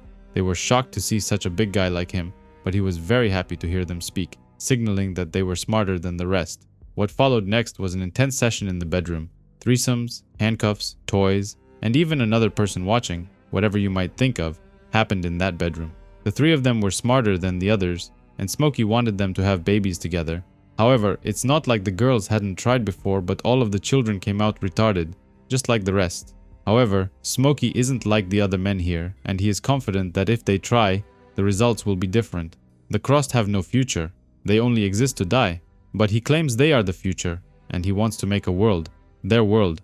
Ultimately, the girls agreed, and after a couple of weeks, they got pregnant. Now, they could start having sex with other people because they got tired of him, but he didn't care anymore. He was going to be a father soon. This place quickly ran out of food and medicine, so the group decided to go and live somewhere else. They made it all the way to Key Largo, but they took with them a sailor from the warship, who was locked inside a coffin all this time.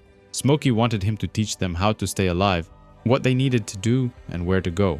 They eventually found an abandoned farm, which still had solar panels and plenty of animals left alive. The girls, however, were unhappy, and ordered Smokey to go out and find things to make their life more enjoyable. Things like recliners, real beds, porn to watch, maybe even weed, and definitely people to torture. He went to Coral Gables and found people hiding there, but they stood no chance against his band of Crossed. He came back with plenty of food and porn to keep the girls entertained, but they still wanted the weed to smoke, even though it was bad for the babies. A couple of months later, the first twin went into labor and the sailor was assisting the birth, but she wanted him to play with her clit while he was down there. Smokey's plan was coming along, and he was now a father to a beautiful Crossed baby boy. Just as soon as they were done giving birth, he wanted them to make love again so he could produce more babies, but the girls needed a break. When they refused, he got violent and slammed one of them against the wall, but they threatened to interrupt the pregnancy if he even tried. For now, they just wanted a break to have more fun, while the sailor was left to take care of the babies. He tried making love with other Crossed women, but they wanted to hurt themselves, so he was forced to immobilize them. One of the babies tried to talk, and Smokey thought he might be smart just like him, but it was still too early to tell. Another group of Crossed came by the farm. They called these ones skin suits because they covered their bodies with the skins taken from people. They were no match for Smokey and his people, but more of them came 6 months later. This time it was another kind of Crossed. Eventually the babies grew, and one of them even said his first words, but it wasn't what Smokey expected. He seemed to be a moron just like the others, but the girls mocked him, calling him stupid and laughing in his face. He wanted to leave the farm and travel to other parts of the world, hoping to find other smart Crossed, but the girls liked it here now. and they didn't want to leave. They continued to mock him, calling him a deadbeat father if he decided to leave and search for other Crossed instead of taking care of the mothers and his kids. He finally had enough and went outside to have a beer with the sailor while he watched his farm chaos, as his people did whatever they wanted. They spent the next 13 years living on this farm, eventually learning to grow their own food and survive. But Smokey was feeling miserable because he failed to accomplish his dream of building a brand new world for his people. The girls were out hunting and they came back with a few batches of humans, whom they could torture as they pleased. One of the girls claimed they'd heard rumors of other smart Crossed people somewhere in Tennessee, which isn't far from them. They got into another heated argument because, according to them, they should be living their lives, the world and vandalizing everything instead of wasting time searching for other smart people like themselves. Smokey took his frustration out by killing one of the men who wasn't playing by the rules and was violating the horses. One of the girls eventually agreed to let him take a scouting group and head over to Tennessee. Maybe he would get lucky and find what he was looking for. The group left the next day and he took the sailor with him. Smokey got into a personal existential crisis, claiming that the Crossed only exist to clean the planet and then die, but he didn't want to end up like that. He is better than that. Out of nowhere, he attacked the other Crossed and chopped off their heads, leaving no one alive. He then set the sailor free, asking him to head up north to Canada, where it's cold and fewer Crossed, while he continued the journey alone.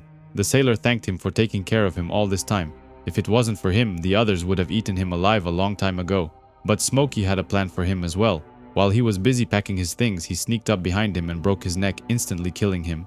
The girls came out from the forest, armed to the teeth, claiming they got tired of him being the boss. The other Crossed followed his orders because he was the biggest and strongest, so they wanted to take him out. One of the men that was together with them was actually Smokey's kid, and he was smart all along. He just didn't talk when he was around because he thought his dad was an idiot compared to him, who never bothered to be a real father to him. There was no coming back from this, and the girls wanted to take him out, but Smokey attacked them with his axe. He was injured and fell into the nearby river, and he was quickly dragged underneath by the strong current. They decided not to chase after him, but just keep an eye out for him if he decided to come back. The kid wanted to pick up his axe, but the mothers refused to let him have it, claiming he already looks too much like his dad. Fortunately, Smokey wasn't killed in the attack, and he got out of the river on the other side. Even though he was injured, he smiled, content that his plan worked out in the end, and he was able to produce a smart Crossed just like he always wanted. Shaky used to be a writer before the Crossed outbreak began, but the only thing he is writing now is a personal journal. He thinks he's seen it all until he sees a Crossed man violating a dolphin by using its blowhole. The man sees him watching from the telegraph pole and decides to go after him. Luckily, he was on the other side of the sea on a small island, and he has enough time to sound the alarm. Vincent was fishing that day and he doesn't notice the man slowly approaching him. Shaky takes the rifle and wants to help him, but Elisa was nagging him from behind and he misses. The shot only grazes the man's ear and he still makes it on Vincent's boat. But luckily Elisa is a better shot and she hits him straight in the head, blowing his brains out. The people rushed to the beach to see what was happening, but the danger wasn't over just yet. Other Crossed heard the gunshot and they rush into the water, running after Vincent. They get to him and viciously attack him on the boat, mutilating his body and violating his corpse. Once they were done with him, the Crossed head towards the island, but the people on the beach shoot in their direction, killing most of them. Elisa throws a Molotov in the water and finishes the last of them by lighting them on fire. Don used to be a professor at Oxford, and he thought it would be a good idea to keep track of time. They haven't been doing it ever since they got here. But the others don't see the point. Why bother keeping track of time when it's literally the end of the world? The island is called Kava, aka Eden, but nobody calls it that with a straight face. The people living here have formed a small community, and they keep watch during daytime at the telegraph pole in the south and the lighthouse in the north. During the night, they rely on the traps which are scattered everywhere around the sleeping areas. Shaky was writing something in a small coffee shop in London the day the outbreak began. He learned a few things about himself that day, the most important one being that he is a coward. He didn't know what was going on and ran for his life, but there was chaos everywhere. People getting killed and mutilated left and right. There was also a carnival in the city that day, and the Crossed were attracted to it like moths to a light. He'd never seen a sight more shocking than that, which was interrupted when a helicopter crashed in the middle of everything. In the present, the people were keeping watch at nighttime. They see a boat in the water and a couple of Crossed searching for potential victims. Luckily, there is no electricity on the island and the place was pitch black. Rab is the first guy to arrive on the island and he taught everyone how to fish, farm and stay alive. He is the leader of this small community and Don is second in command, but they are in a constant state of disagreement. Don thinks they should leave the island and search for medicine and supplies, maybe even make contact with other people, but Rab thinks it's too dangerous. Out of nowhere, a boat carrying an injured cow is spotted in the sea, but something didn't feel right. Rab wanted to check it out, maybe even bring the cow on shore, but it's the same boat from last night, which was driven by the Crossed. Rab thinks they should still try and do something, so he throws a rock at the cow, which was screaming in pain. Suddenly the boat explodes, killing the cow, revealing that someone had booby-trapped the boat, hoping to kill whoever gets aboard. After another heated argument, the group finally agrees to send a search party to look for supplies, but in 3 months from now. Life goes on as always, and the group goes to shore where they regularly set traps for animals. Luckily, a rabbit had set foot in one of the traps, and the group was going to have delicious rabbit meat for dinner. The rabbit wasn't the only thing they spot. There is an elderly woman on the ground, but she was badly mutilated and missing her limbs. Des wants to put her out of her misery, but Elisa stops him, claiming the old lady is her granny. Her grandmother suffered a stroke when she was just 9 years old, and she took care of her for most of her entire life. This is the first time Shaky has seen her cry. He always thought she was a cop or something similar, because she is always a tough woman. The others leave her alone for a few minutes while they go searching for the other traps. Another rabbit had been caught, but someone had used the granny's hand to impale it, and the meat was infected. They go back and catch Elisa killing her granny.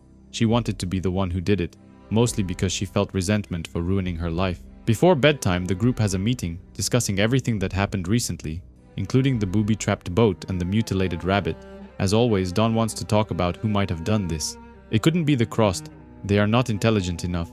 But the others only want to talk about one thing. Who's going on the search mission in 3 months? Shaky doesn't want to listen to this anymore and goes outside to write in his journal. Apparently, the waters surrounding the island are a mass grave for tens of warships which were sunk during the Second World War. He remembers calling his family, including his fiancée Jen, but she wouldn't pick up. Next, he tried calling his parents and his brother, but the people answering weren't his family anymore. He was in a state of shock, wandering the streets on autopilot, staying unseen, staying lucky. He remembers passing next to an international landmark and wondering where all the tourists were. His question was quickly answered when a Crossed tourist saw him and attacked him. He started running towards the subway, but he tripped on the stairs and fell down, knocking his head on the pavement and going unconscious. Even though he had already seen some horrible things, nothing could prepare him for the shocking sight in front of him. A giant orgy of violence, hundreds of Crossed viciously attacking people, mutilating their bodies and using their corpses for personal pleasure. Shaky managed to stay alive by hiding like a coward in a dark corner, but loud noise caught their attention. It came from outside, and they all started running up to see who made it. A few lucky survivors were overrun and killed in seconds. Poor blokes never knew what they were up against. He continued walking through the city, heading towards the Millennium Bridge, which was always his favorite view of London. It was a sight to behold. The city was in complete chaos. There were fires everywhere, and he could hear people screaming in the distance. He thought this was the end of the world, so he decided to take his own life by jumping in the river below. In the present, he starts vomiting, remembering his family who was probably dead now, and the gruesome sights were haunting him to this day still. He continues writing in his journal, talking about performing daily chores like covering the sheep with nettle juice, which was disgusting to him. The older women made fun of him, but he lived in the city his whole life and wasn't used to this. Roshan, a 15-year-old girl living with them, comes up from behind and grabs his ass, asking if he wants to take a little break. Her father was working the fields in the background and asked her to go back to work and stop talking to Shaky. One of the sheep attacks him and he panics, thinking it wants to fight him. The other people find the entire scene hilarious, but luckily Masood, Roshan's dad, comes to his rescue. His daughter went missing all of a sudden and the mother asks Shaky to go look for her, but not tell the father. There is an abandoned house on the shore, but when he goes inside, he finds Roshan making love with John, one of the bigger guys from the community. Shaky remarks that the guy is big and strong and isn't very smart, and Roshan did ask him first. While her parents were busy searching for her, they neglected their youngest son and left him to play alone next to some ravens. Unfortunately, the ravens had brought infected human flesh onto the island, and the young kid was quickly infected, turning him into a Crossed. They quickly brought a small cage and put him outside while they discussed what to do with him. Don thinks this is a great opportunity for them and he wants to study the young body. Maybe they can learn more about them and even find a cure. Shaky thinks this is a stupid idea. This isn't Hollywood after all. They can't fight the infection. This is the end of civilization, and there is no cure. Elisa asks them to stop and think about the boy's family. What they must be going through right now is horrible. John thinks Don's idea isn't so bad after all. They plan to leave the island soon and anything they can find out about the Crossed before that might come in handy. Shaky blames him for what happened to the boy. If he wasn't busy making love with Roshan earlier, his parents wouldn't have been distracted searching for her. Masood comes towards them, and John thinks he might have overheard the truth about Roshan. In fact, he only wants the man's gloves and mask because he feels it's his responsibility to kill his own son. The group has another meeting and Masood volunteers to be part of the group that leaves the island, but Rab and Don disapprove. They both decide they won't allow volunteers anymore. Instead, they'll run a lottery and draw the names of the people who will go. The next day, a couple of Crossed have crashed their boat on a couple of rocks and attacked 2 sea lions sleeping there. They were too busy to see the lighthouse and see the people who were watching them. They didn't sound the alarm because the Crossed were very close to their location and making more noise would attract them. One of them hears something and jumps in the freezing water, but the current was too strong and it drags him underwater. Seeing him drown triggers another flashback, this time right after Shaky jumped in the water, but he didn't drown because the river cops dragged him out. He thought it was the end of the world and everyone had turned. That's why he wanted to take his own life. The captain sees a couple of army helicopters flying over the city and he thought the cavalry had arrived. The poor soldiers had no idea who they were up against. They didn't even have basic protection for the piss, the spit, the blood splatter, and of course the bites. Most of them were quickly infected, turning Crossed as well and then turning on each other. Nobody had any idea just how fast the virus could spread, but they quickly realized there was no salvation. At first they thought they were safe on the boat, but things took a dark turn when the Crossed stole one of the smaller boats and headed towards them. The army had been defeated and one of the tanks fired towards them, nearly hitting the river police boat. Another officer had been unconscious this entire time, and when he came to, he was a Crossed as well. The people on the smaller boat fired a rocket launcher towards them, and Shaky was forced to jump in the water for a second time. But this time, he fought for his life, even though just 20 minutes earlier he had tried to kill himself. In the present, Shaky couldn't sleep and continues writing in his journal, recounting everything that happens on the island. He goes to the lighthouse to talk to the people keeping watch, and something was happening on the rocks where the man was stranded. Other Crossed had arrived on the rocks and a small orgy of violence erupted, but luckily they weren't spotted and there was no easy access to the island anyway. The biggest problem on the island, aside from the constant threat of the Crossed, is boredom. Every night the group gathers together in one of the houses, but tonight they get into another heated argument.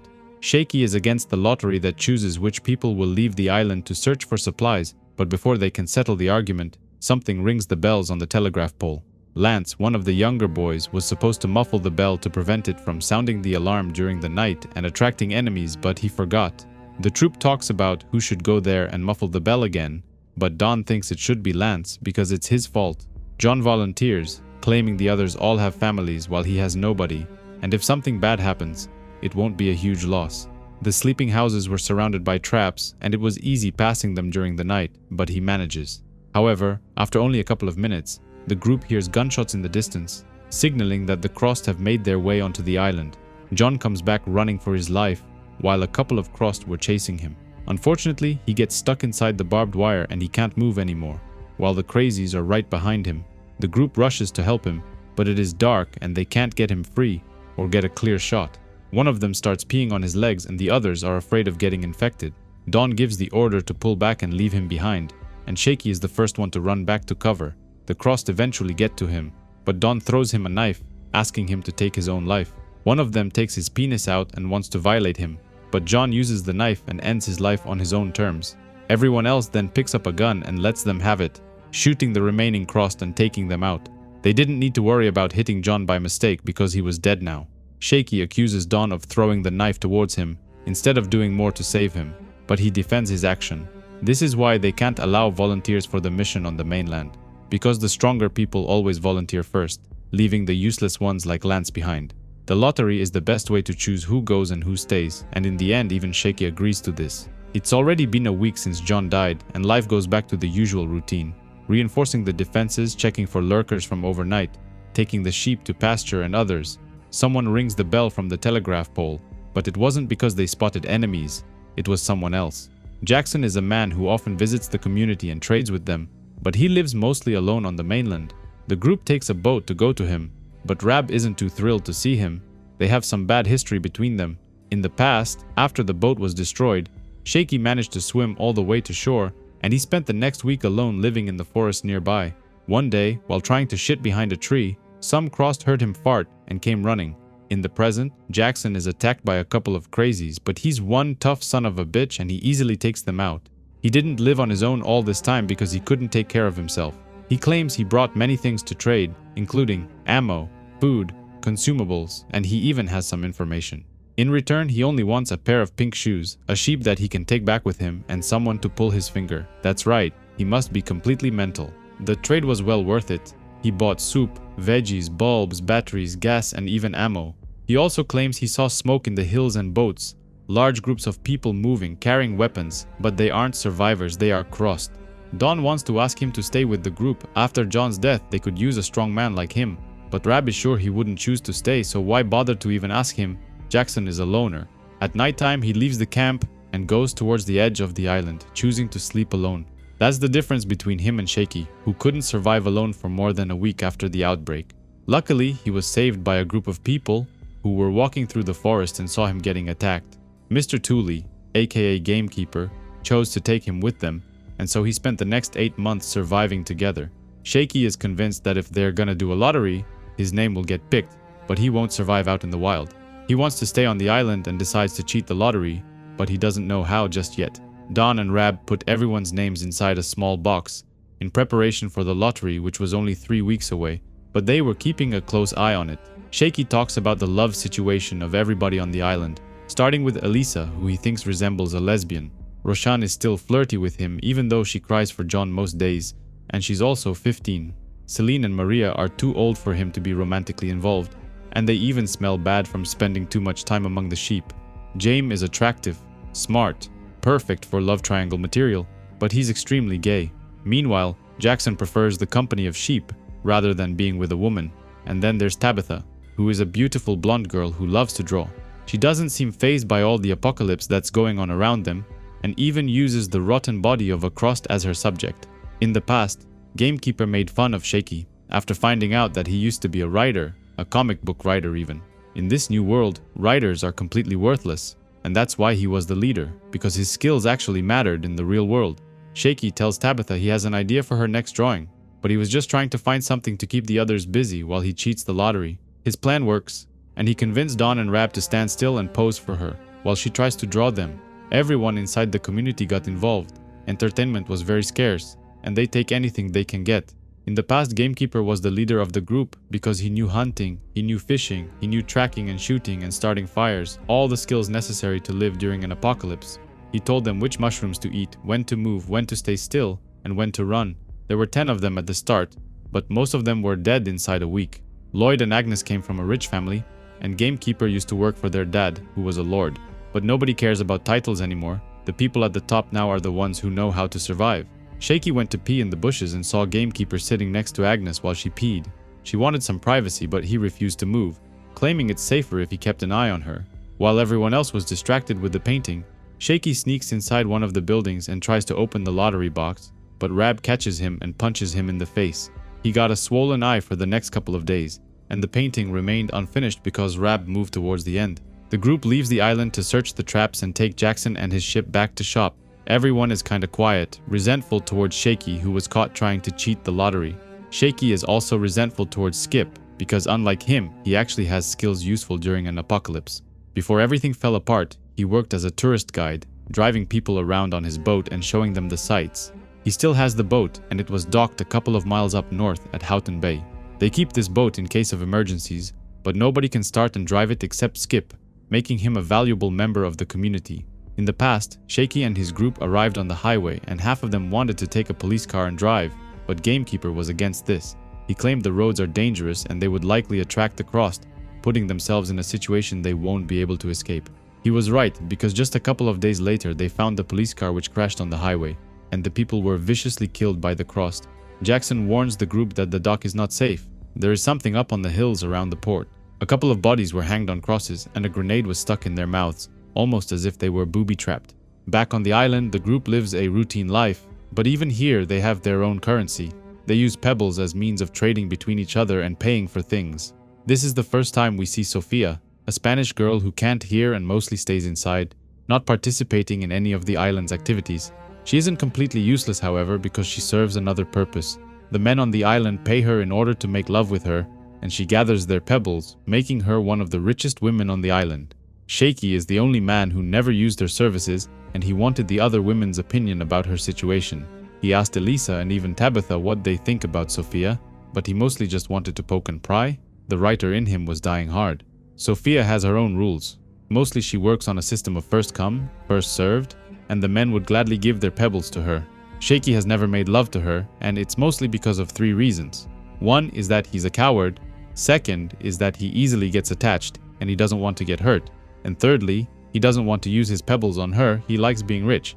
Instead, he gives his pebbles to Don, trying to bribe him in hopes that he will cross his name off the list of people who will leave the island soon. One night he couldn't sleep, and Sophia visited him. He thought she wanted to make love, but she actually wanted him to follow her. She and one of the younger men just had sex, but the guy wasn't feeling too good and was puking. The dead crossed are floating in the sea around, and they suspect he might have been infected by eating the fish. But if that's true, it means that Sophia is infected as well, and this terrifies her. Shaky remembers seeing Gamekeeper and Agnes outside while he was taking a piss. He unzipped his pants and wanted her to touch his penis, and if she refused, he would abandon her with the monsters. He wanted to wake up her husband and tell him what he just saw, but he already knew, but he couldn't do anything. They wanted to stay alive. Shaky sits next to Sophia and they watch the Aurora Borealis, which was extremely beautiful that night. However, what he fails to notice is that she uses a blade to slice her wrists. The thought of her turning crossed was too much for her to bear, and she decided to take her own life. Don approaches him and gives him back his bribe, insinuating that he can't cheat his way out of the lottery. The boy who had sex with Sophia was getting sicker and Maria took care of him. In many ways, she was the perfect granny. They were keeping him locked up inside the lighthouse just in case he turned into one of the crazies. In the past, he and the group found an abandoned hospice, which wasn't as quiet as they thought.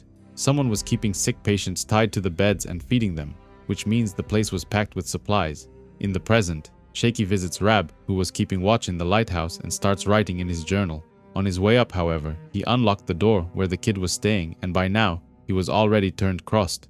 The boy jumps Rab from behind, scaring the shit out of him, but he manages to pin him to the ground. Rab asks for help, but Shaky agrees to help in exchange for his name crossed off the list. Rab agrees and he shoots the kid in the head, blowing his brains out. Jamie and Lance took the dead bodies and dropped them in the water as far as possible from the island. But while they were out there, they heard some loud noise, possibly an explosion, maybe from Houghton, where the bodies were crucified with grenades in their mouths. In the past, the group found one of the nurses from the hospice and a couple of patients hiding in the basement. Sister Teresa refused to abandon the people when the outbreak began, and she's been living there ever since. Gamekeeper wanted to take the supplies and leave, but she didn't want to leave. Agnes saw how he looked at her and tried convincing her maybe Gamekeeper would focus his attention on her instead. The lottery eventually takes place just 2 days before a couple of people will leave the island in search of supplies. Don gives a big speech, but nobody cares about that. They just wanted him to get it over with. The first person to get chosen was Tabitha, the artist, followed by Celine, one of the older women, and Viceroy, one of the oldest members of the group. The last name to be pulled was Des, but Rab holds a grudge on Shaky for trying to kill him, and claims Shaky is the last person to get selected. While everyone is making plans for the upcoming trip, he continues writing in his journal, unbothered by any of this. Des actually wanted to be the one who left the island, but Don claims the lottery is final. It's no surprise why these 4 people were chosen. They are the weakest members of the community. The others all have useful skills and are needed to keep things working.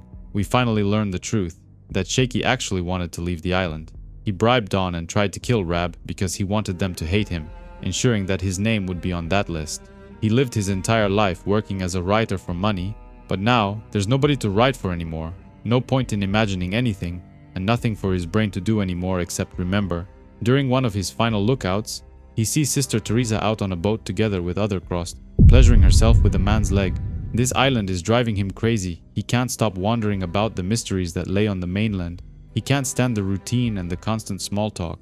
He needs a mission, he needs something with a goal, a purpose, and a meaning. That's why he wanted to leave the island and go search whatever is out there. The small group left the island and headed towards Houghton, where Skip's boat was docked. Acrost was staying aboard the boat, but he was sick, and they quickly dealt with him and then dropped his body in the water. Out of nowhere they heard whistling, but it wasn't someone making the noise, it was the sound of mortar explosions going off in the water nearby. Someone was shooting at them, but luckily the wind was strong tonight, which deflected the shells away. They had no idea who was trying to kill them. Was it normal humans or infected ones? Someone was following them from a distance, but it was too dark to see if they were crossed or not. Either way, they needed to get the hell out of here. Luckily for them, Skip's boat was very fast, and they were able to leave the boat far behind and escape into the open sea. They headed south and stopped to spend the night in the quiet sea, while Shaky took the first watch. He continued writing in his journal, remarking that this was why he wanted to leave the island. He wanted to see what was out there. He wanted to experience the dangers on the mainland. He wanted to feel alive again, so he would push himself to stay that way. They settled on a spot a couple of miles outside, which in the end was taking it easy.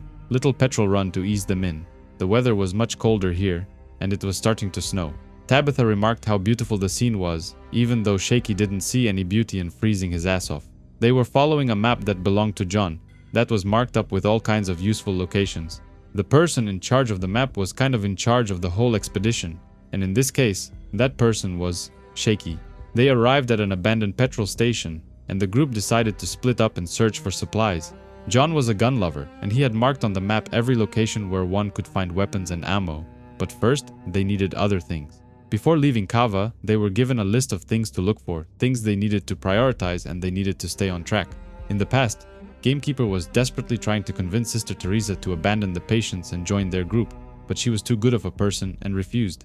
The old man was frustrated that she wouldn't listen to him, so he went outside for fresh air. But what he really wanted was for Agnes to give him a job. Before bedtime, Teresa wanted everyone to share their life story, but Shaky knew it was better to keep things to yourself and not share them with strangers. She was a good person and very useful, and because of that, Gamekeeper wanted her on his team. The next day, he walked in on them, claiming that one of his people was dying outside, so Sister Teresa went to check on him. It turned out the poor guy was hit from behind by Gamekeeper, because he wanted everybody out of the hospice. Then he rang the fire alarm, which made a very loud noise, possibly alerting every crossed in the area to their location.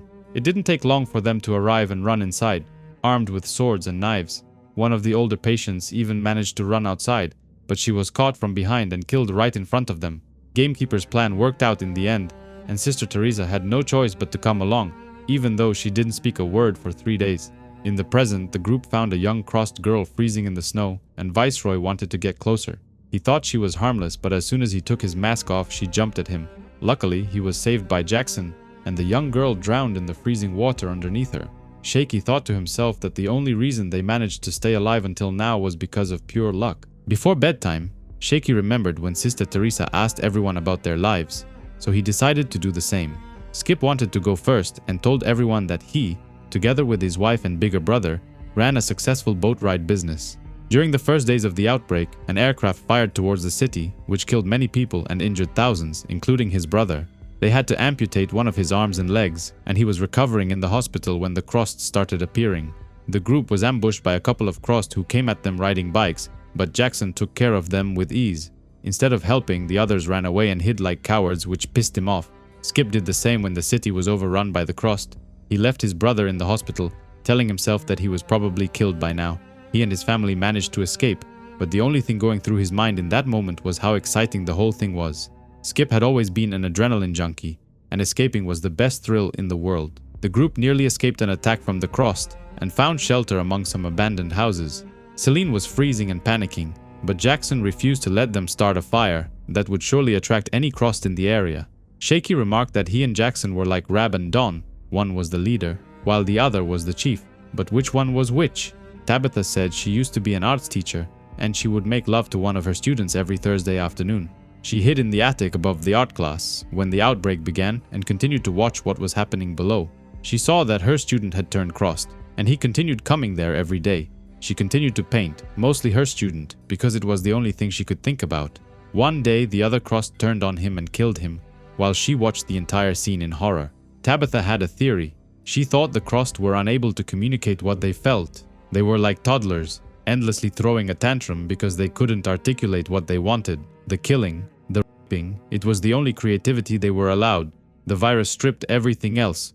Out of nowhere, an armed man jumped through the window, threatening them at gunpoint. Jackson sees that he was using an old shotgun, which isn't even in working condition most likely. On top of that, he doesn't even have any ammo for it, convincing the guy to surrender himself. He wasn't working alone, there was another one outside, but these guys are desperate. They are locals who used to live here before the Crossed apocalypse and just wanted some supplies. Shaky makes a decision and tells them about Kava, promising to take them with him if they agree to help search for supplies. He tells them the next location on the map and asks them to meet there tomorrow. The men agree, and they won't have trouble spotting them in the snow because they have heat vision goggles. The others didn't talk to him after that because they didn't agree with his decision, but he was the one with the map, so it was his decision to make. The list included finding useful people after all. The group continued the journey, heading to the next location on foot, but Jackson had sneaked away, leaving them defenseless. He told them from the start that he would eventually leave, but Celine couldn't accept it, claiming they need him. They discussed possible reasons that convinced him to abandon them. Maybe it was Tabitha's life story, or maybe he didn't like how they handled those two guys. Either way, they are on their own now. The group finds shelter in an abandoned barn and decides to cook some food. Shaky still thinks he made the right decision in asking those two guys for help in exchange for entrance to Kava. But what he didn't expect was for them to be more than two guys. 6 people in total, actually. The group headed up to search for supplies, but they ran into a river and needed to cross it. Out of nowhere, more than 30 Crossed came running towards them. They were probably grouped to keep each other warm. The group throws a tree over the river, and one by one they start crossing. Jasper is the try-hard bald guy who acts tough and bullies people around. Richie is a good kid from Kenya. He came to Scotland with a scholarship. Dolores is old and useless in a tight situation, but she used to work as a doctor and might come in handy. Mark is an odd one. Maybe it's caused by trauma, but he's kind of a joker and manages to make jokes even in a dangerous situation. Fortunately, he used to work as a cheesemaker, and they have plenty of sheep back on Kava. Miranda is a big and strong woman, built almost like a tank. She might come in handy. Barry is the last one to cross the river, and the others mentioned that one time he came in contact with infected blood and he might be immune to it. Unfortunately, he is also the first one to die after someone throws a knife in his direction and hits him in the neck. He fell in the river and the current dragged him down fast. The others were powerless to do anything about it. It's been 4 days since the river incident, and the group continues gathering supplies. The people from the island sleep on the boat every night and reunite with the others in the morning on the mainland. Unfortunately, the boat isn't big enough to bring all of them back to Kava. They can only take 2 of them back, and Shaky needs to make a decision. One morning, the group returns without Jasper. Apparently, he took all the supplies and abandoned them, deciding to go on his own. In the past, Shaky and the group found refuge among some abandoned houses, and so far Gamekeeper wasn't focusing his attention on Sister Teresa.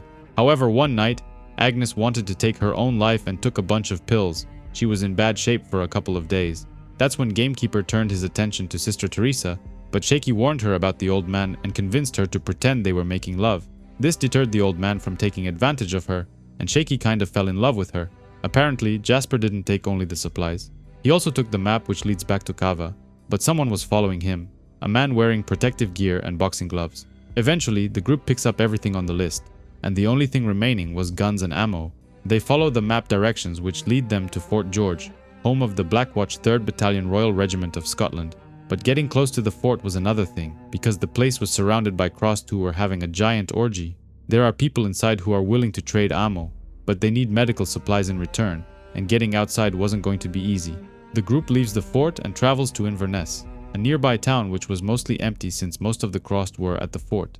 They get lucky and stumble upon a pharmacy that was locked ever since the outbreak began, which means the place was packed. But that's not all. There was also an ambulance parked outside with the keys in the ignition. They would be able to transport everything locked inside. Shaky wants someone to volunteer to drive the ambulance packed with medicine inside the fort and use it to trade for ammo. Viceroy calls himself lucky, remarking that he nearly died to the Crossed girl when they first came here, and today it happened again. While everyone was loading the meds inside the ambulance, he was supposed to keep watch, but an infected attacked him. A person wearing a protective costume and boxing gloves came out of nowhere and saved his life. Shaky doesn't think much of it, remarking that it's probably just another crazy person. But why did he leave Viceroy alive then? Celine volunteers to drive the ambulance, but she also wants to tell everybody what happened to her family. Her family was on vacation when the outbreak began, and they were able to live in the trailer safely for a couple of weeks. Her husband eventually got sick, and they had to get more supplies, so she offered to drive the camper and bring back supplies. Unfortunately, she isn't a very good driver, and she was having trouble using the stick shift and making a lot of noise along the way. The Crossed heard the noise and ambushed her family inside one of the cabins, and the husband blamed her for not knowing how to use the stick shift correctly. This whole story isn't helping her case very much, but Shaky thinks she is highly motivated to erase some old stains from her past. Before starting the mission, Celine used makeup to make herself look pretty, but Shaky couldn't help but think how pointless any of this really was. In the past, Gamekeeper couldn't help himself, and he kept abusing Agnes, demanding she pay rent for keeping her alive. He banged her from behind while asking her to say hallelujah, just like Sister Teresa said when she pretended to make love to Shaky. Several weeks after what happened in the forest, someone had stolen Teresa's clothes, but Agnes offered to give her something smaller to wear. something almost see-through. In truth, she wanted Gamekeeper to focus his attention on the sister and leave her alone. In order for the ambulance to get inside the fort, someone needed to drive another car and distract the Crossed. Shaky wanted the new guys to be the bait, and even though Miranda was pissed as hell, she had no choice if she wanted access to the sanctuary. Shaky remarks that he spent most of his life being the nice guy, trying to get others to like him, but now he was acting like a jerk and almost everybody hated him. Celine was finally ready, and the mission with the fort finally began. Miranda was still objecting to being the bait, remarking that she's not even sure she wants to come to the sanctuary anymore. Tabitha wonders why Shaky is being such a jerk to her, but maybe he isn't acting, and he claims that maybe he isn't a very nice person after all. 4 people got inside a smaller car and drove towards the fort's main entrance, trying to get the Crossed's attention and lure them away. The plan worked, but Miranda got shot in the leg while trying to drive away. The gates ultimately opened, and Celine drove the ambulance inside the fort, but they closed just as fast. With Miranda out of the picture, Shaky wanted another volunteer to drive the truck, and this time Viceroy volunteered. After waiting enough time for Celine to unload the medicine and get the ammo, they drove to the gates a second time. Unfortunately, it had been a long time since Viceroy drove a car and he managed to stall it. They were nearly overrun by the Crossed, but he was able to start it again and escape just in time. Unfortunately, the doors didn't open again, signaling that something might be wrong inside. Celine and her truck were stuck inside and nobody was coming out with their share of supplies. The group tried again the next day. This time Viceroy was a better driver and things worked out smoothly, but the doors remained closed. Nobody ever came out and Shaky wondered what happened to Celine. Useless, cowardly Celine. They spent the night in the forest, but they were awoken by a powerful explosion which came from the fort. They had no clue what had happened, and they immediately rushed to go inside. The door was blown wide open and there were corpses everywhere, normal humans and Crossed alike. There were still a few survivors here and there, but the group easily dealt with them. This place was everything they had ever hoped for, and Miranda found a couple of machine guns tucked inside. Ammo was no longer an issue and they could use it as freely as they wanted. Even though things were looking good for them and they could take all the supplies they could find, Shaky couldn't help but wonder what happened to her. While the others were busy loading the weapons inside the car, he was determined to know what caused the giant explosion and what happened to Celine. He went inside and found a rope on the ground, but when he opened a door, a baby Crossed attacked him. Richie easily took him out, but Shaky continued to search for clues. He was determined to know what had happened here. There had been a big explosion at the door which caused a massive hole in the wall, allowing the Crossed to storm inside. The soldiers got into position and started blasting everyone in sight, but they eventually got overrun and ended up killing each other. Shaky noticed that there weren't any female bodies inside the fort, apart from the Crossed women. This meant that there were mostly male soldiers guarding this place, and sending Celine in with the truck wasn't the smartest idea. She was probably violated by the soldiers, who hadn't seen a woman in months. Maybe she was able to escape and run outside, but there was nowhere she could go. She took a grenade in her hand and threatened to pull the pin, and when the soldiers didn't back down, she killed herself. There was so much ammo lying around that it probably caused a chain reaction, resulting in a massive explosion which blew the door wide open. In the past, the group stumbled upon a shooting and fishing store which was packed with supplies. The place was filled with weapons and ammo and they couldn't wait to empty it. Shaky even found some Jack Daniels and started drinking. He offered Sister Teresa a sip, but she refused. She was always in self-control of her vices. The two of them liked each other and there was definitely eye contact, hair fiddling, and blushing cheeks.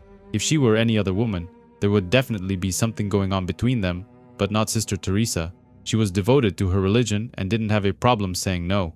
Gamekeeper walked inside and ordered Agnes to step outside and pay her rent, and Shaky wondered if Teresa knew what was really going on.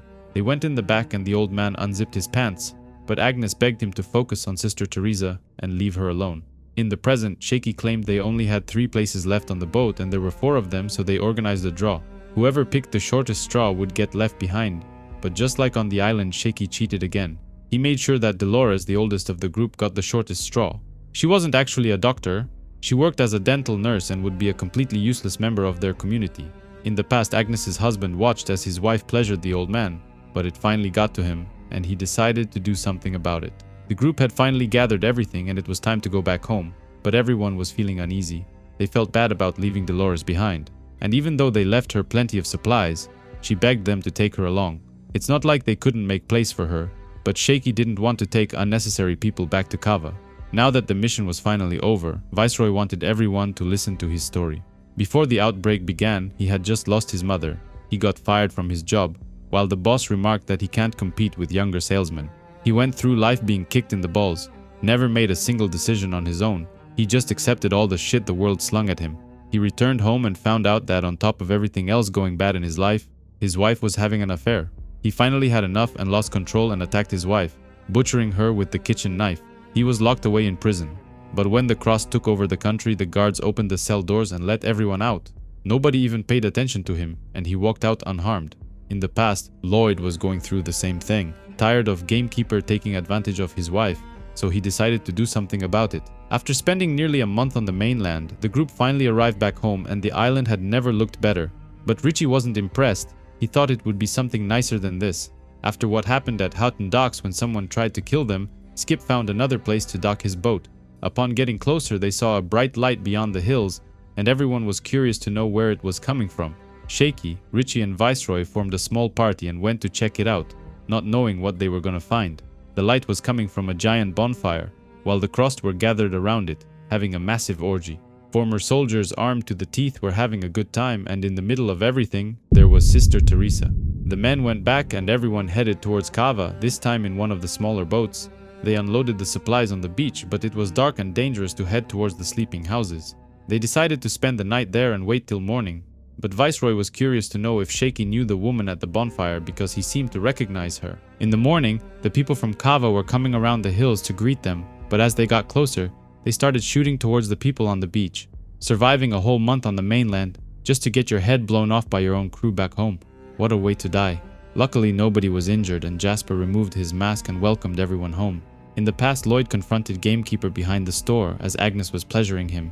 He wanted him to stop and threatened the old man, but he didn't have the courage to pull the trigger and the old man shot him in the leg.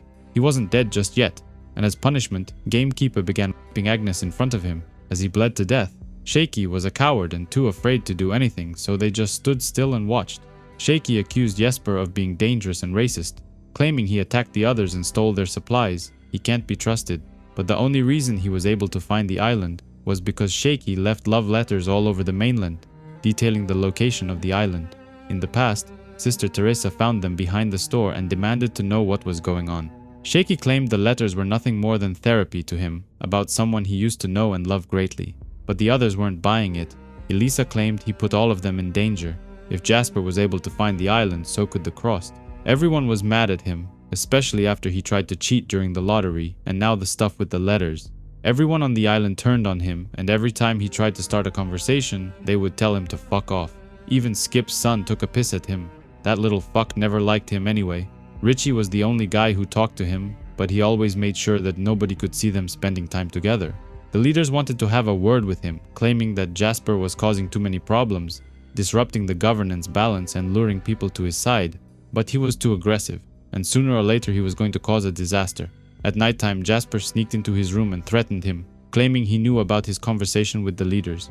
He accused him of plotting something and asked him to leave the sanctuary. Shaky was a bona fide coward, and he didn't deny it, but tonight he stood up to Jasper and asked him to pull the knife away.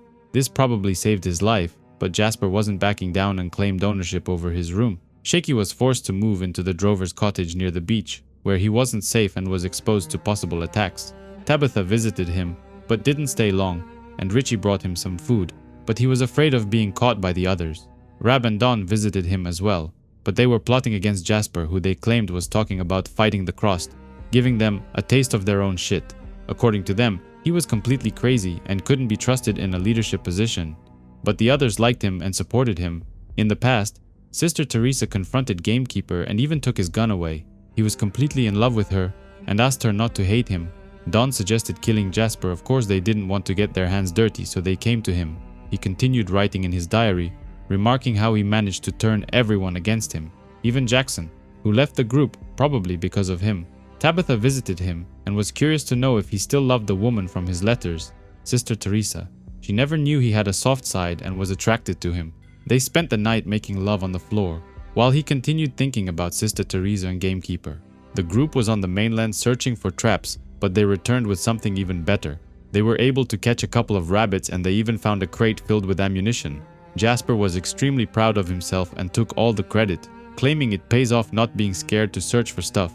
In the past, Agnes took her own life by hanging herself in the forest, but this pissed off the old man. He started hitting her corpse, calling her names, but Shaky tried to stop him.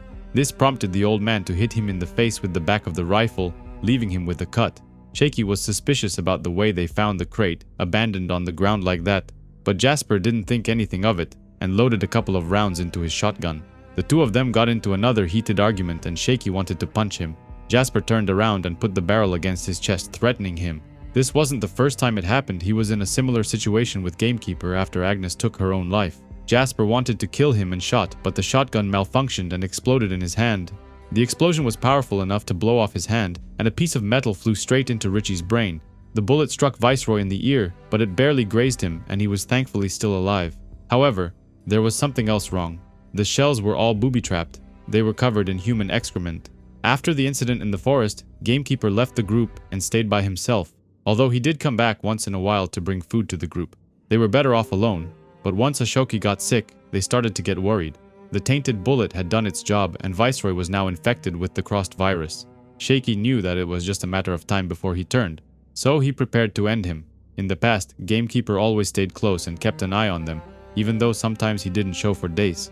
Maybe it was the stress, or maybe from all the walking, but Ashoka was starting to talk in his sleep about taking his own life. Shaky hit Viceroy on the back of the head and put an end to his misery before it even began, but he saw something in the distance. He took Jasper's head vision goggles and saw a bunch of crossed on the other side of the sea, looking towards the island. He spent the entire night on the beach, writing in his diary and waiting for the others to wake up. He took the bodies inside the house and Don and Rab visited him, but they also brought the landmine. In the past, Shaky was keeping watch outside the library, but while he was smoking, Gamekeeper snuck inside undetected. He killed Ashok in his sleep by strangling him and then went after Sister Teresa. The three men carried Jasper's body aboard one of the smaller boats and took him off the island. He wasn't dead just yet, but was unconscious because he lost a lot of blood. They took him to where the pile of rocks was and then they planted the landmine, preparing a trap. We finally see the contents of the love letter written by Shaky, where he had hoped that Sister Teresa would find it, warning her to stay away from the island, because they would surely kill her if she ever came here. Once he finished smoking, he went back inside the library and found Gamekeeper raping her on the ground, while Ashok's unconscious body lay next to them. Jasper eventually woke up about noon, but he was stranded on the pile of rocks in the middle of the sea. The people from the village had all gathered to see what was happening, but nobody wanted to go help him. Poor Jasper, he thought the others liked him and some of them were loyal to him, but he was wrong. The boat that was constantly circling the island saw him, but they refused to get close, realizing it might be a trap. In the past, the old man had carved a cross on Sister Teresa's face, just like the cross, but she was calm and didn't even scream. She had iron self-control and incredible restraint, and even as she saw Shaky in the corner, she screamed and begged him not to kill the old man. She was now on the boat, together with the man with the boxing gloves and Celine. Shaky thought she died at the fort, but he was wrong. She was still alive and being kept a prisoner. He finally had enough and detonated the landmine, even though the boat was safe enough from the explosion. In the past, he finally grew some balls and shot the old man in the back, killing him on the spot. Jasper was now killed and his body burned on the pile of rocks, while the crust on the boat returned to the mainland, leaving Shaky to continue writing in his diary. Winter was over and spring came along, but the weather in Scotland isn't very welcoming and it rained daily. Life on the island continues as usual. People tend to the animals and do the chores, while the crossed come to the island from time to time but are easily taken care of. The people have a predictable continuation of the universal distrust and dislike towards Shaky, well, almost universal. Tabitha continues visiting him, but she doesn't like spending the night because she doesn't want the others to see the two of them spending time together. Everybody was still thinking about Celine and the crossed who were keeping her prisoner, but they couldn't understand why they hadn't killed her. He remembers what happened after he found the gamekeeper violating Sister Teresa. She was lying naked on the ground, having a seizure. She was epileptic and didn't tell anyone. He was able to calm her down, and her seizure eventually stopped.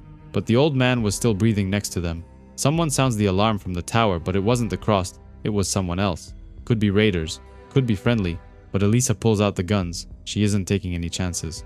A boat filled with people arrives on the island, but they are worse than the crossed. They're bloody Americans. Sutton, Sean, and Dora are brought inside the home for questioning, and the leaders were relentless with the interrogation, demanding to know how many of them there are and where they come from. One of them introduces himself, claiming his name is Sean, and they live close to the island. If the leaders want, he offers to show them, and they agree. Shaky, Des, and Elisa were sent to follow Sean and see where his people were living all this time.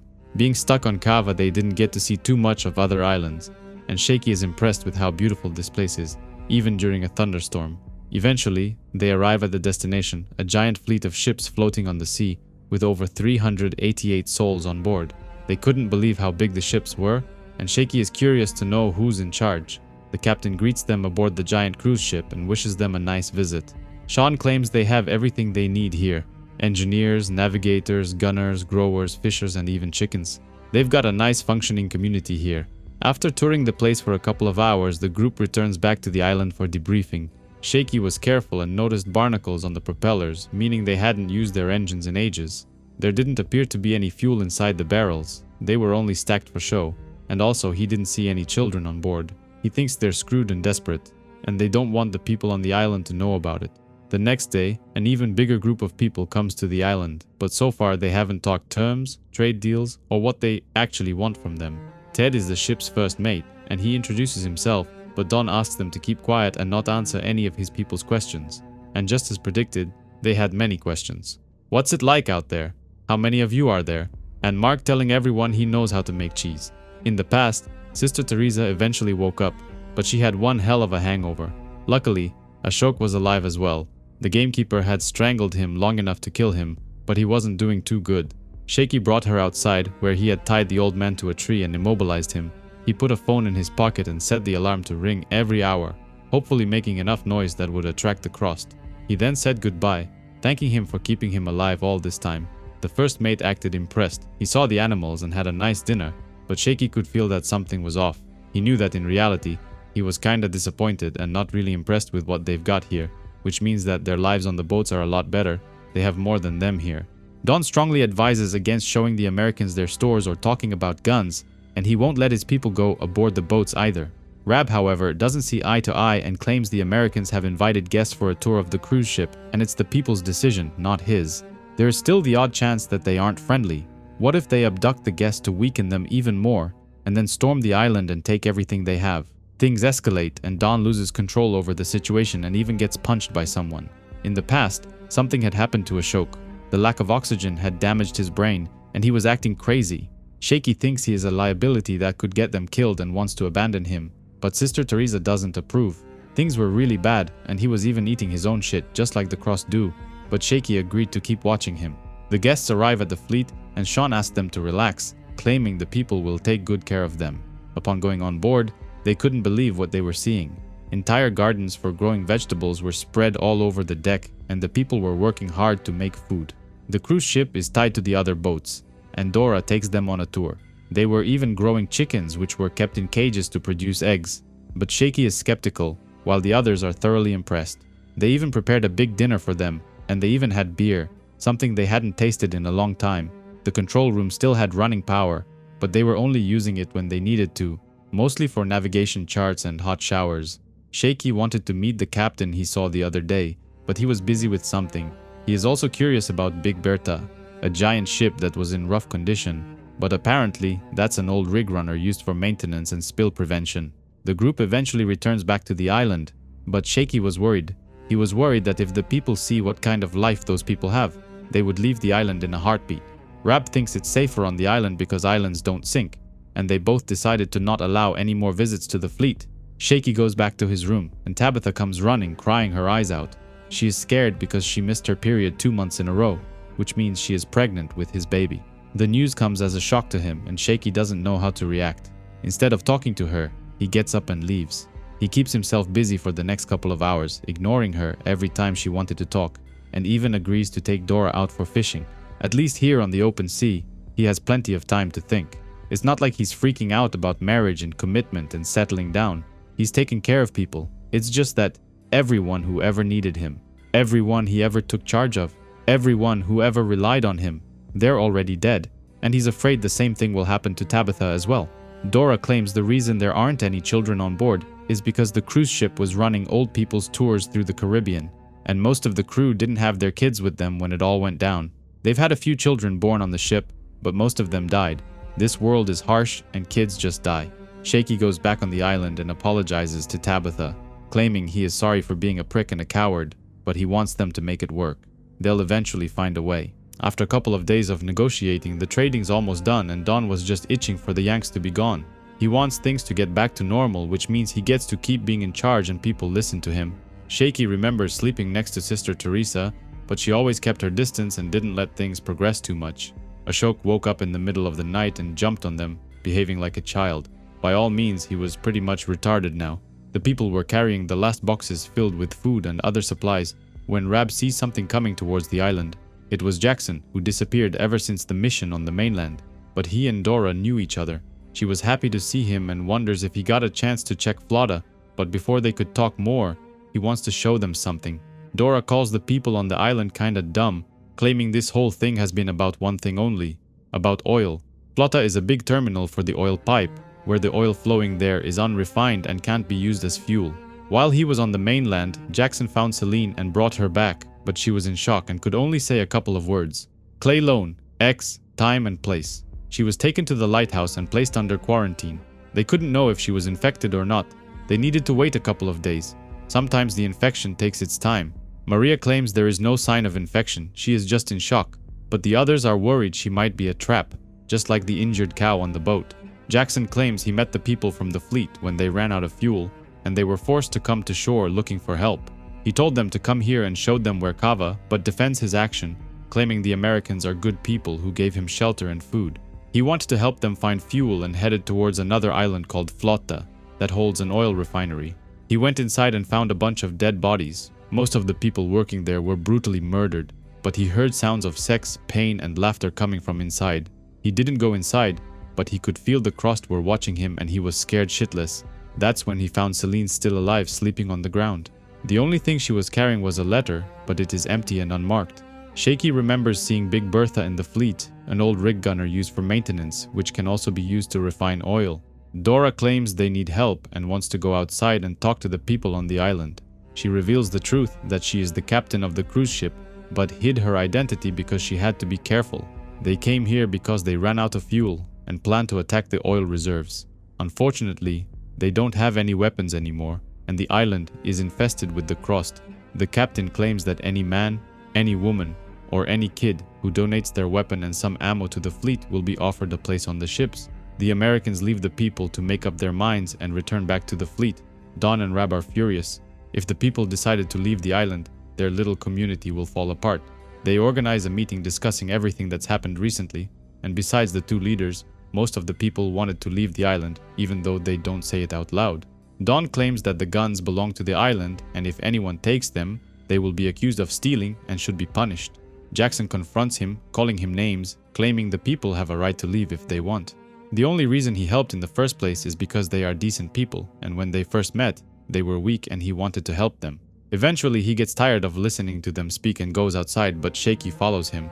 He wanted to know if Celine mentioned anything else when he found her laying on the ground, but Jackson doesn't like him very much and punches him in the chin. Jackson says he deserves it, calling him a piece of shit for what he did during the mission on the mainland. He calls him poison and asks him to leave him alone, claiming that bad things happen to folks around him. Shaky visits Tabitha, who is drawing on the shores, and wants to know if there is any hope for him. She thinks he is definitely an asshole pretending to be a nice guy, but she also thinks he is a nice guy pretending to be an asshole, like double bluff camouflage. Next, he visits Celine, who was recovering inside the lighthouse, but she was just repeating those words.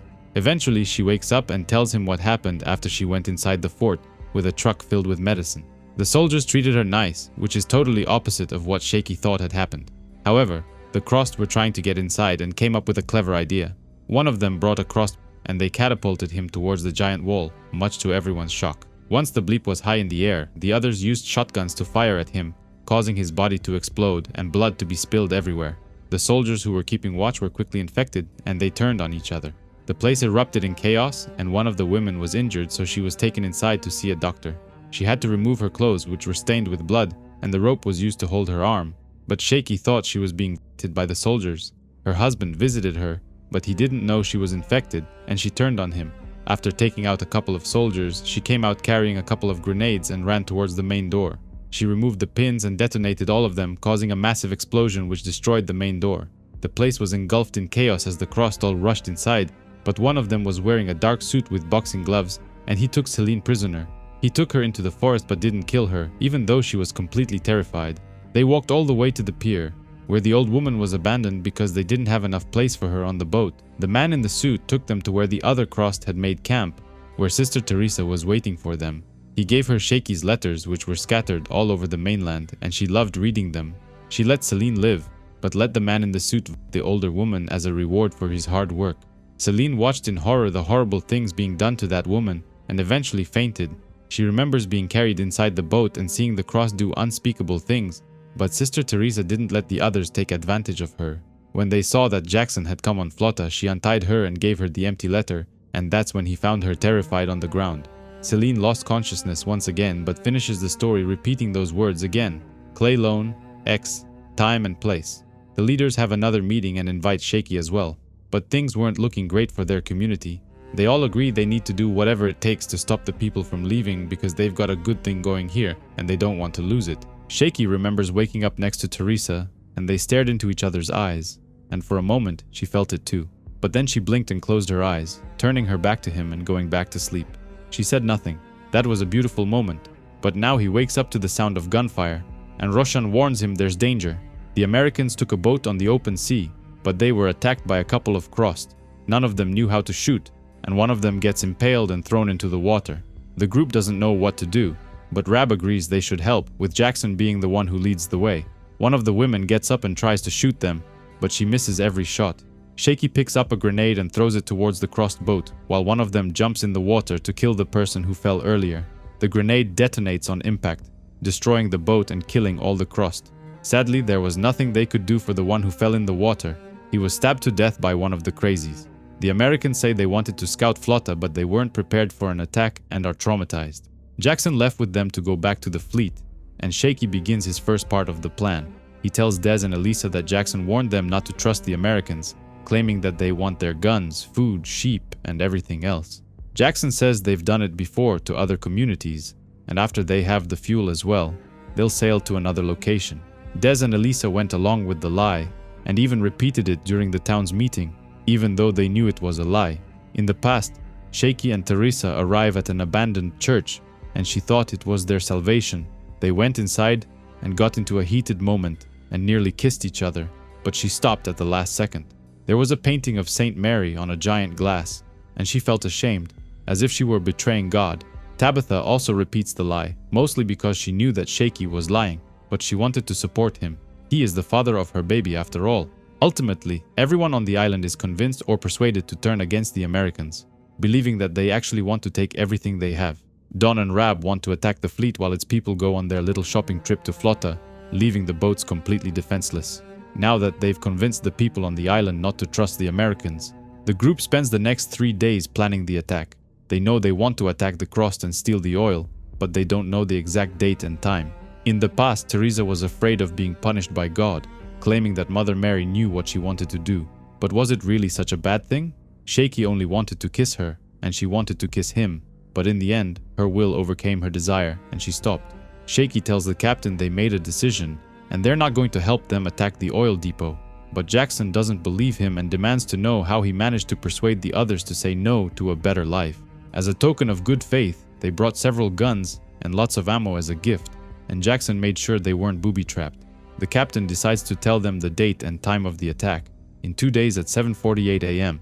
Thanks to Jackson's reconnaissance, they've been able to learn a lot about the crossed and have come up with a plan. The island is crawling with ex-NATO soldiers who are now savages and spend most of their time off the island, patrolling, hunting, and driving off other packs.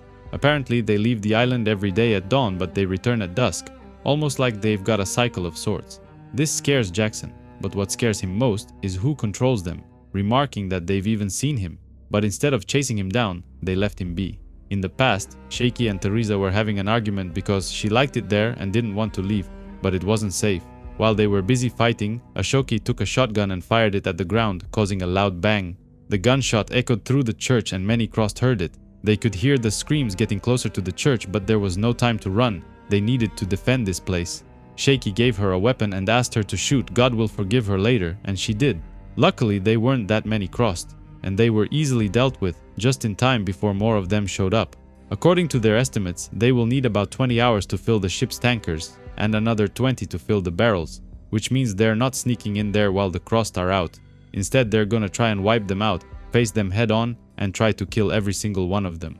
The guests from Kava learned enough and decided to go back home, but before leaving, Shaky gives the captain a personal handwritten note. The day of the attack is here, and the people on the island wake up early so they can attack the fleet just as soon as its people leave for the oil reserves. Don gives a big speech, loves being in the center of attention, and he continues lying to them, claiming the Americans are the aggressors and they shouldn't feel bad about attacking them. While Don goes along on the mission and even leads it, Rab stays behind with the women, proving he is the junior boss of the island. Behind Don, Tabitha wonders if she should have stayed back. What if something happens to the baby? But Shaky wants her to come alone, reassuring her that everything's gonna be okay.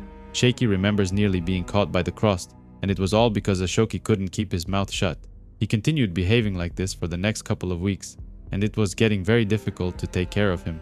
One night, while Sister Teresa was sleeping, he got an idea. Shaky remembers what Don said before leaving, that they shouldn't feel guilty, and the only thing that matters is protecting what's important. That's exactly what he wanted to do with Teresa, and he woke Ashoki in the middle of the night and asked him to go for a little walk. The people from the island approach the fleet, confident that most of the men will be off on the mission and it's going to be easy pickings. So far, so good. They get aboard their cruise ship with ease, no chaos, no bloodshed, and no use of guns. Out of nowhere, someone shoots at them and Shaky nearly gets shot in the head by one of the crewsmen. He panics and asks everyone to stop shooting, but nobody listens to him and keeps going. Miranda wants to cut one of the bridges and cut off access to the cruise ship, but someone shoots her in the hand and she starts bleeding heavily. Don realizes they knew about the attack and things aren't going to be easy. Shaky finally has had enough and gets off, screaming on both sides and demanding them to stop firing. The shooting stops, but Captain Dora asks them to surrender and put the weapons down. Elisa takes one of the mothers hostage, but she was carrying her baby in her arms. Don doesn't care and forces the mother to hand over the baby, much to the captain's horror. He thinks he's now in charge and puts the gun to the baby's head, thinking he has the upper hand. First things first, and he wants to know how come they knew they were preparing an attack. Shaky is the one who warned the captain about what they were up to, but she doesn't expose him, claiming they delayed the attack on the oil reserves by 1 day just to make sure. She asks her people to shoot Don if he so much as twitches, but if that happens the child dies, and there's going to be a massacre. Shaky sees for the first time just how calculated and smart Dora actually was. He could see it in her eyes that she was planning something. Suddenly, she gives the order, and Jackson throws a dagger straight into Don's throat, hitting his artery. He begins losing consciousness and falls down, dropping the baby straight on its head on the steel floor. The impact kills the baby, and the mother is horrified, accusing Elisa of killing her baby. She is the one who took her hostage and gave the baby to Don. It's her fault after all. Captain Dora pulls her gun and shoots Elisa straight in the head, killing her on the spot. Dora then asks her people to take Tabitha hostage, some sort of reassurance that the people from the island won't come back again. Tabitha looks behind, wondering if Shaky is going to do something about it, but he doesn't. This was his plan all along. He wanted her to come on the ship because she and the baby would have bigger chances of survival compared to the island.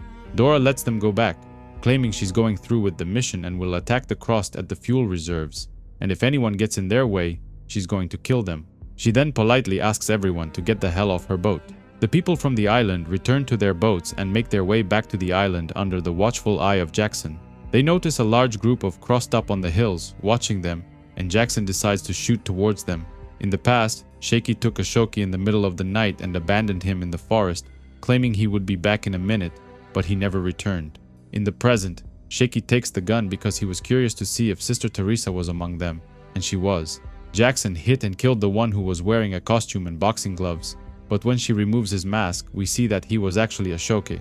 He lied to her, saying that Ashoki probably got up in the middle of the night and ran away, but they couldn't keep looking for him because the Crost were around. She was now furious, and you could see real hatred in her eyes. She cared about him and wants revenge. Shaky remarks that endings are never tidy, there are always some loose ends. In his case, it was Ashoki. As soon as they got back home, Jackson attacked Rab and started unloading his anger on him. He was furious about the preemptive strike, and Rab took it, claiming he deserved it. The others tried to peek inside and see what was happening. In the past, Sister Teresa confesses why she became a nun in the first place. She was never a nice girl. She used to drink and do drugs, shoplift from time to time, and even her own mother cut her off. Then one day, she and a couple of her friends stole a car, but during the getaway, the car crashed, killing everyone inside except her. She took it as a sign, thinking that God spared her for some divine reason, and ever since that day, she's been living a good life and trying to be a better person. Don and Elisa had both been killed during the attack, and Shaky thinks that Jackson is going to tell Rab about the letter. He only warned them because he wanted to ensure that Tabitha would get a place on the boat and would be safe because his place is on the island. Instead of exposing Shaky, Jackson claims that the crazy nun they saw earlier is controlling the other Crossed, and she's extremely dangerous, so they need to take her out. Celine comes and warns them about Teresa, saying she is barely keeping the other Crossed from attacking the island, and it's all because of Shaky. Their conversation is cut short because the group sees a giant fire somewhere behind the hills, where the drift fleet was. They think something bad must have happened, so everyone grabs a weapon and heads in that direction. Unfortunately, their worst fear comes true. The Crossed had attacked the fleet and managed to get on board. There was panic, and people were being slaughtered left and right, but there was no sign of Tabitha anywhere. In the middle of everything, Sister Teresa sneaks aboard one of the smaller boats and leaves, prompting Jackson to ask who she really is. After kissing passionately for the first time, Teresa had a change of heart and wanted to be alone, so she went for a walk. Shaky was worried and went searching for her, but she was hiding under some rocks because the Crossed were around. In the present, Teresa was heading inland alone, and Jackson wants the best shooter on Cava to follow her. Eliza was the best one of all, but she's dead now, which leaves Shaky as the second best shooter on the island. Jackson sends the others back home to warn them, while he and Shaky follow Teresa on foot. In the past, Shaky found her hiding under the rocks, but she began having another epileptic seizure and was going to make a lot of noise. Jackson follows the trail while Shaky blames him for the attack on the drift fleet. If he didn't shoot Ashoka earlier, she wouldn't have launched an attack. The Crossed heard Teresa's noise and jumped to kill her, but Shaky shot her right in the face. Unfortunately, the gunshot alerted the others, and he hid under the rocks as well, hoping to remain undetected.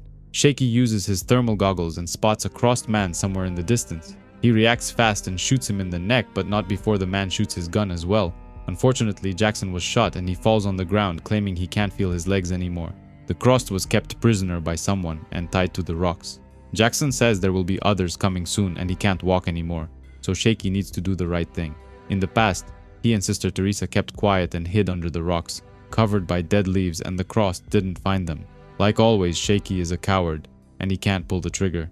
Even though Jackson claims he knows where they live, he knows where they keep the food and weapons. He's too dangerous, and they don't want him being turned.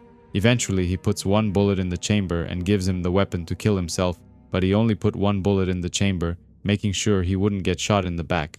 Jackson calls him a viper one last time, and then he puts the gun in his mouth, wishing he had been born on Jupiter. He pulls the trigger and blows his brains out, splashing blood everywhere on the ground. Sister Teresa eventually woke up, and she was happy to see that Shaky had kept her safe. The two of them stared, making out, and he quickly unbuttoned her blouse, wanting to get freaky. Shaky picked up Jackson's things and went looking for her, but she disappeared for a second. She appears out of nowhere, but he couldn't understand where from. She wasn't there a minute ago. In the past, they made love on the dead leaves, forgetting everything that was wrong with the world in that moment and enjoying it. He goes after her, but he doesn't want to be seen, so he keeps his distance. However, they weren't the only ones on those hills, because someone else was there. It was the gamekeeper. The old man was badly injured, but he was still alive and hiding in one of the caves. Shaky runs back to reunite with the others, but he trips on something and falls on the ground. He gets up immediately and keeps running, but he drops his pen on the ground. He remembers making love to Sister Teresa, but in the middle of it, she asked him to stop. There was another Crossed running around, but they were safe because he didn't see them. In the present, he gets back to the others and tells them Jackson's been killed. He saw the gamekeeper back there, but he was too afraid to confront him, and now he regrets it. He should have shot him in the face and been done with him once and forever. Teresa wanted him to stop and get out of her, even though the Crossed had moved on and it was safe. Shaky was pissed because he didn't get a chance to climax and he wanted to finish, but Teresa just wanted to move from this place. The group arrives back on the island where the others were waiting for them, but something was wrong. They were pumping gasoline into the water, but the only reason they would be doing this is in case of emergencies. Unfortunately, this was an emergency because the cruise ship was overrun by the Crossed, and they were now heading at full speed towards the island. The giant ship crashes into the shores, causing it to come to a sudden stop, which creates shockwaves across the water. Many Crossed couldn't wait to get onto the island and start jumping into the water, but the people were continuing to pump gasoline. Some of them were going down the ladder, including Captain Dora and her crew. Skip throws a Molotov next to the ship, causing the gasoline to ignite and light everyone on fire. This works and it's enough to slow down the initial attack, but more of them were dropping down. Shaky throws another Molotov, this time landing next to Captain Dora, but she manages to fire a shot, killing one of the women on the island. Another fire erupts and the captain is killed, but more of them escape and keep running towards the island. The people were desperately firing at them, trying to delay them as much as possible, but eventually they are overrun, and Rab gives the order to retreat. Shaky was missing a pen and he runs into the nearby house to fetch another, but upon going inside, he finds Tabitha searching through his things. They are both shocked to see each other, and he wanted to know if the baby is still alive. In the past, he and Sister Teresa arrive in one of the smaller towns in the area, but they are shocked to see a small girl all alone in the streets. Mark walks in on them and shoots Tabitha without thinking, killing her on the spot. Shaky avenges her by shooting him in the head. Even if she was turned, he still cared about his unborn baby. Now, there is nothing else he can do about it, so he gets another pen and leaves to be with the others. There is chaos everywhere around him, but he's unbothered by everything and just keeps walking. Mr. Mozod's wife gets killed by the crust and he was powerless to do anything about it. Fortunately, the traps were enough to slow them down, and one by one the people took them out. However, they weren't out of danger, because 3 more ships come at them from behind, and they were all run by the crust. Rab analyzes the situation and gives the order to abandon the island. They were about to get overrun. This island was their home for the last couple of years, but now they have to abandon it or risk getting killed. Mr. Mossad lost maybe more than anyone, his wife and his son, but ever since his boy died he's never been the same. He decides to stay behind and face the crust even though he still had one daughter left in his life. There were 2 claymores left from the mission on the mainland, and he uses both of them to blow himself up. He took many crust with him, but the remaining ones were slowly taking over the island, dancing on the shore, slaughtering the animals, and burning everything in sight. In the past, Shaky and Teresa found an empty church and climbed all the way to the tower. They thought this place was abandoned, but they could hear someone praying upstairs. As the people were heading towards the mainland, a couple of boats filled with crossed soldiers come towards them. One of them jumps in the water, but the current was strong and he quickly drowns. Another stands up and removes his cloak, revealing himself to be an old priest, someone that Shaky met in the church's tower. He was hiding there together with a couple of children whom he took care of ever since the outbreak began. The crust were preventing them from leaving the island, so Rab gives the order to go back and face the music. They were desperate and out of options, so the only thing left was to fight off the crust that have taken over their home. If they didn't win this, there was nowhere else to go, and that would mean the end of their community. Edith gets infected during the attack and quickly turns into a crust, but Shaky puts her out of her misery. Reverend Moses White introduces himself and asks them if they wanted to drink some whiskey. The church had a little creche, which was run by him and his wife, but when the outbreak occurred, she was killed. He and a couple of kids were able to survive by hiding here, and he does a few trips out to get food. Shaky thinks his story is kinda boring, but he enjoys the whiskey and doesn't mind listening to it. He knew they had to keep moving north, where it's colder and the crust aren't as many. Deep down he knew the kids were going to cause a problem for him, because Sister Teresa would want to take care of them, or even take them along. For the first time in a long time she was happy, just like taking care of the old folks back at the hospice. Eventually they managed to kill every crust on the island and take their home back. Shaky keeps thinking about the envelope that Celine brought back, and he thinks it's a hidden message. Teresa told him the location where he wants the 2 of them to meet, but he still needs to figure out a date and a time. There were lights coming from every direction, signaling that the crust had surrounded the place and there was nowhere to run. In the past, Teresa confirmed his suspicion and told him she wanted to stay there with the kids. As the people clean up the island from rotten bodies, Shaky tries fishing while continuing to write in his journal. It's been several days since the attack and things weren't looking too good for them. There were corpses everywhere and the food had run out or was destroyed by the crust. Skip and his family tried to run away in the middle of the night, but they returned the next day. Everyone was angry at them for abandoning them, but Jackie was killed during the escape. Karma had already done its thing. Apparently, Skip took one of the smaller boats all the way to the harbor where he had his tourist guide boat. However, one crust was waiting for them and he attacked Jackie with a harpoon. He stabbed her in the leg and dragged her into the water, and Skip was forced to leave her behind and save his son. He was mad and shouted at Shaky, demanding to know what he did to the nun that made her so furious. The crust returned to the island, but this time they had Jackie all tied up and were taking turns violating her. Reverend Moses was the first to get a go at Jackie, while the people watched in horror, powerless to do anything to help her. When he was done, he threw a Molotov at the boat, lighting it on fire and destroying their only good chance at escaping the island.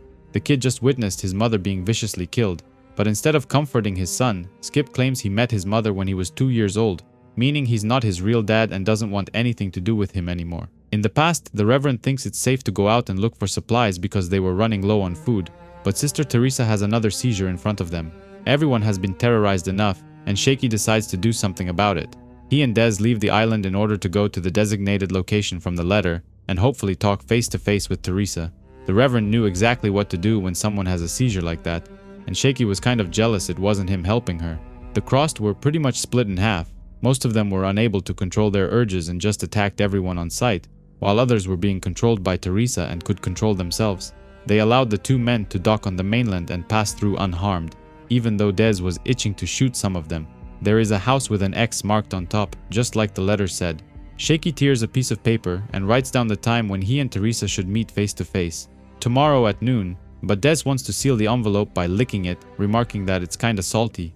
Apparently, when the world ended, he abandoned one of his sons and just ran away. He was too scared to go back after him. He's been feeling remorse ever since and hated himself for losing one of his kids, while he secretly hates the other for surviving. He doesn't want to feel guilty anymore and welcomes whatever happens to him next. The envelope was a trap, most likely tainted with the crossed virus, and he was slowly turning into one of them. He picks up his gun and goes after Shaky, but the man was ready and puts a bullet in his forehead. The crossed watch him go back to his boat, but none of them attack him. They just let him pass like he's one of them. He arrives back on the island, and the others knew that things didn't go well because Des wasn't with him anymore. In the past, everyone woke up after a good night's sleep, but Teresa was missing her bra. They eventually find it in the Reverend's jacket pocket, but they think some kid put it there for fun. He promptly returned it and started joking about the whole thing, while also giving her some whiskey to drink, which she accepted. Shaky couldn't help but feel jealous of him.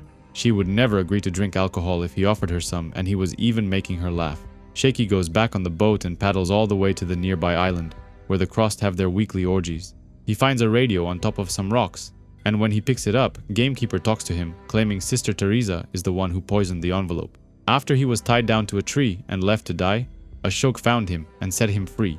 Meanwhile, after Sister Teresa was turned, she joined a bigger group and followed them around, together with Reverend Moses. She stayed in the back, stayed weak and useless, let all the others have their fun while she just watched. One day, they saw a group of people and wanted to attack them, but she saw that something was wrong. She saw a trap and asked them to take it slow and not rush all at once, but most of them refused to listen. The weakest ones died that day, but the crossed who survived started listening to her, and she became sort of their leader. The crossed alternate from periods of intense violence and activity when they find victims to periods of inactivity and boredom when they have nothing to do. Teresa taught them to show restraint while killing the victims in a few minutes, when they could take them prisoner and torment them for weeks in order to keep the entertainment going longer. She came up with the idea of wearing a suit in order to make sure the prisoners wouldn't get infected with tainted blood. One night, they found Ashoki and quickly turned him, but when the Reverend wanted to do the same thing to Gamekeeper, Teresa cut off the infected leg in order to stop the infection from spreading. She then took his severed leg and asked the Reverend to push her with it from behind. They put the old man inside the suit and started dragging him alone, walking the empty hills and heading towards Kava where Shaky was. Apparently, while they were hiding in the church tower with the Reverend, Shaky had gone outside for a smoke and ran into a bunch of people who were heading there. He went back and told the others. That's how Sister Teresa knew about the island. They kept their distance but watched them every day. They even entertained themselves by scaring them, like they did with the injured cow and the boat. She controlled the others by promising them that something big was coming, but she never said what it was. She only mentioned Shaky's name. Somehow, he was in the middle of everything, but Reverend Moses didn't quite buy it. He tried convincing the other crossed to turn on her, but her most loyal men protected her and quickly dealt with the mutiny. They made an example of the bad ones and crucified them, but left them alive and booby-trapped them. Teresa was furious when Shaky and the others left on the mainland to search for supplies. They tried stopping them by shooting mortars at them, but luckily nobody got injured. That's when she asked Ashoka to get in the suit and follow them on land. It was him who was following them all that time. Gamekeeper remarks that she's obsessed with Shaky. Maybe she thinks he's God. One day, Reverend Moses attacked him a second time, trying to finish what he started the first time, but the man still had it in him. He knocked him unconscious with a strong punch but got infected with tainted blood, so he was forced to cut off his hand as well. Even though he was badly injured, at least he didn't turn, and in return he carved an X on the man's chest. When Sister Teresa arrived, she took the old man's hand and asked the Reverend to again from behind. Maybe she was doing it to keep her people entertained, or to show her dominance over Gamekeeper. One night, they found a group of people in the middle of nowhere, camping next to a fire. They viciously attacked and did all of them, all except one, that asshole Jasper. She then took Gamekeeper and kept him safe inside a small cave, and she regularly brought him food and even talked to him. She told him everything he's saying now. Not long after that, Ashok returned from the mission and brought Celine as a prisoner. Teresa bullied her, breaking her mind and repeating the same instructions that were meant for Shaky. They are the ones who left the box of shitty ammo on the shores for Jasper to find. The others were sure that Shaky was killed, but he wasn't. even though they wanted to attack the island that night. She was barely able to hold them off and had to assert her dominance once again by promising them something even more bloody. That's when they found the Drift fleet, which had over 388 people on board, plenty to go around for everyone in her group. The old man continues his story, recounting the time Jackson came to the fuel depot and found Celine on the ground. Shaky couldn't help but ask the question, what does she want from him? Does she want him turned or dead? Or maybe something worse? The crossed soldiers wanted to attack the fleet and get it over with, but Teresa convinced them to wait, promising them a big ending, a big payoff if they kept waiting a bit longer. But when Jackson shot and killed Ashok, something broke inside her, and she ordered the attack on the fleet.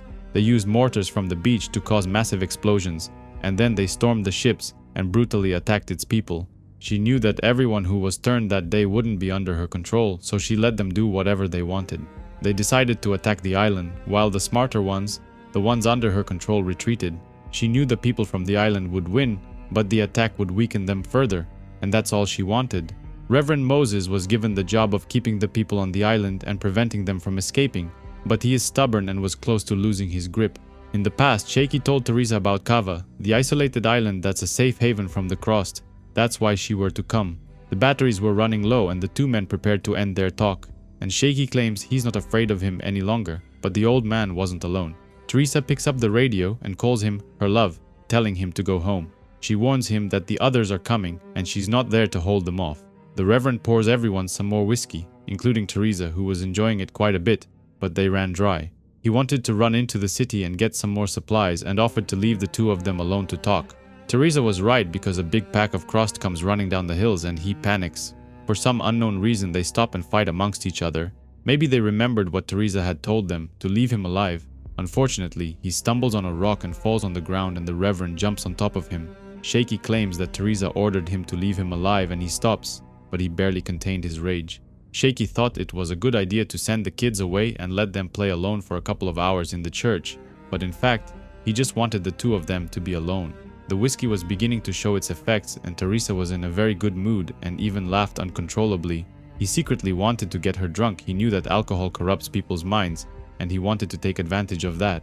In the present, he finally arrives back on Kava, but the place was deserted and there was nobody around. Everyone has abandoned the island and nobody told him anything. He thought they abandoned him, so he gets down on the ground and starts crying. However, at dawn, the people return in their small boats, carrying barrels filled with unrefined oil. He was happy to see them and wanted to know where they've been, but nobody wanted to speak to him. Even if he wasn't alone anymore, everyone was ghosting him and didn't want to answer his questions. In the past, he and Sister Teresa started kissing, but it wasn't like in the woods. This time she was more passionate, more savage. She wanted this to happen and wasn't holding anything back. While the crossed were busy following Shaky, the people from the island went to Flotta Island and carried as many barrels as they could. Shaky claims they're playing with fire and getting off the island isn't going to be easy, but Rab asks him to stop talking to his people ever again. He felt abandoned and alone and wanted people to need him, but who needs a writer during the apocalypse? Teresa got on top of him and asked him to keep quiet, while she slowly unbuttoned her clothes and got undressed. One of the ships that was crashed on the island has an oil refinery on board, and Rab wants to turn it into diesel fuel to power the ship and leave this place. But the waters were crawling with crust and they weren't going to make it easy for them. One of the soldiers shoots and kills Marie on the spot, but they didn't continue the attack and retreated. While this was going on, Shaky continues writing in his diary, remembering the passionate moment he spent with Teresa in the church tower. Rab approaches him and wants to talk. He wants the truth of what really happened between him and the crazy nun. His people are dying because of her and somehow he's in the middle of everything. Two more guys come out of nowhere and immobilize him, while Rab prepares to hurt him with a crowbar. They're preparing to leave the island, but Shaky isn't going with them. And just to make sure he won't cause any trouble, he breaks his leg, while the poor man screams in agony. In the church's tower, they continued making love, while finally confessing their love for each other. After a few hours, the pain became bearable, and Shaky was watching as the others were loading the ship with barrels. Out on the open road, it was difficult to get intimate with each other, but here it was safe, and things were hitting critical mass. Celine sees something in the middle of the night, and Rab uses his heat goggles to get a better look. There were fires all around the island, but it was too dark to see what was really happening. Sister Teresa fires a flare gun, which reveals the sinister truth. There were tens of boats filled with crossed soldiers armed to the teeth and ready to massacre them. She was in the middle of everyone, and everyone was waiting for her signal, but so far she wasn't saying anything. In the past, she got very excited and felt something she had never felt before. She had her first orgasm and it felt amazing, and wanted to know if Shaky finished as well. Unfortunately, he wasn't quite there yet. It was literally the end of the world, and he was making love to the woman he adored. But for some strange reason, he couldn't come. The people panic and hurry to get on board the ship where it was safe, at least for now. Shaky was left behind on the beach and wonders what their plan is. Will they try to fight, or will they try and outrun the Crossed in the refinery ship? Reverend Moses found what he was looking for and was preparing to get back to the church, but two loner Crossed were wandering the streets and heading in the same direction. Shaky blames himself for luring Teresa to the island, but luckily she's in control because she's all that stands between them and the Crossed. She picks up the radio and asks Shaky to talk to her. They have unfinished business to take care of. The Reverend made it to the church in one piece, but the two Crossed were still roaming around and it was dangerous. Teresa asked him a question, trying to see if he remembers the church, but now she wasn't referring to the church where they made love. She's referring to the other church, where he and Ashok had a small fight which lured the Crossed to their location. She was forced to pick up a rifle and defend herself, but just wanted to know if she killed anyone that day. He remembers Gamekeeper mentioning that after she turned, she hasn't killed a single person, which in the eyes of the Crossed makes her strong, the strongest of all of them. Shaky was still struggling to finish, even though he wanted this to happen ever since they'd met. He reassures her that she didn't kill anyone that day at the church, which makes her cry with happiness. He was still on top of her, struggling, but she heard something and thought the Reverend was coming back. She wanted him to stop and get off of her, but he refused to do it and just kept going. He also had a question. Why did she make him talk to Gamekeeper? It's because she wanted him to see who he really was, to see him as nothing, an old crippled man. Next, she wanted to know if he loves her, but the other Crossed were beginning to get annoyed with her.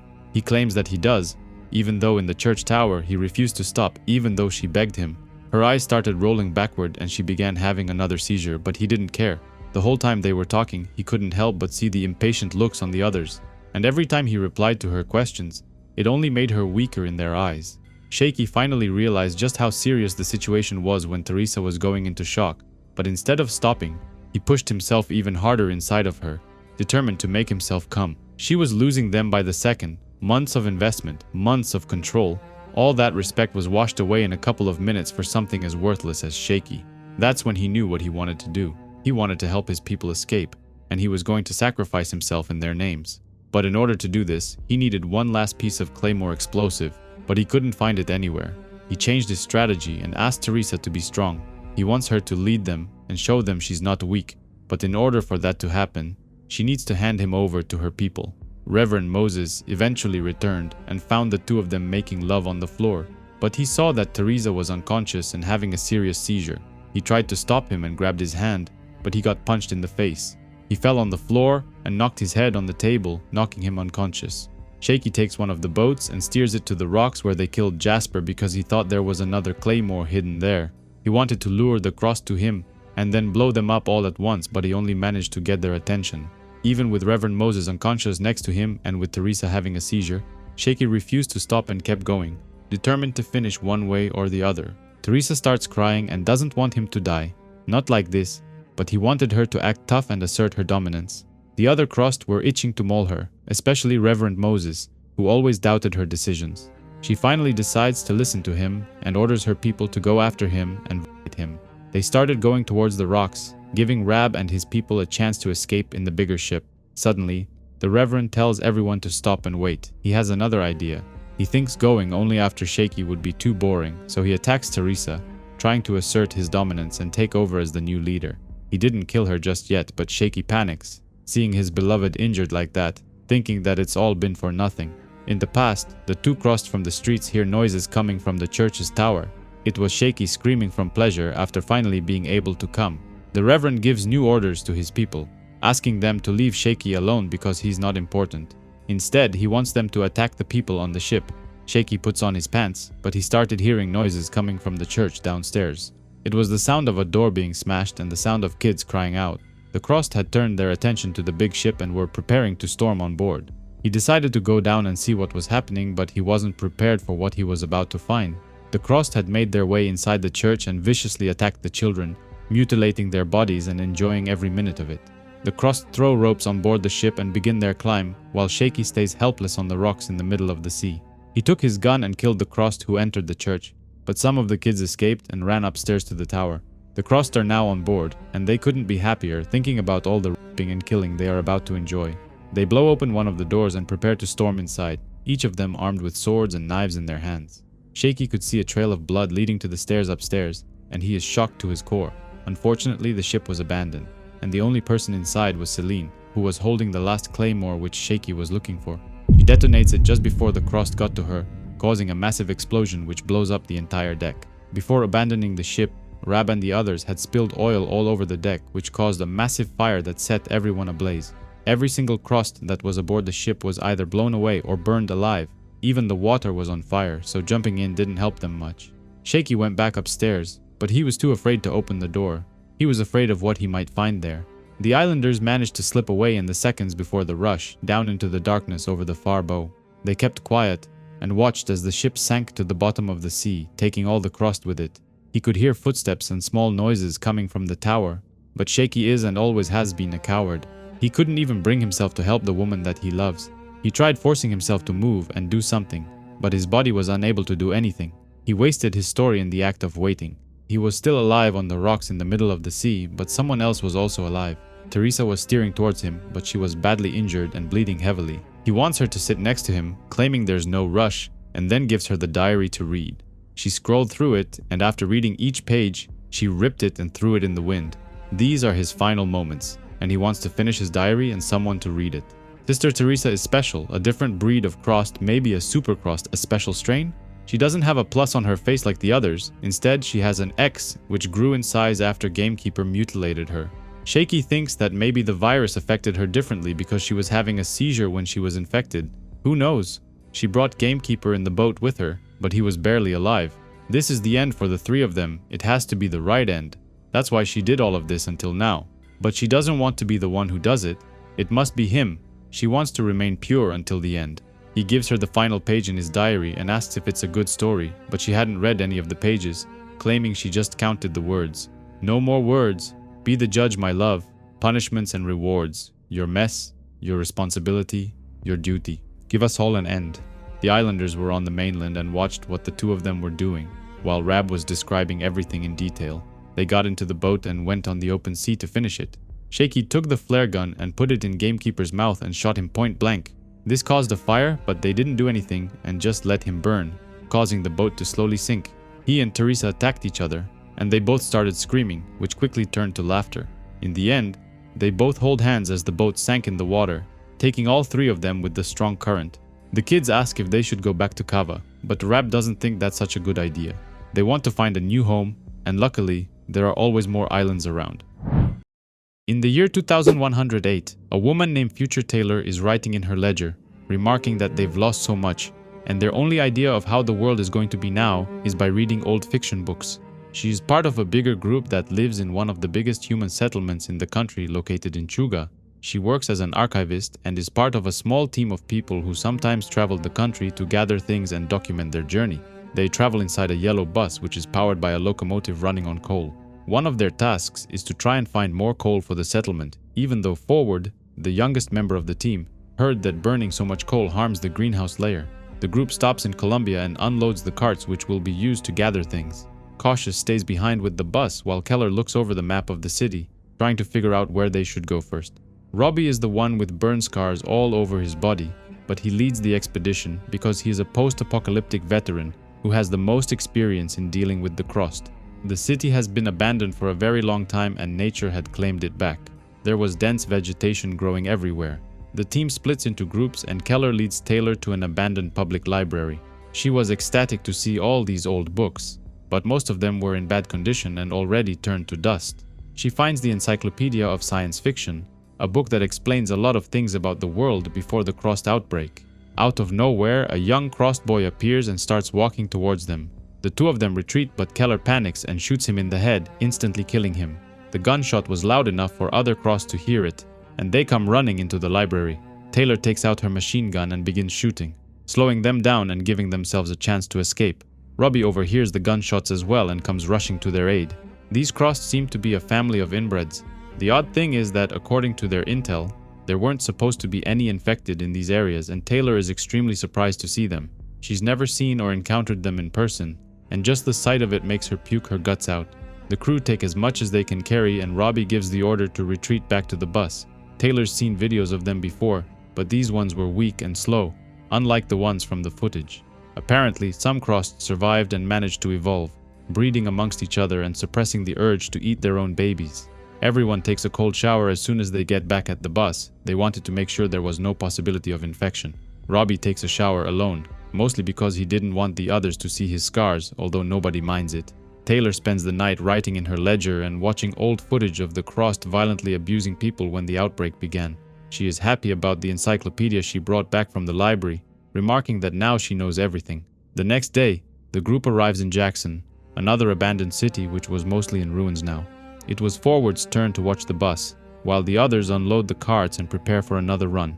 This place was ravaged by a tornado, and it was entirely destroyed, but they managed to find a few things here and there. There's a bookstore, a fish pedicure, whatever that was, a coffee place and a church on the map, so they decide to check the church first.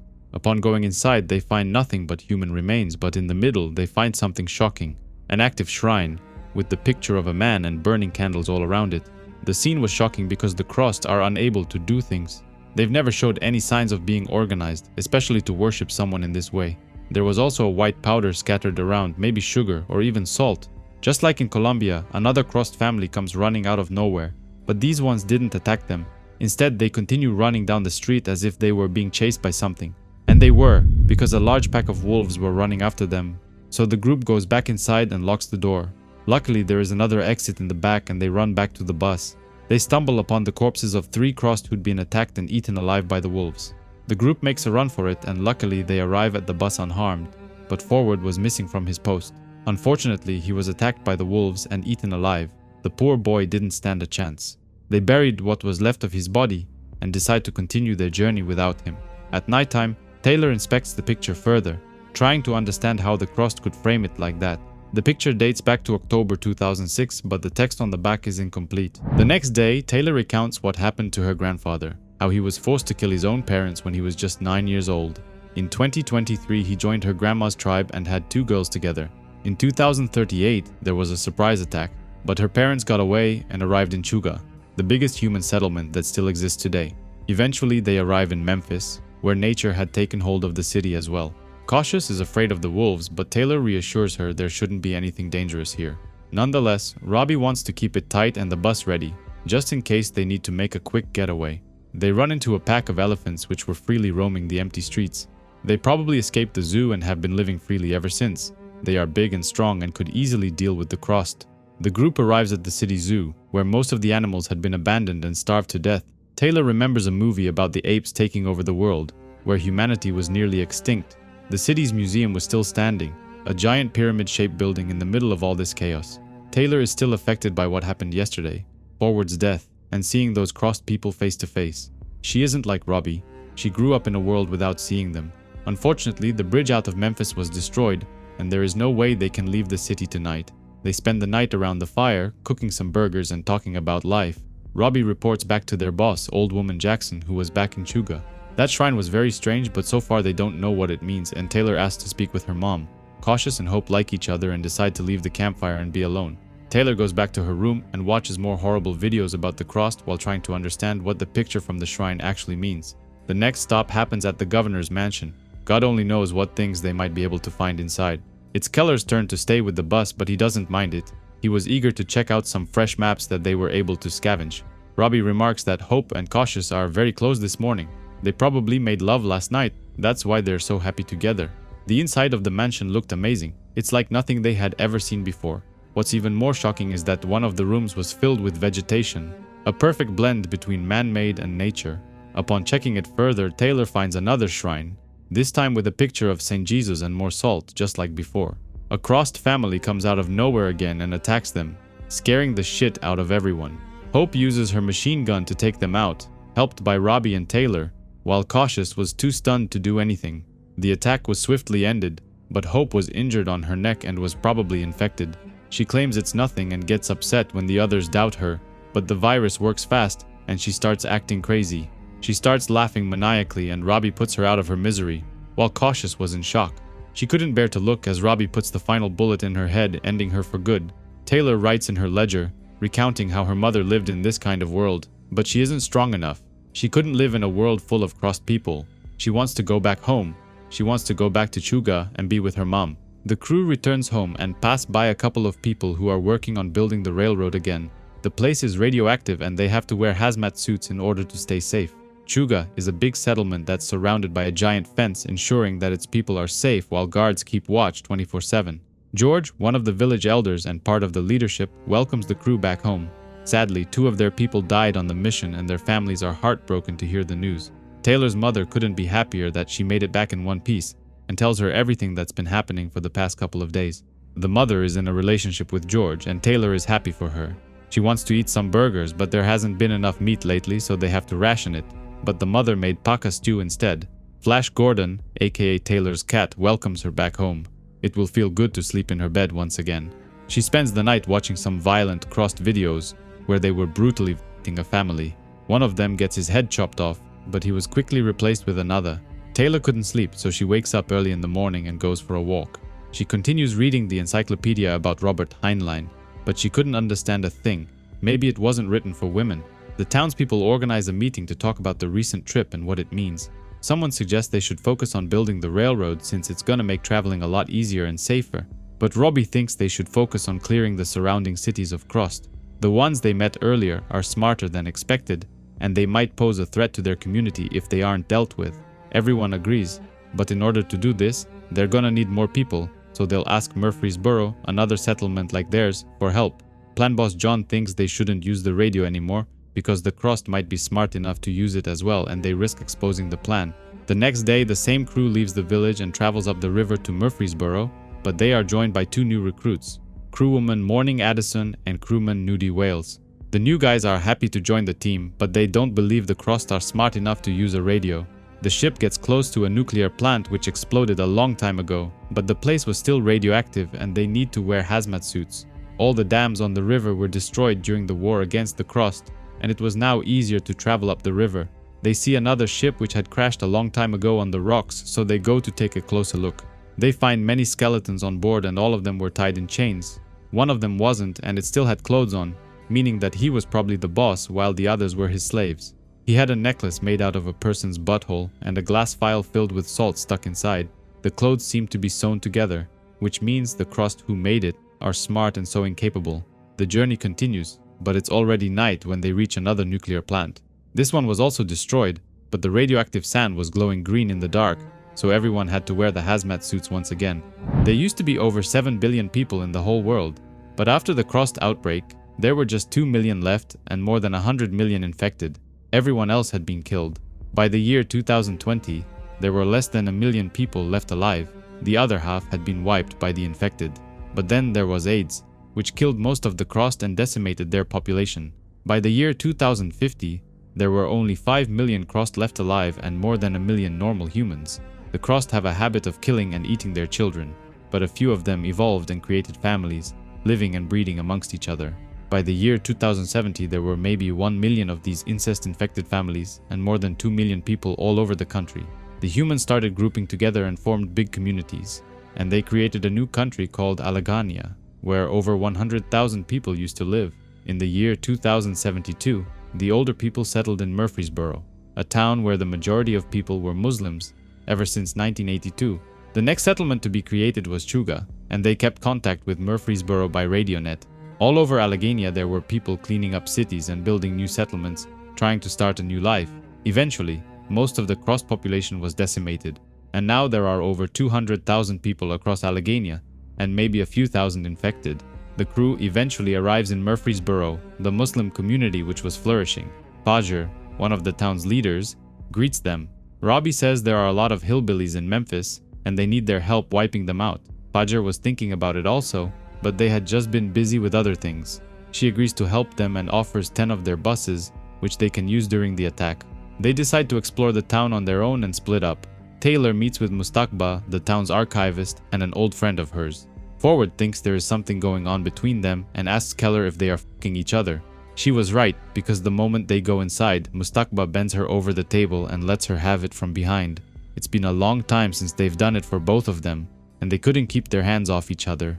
When they were finished, Taylor wants to show him something and asks him to go downstairs. She shows him the picture of the man from the shrine, which she named Phil. Mustakba has a vast collection of pre-outbreak material and recognized the man. Apparently, he used to be a serial killer, which the police named the phone book killer. He would pick his victims from the phone book, which gained him the infamous nickname. She finds it weird that the Crossed worship a serial killer and thinks there might be different kinds of Crossed out there, some of them smarter than the others. Maybe they are hiding in the Appalachian Mountains. When they started clearing the cities and towns, they never checked the mountains. The next day, the Murfreesboro sweep gangs leave the town heading west, while the Chuga gang will sweep for infected in the north. After a successful meeting, the gang prepares to head back home, but Robbie couldn't help but notice something about the ostrich farm. The crew gets back on the boat and heads home, but Taylor keeps watching the videos she found. One of them involves a crossed woman who was being trained to speak normally. Every time she would curse, she would be electrocuted by someone. Robbie tells George that he saw a couple of ringed birds in Murfreesboro, but only they do this, which means those people are stealing their birds. The old woman has an argument with Fajr on the radio net, furious that they've been stealing birds from them. The next day, George organizes a sweep team, but this time Taylor isn't going. Instead, the new members ask to join, and even Hope's father, who wanted to avenge his daughter. However, Taylor doesn't want to stay here and do nothing, and decides to go on another archive run. Since they don't have any buses to spare, she suggests using horses instead. She, together with Cautious and Keller, head east, opposite of where Robbie and his team are headed. Taylor's determined to learn more about the Crossed and their worshipping habits, thinking there are more mysteries to uncover. Taylor dreams about being in the library, reading from her favorite book about the old days, Wishful Fiction. She goes outside and is greeted by 6 men riding robot horses, claiming to be the main writers from her book. They warn her about the Crossed, claiming that something is coming and she needs to be worried about a double cross. The crew has spent 2 days traveling west and arrived in the Appalachian Mountains, where they stopped to spend the night. Taylor is sure that the Crossed from Columbia, Hope's death, and the shrine dedicated to a serial killer are all connected. But if they won't find any Crossed settlements here, they'll have to turn around and go home tomorrow. Luckily, they won't have to go back home empty-handed, because they find a giant house in the middle of the forest. This place was built and decorated by infected people, but it can't be the hillbillies they met in Columbia. Suddenly, one of them walks through the door holding a severed head in his hand. Cautious reacts fast and shoots it in the head with a dart, trying not to use a gun and make a loud noise. This place is much bigger than they initially thought, and it's a good thing they haven't alerted other Crossed in the area. Instead of going back, the crew decide to sweep the house and kill anyone else they can find. They find 6 people sleeping in one of the houses and end them quietly, trying to make as few noises as possible. For some reason, these are the only people in the settlement, and they were mostly older ones. They eventually enter one of the bigger houses, which was decorated to resemble a church. The chairs were decorated in human skin and bones, which means they were definitely built by infected people. Taylor finds another videotape in the middle of the church and a journal, which she decides to read while the others explore the rest of the settlement. This journal represents a copy of Beauregard Salt, the phone book serial killer from the picture. Apparently, the day the outbreak began and people started killing and violating each other, he thought he was dreaming or maybe in heaven. To him, it felt like the world had finally caught up to his twisted mind, and it was everything he could ever wish for. He went out for a coffee and some food, but while everyone around him was having a giant orgy of violence, nobody was paying any attention to him. He went back to his apartment and saw his neighbors brutally stabbing their own son, but the only thing that bothered him was the messy blood on the floor. He checked the mirror and saw that he had a cross mark on his face, but nothing about him was different. He felt just as he always did. The Crossed infection didn't affect his mind, and he was able to preserve his intellect, making him the smartest one of all of them. He always loved to be in control, so he recruited a bunch of them and made them do his bidding. He wondered how long the crosses were going to last, probably not long, so he needed a way to make this world last longer. He wanted to create disciples of his own, so he moved in the Appalachian Mountains where he built this settlement. He started breeding them and making babies, keeping only the smartest ones and killing the rest. The years flew by fast, but he was able to create 6 disciples, though he feared it wasn't going to be enough to keep his legacy going. That's when he started documenting the experiments, trying to train them and see which ones were smarter and able to resist their urges. One of the younger ones passed the test and he was able to speak normally while watching obscene acts of violence. Cautious interrupts her, claiming they found something even more disturbing. This settlement seems to be just as big as Chuga, but a lot older. Beau Salt spent almost a century here trying to create the perfected Crossed. They find similar boats to the ones they saw on the river, signaling that they are using other Crossed as slaves. But that's not all. The Crossed are growing animals here, and even ostriches, which have the same rings as the ones in Chuga. Taylor suspects they might have planted the birds in Murfreesboro in order to turn the people from Chuga against them and cause internal drama. Everything that's been happening this week can't be a coincidence. While all the buses left the settlements to sweep the nearby towns, the people left behind are defenseless. The crew realizes that the Crossed are planning an attack on Chuga and rush back home to warn the others before it's too late. The crew was following the Crossed trails back to Chuga, but they were far behind. They were well equipped and using many horses to travel faster, which means they are very organized. Some tracks were deeper than others, meaning they were carrying something heavy with them, but they had no idea what that might be. Keller claims that everything they've been doing is methodical, planting infected to draw out battle buses, causing internal drama about the birds between the two settlements. But Cautious doesn't understand the videotapes. This was the phone book killer's way of controlling the infected, trying to teach them to talk normally. But what is the end goal? They still have the cross mark over their faces after all. They try to comfort each other, remarking that Chuga is well fortified and gunned up, but they didn't account for the bus returning a few days earlier than scheduled. George and Taylor's mother go outside to greet them, feeling confident that the mission was a success and that there are a lot fewer Crossed in the nearby towns. Taylor still thinks that something suspicious happened in Colombia when Hope got injured during the attack and infected with the Crossed virus. She was a capable woman and very careful. They didn't even see her get hit by the infected. The bus was a trap, and the Crossed were now inside Chuga, attacking its people and causing panic. Meanwhile, an entire army of them were arriving at the gates and launched an attack, determined to break inside. The people stood no chance and the settlement was easily overrun, and most of the women were taken prisoners. The crew eventually arrives, but they decide to tie up the horses in a nearby forest, trying to limit their noises as much as possible. They suspect they might have a spy inside their community, someone that speaks normally and who doesn't have a cross sign on his face. Maybe they found a way to cover it up. Their worst fear comes true because the settlement had fallen under the hands of the Crossed. All of the women and the kids were taken prisoners and forced to undress, but the men were mysteriously missing. However, it doesn't take long until they were found. They were all killed, and their bodies were being cooked for dinner. Keller spots the bus that was parked inside, which means that Robbie's crew came back earlier than expected. The main action was happening in the middle square, and their leader decides to show his face. Everyone was cheering him on while people were being cooked on a giant frying pan. The traitor is finally exposed. Robbie was one of them and pretending to be a normal human, when in fact he was a Crossed all along. He was probably turned when he was just 12 years old. That's why you can't see the cross sign on his face anymore. One of them is trying to Laura, Taylor's mother, but Keller loses his temper and shoots him. He then shoots Laura in the head, preventing her from turning into one of them. He then accuses Robbie of being a traitor. He's the one who planned this whole thing. He killed Hope and let the other Crossed inside the settlement. Keller isn't able to shoot him and instead blows his own brains out. There is nothing they can do there, so Taylor and Cautious start running, trying to get to Murfreesboro and ask for help. Beauregard Salt had planned this whole thing for over a century. He left videotapes behind in order for his people to continue his work and take over the world as the dominant species. Taylor has a recurring dream, one where she is constantly attacked by vampires who come at her from every direction. The dream changes and Robbie attacks her with a sword, chopping her hand off, claiming she won't be needing that. There is also a giant woman who gives birth to Crossed babies, while her mother and old woman George are turned as well. It's been 1 year since the attack on Chuga and she lives in Murfreesboro now, but they live under the constant threat of the Crossed. They perform regular training, where they simulate an attack by having some of the people disguised as infected. In case of an attack, they want to use the buses to defend the town, but these people are amateurs and manage to crash one of the buses. The drill is a disaster, and if this was a real attack, they would all be in serious trouble. Cautious was checking the radio to see if there is anybody transmitting, but they are afraid of using it for important stuff, fearing the Crossed might listen in on them. Pudger claims its people are not warriors, and even though they need to be capable of defending themselves, she doesn't want them living under constant terror. She doesn't take the threat seriously, remarking that they haven't seen any real dangers in over a year, ever since the attack on Chuga. Taylor warns her to take things seriously because these Crossed are not hillbillies. They are smarter and more cunning. They planned their attack for 100 years.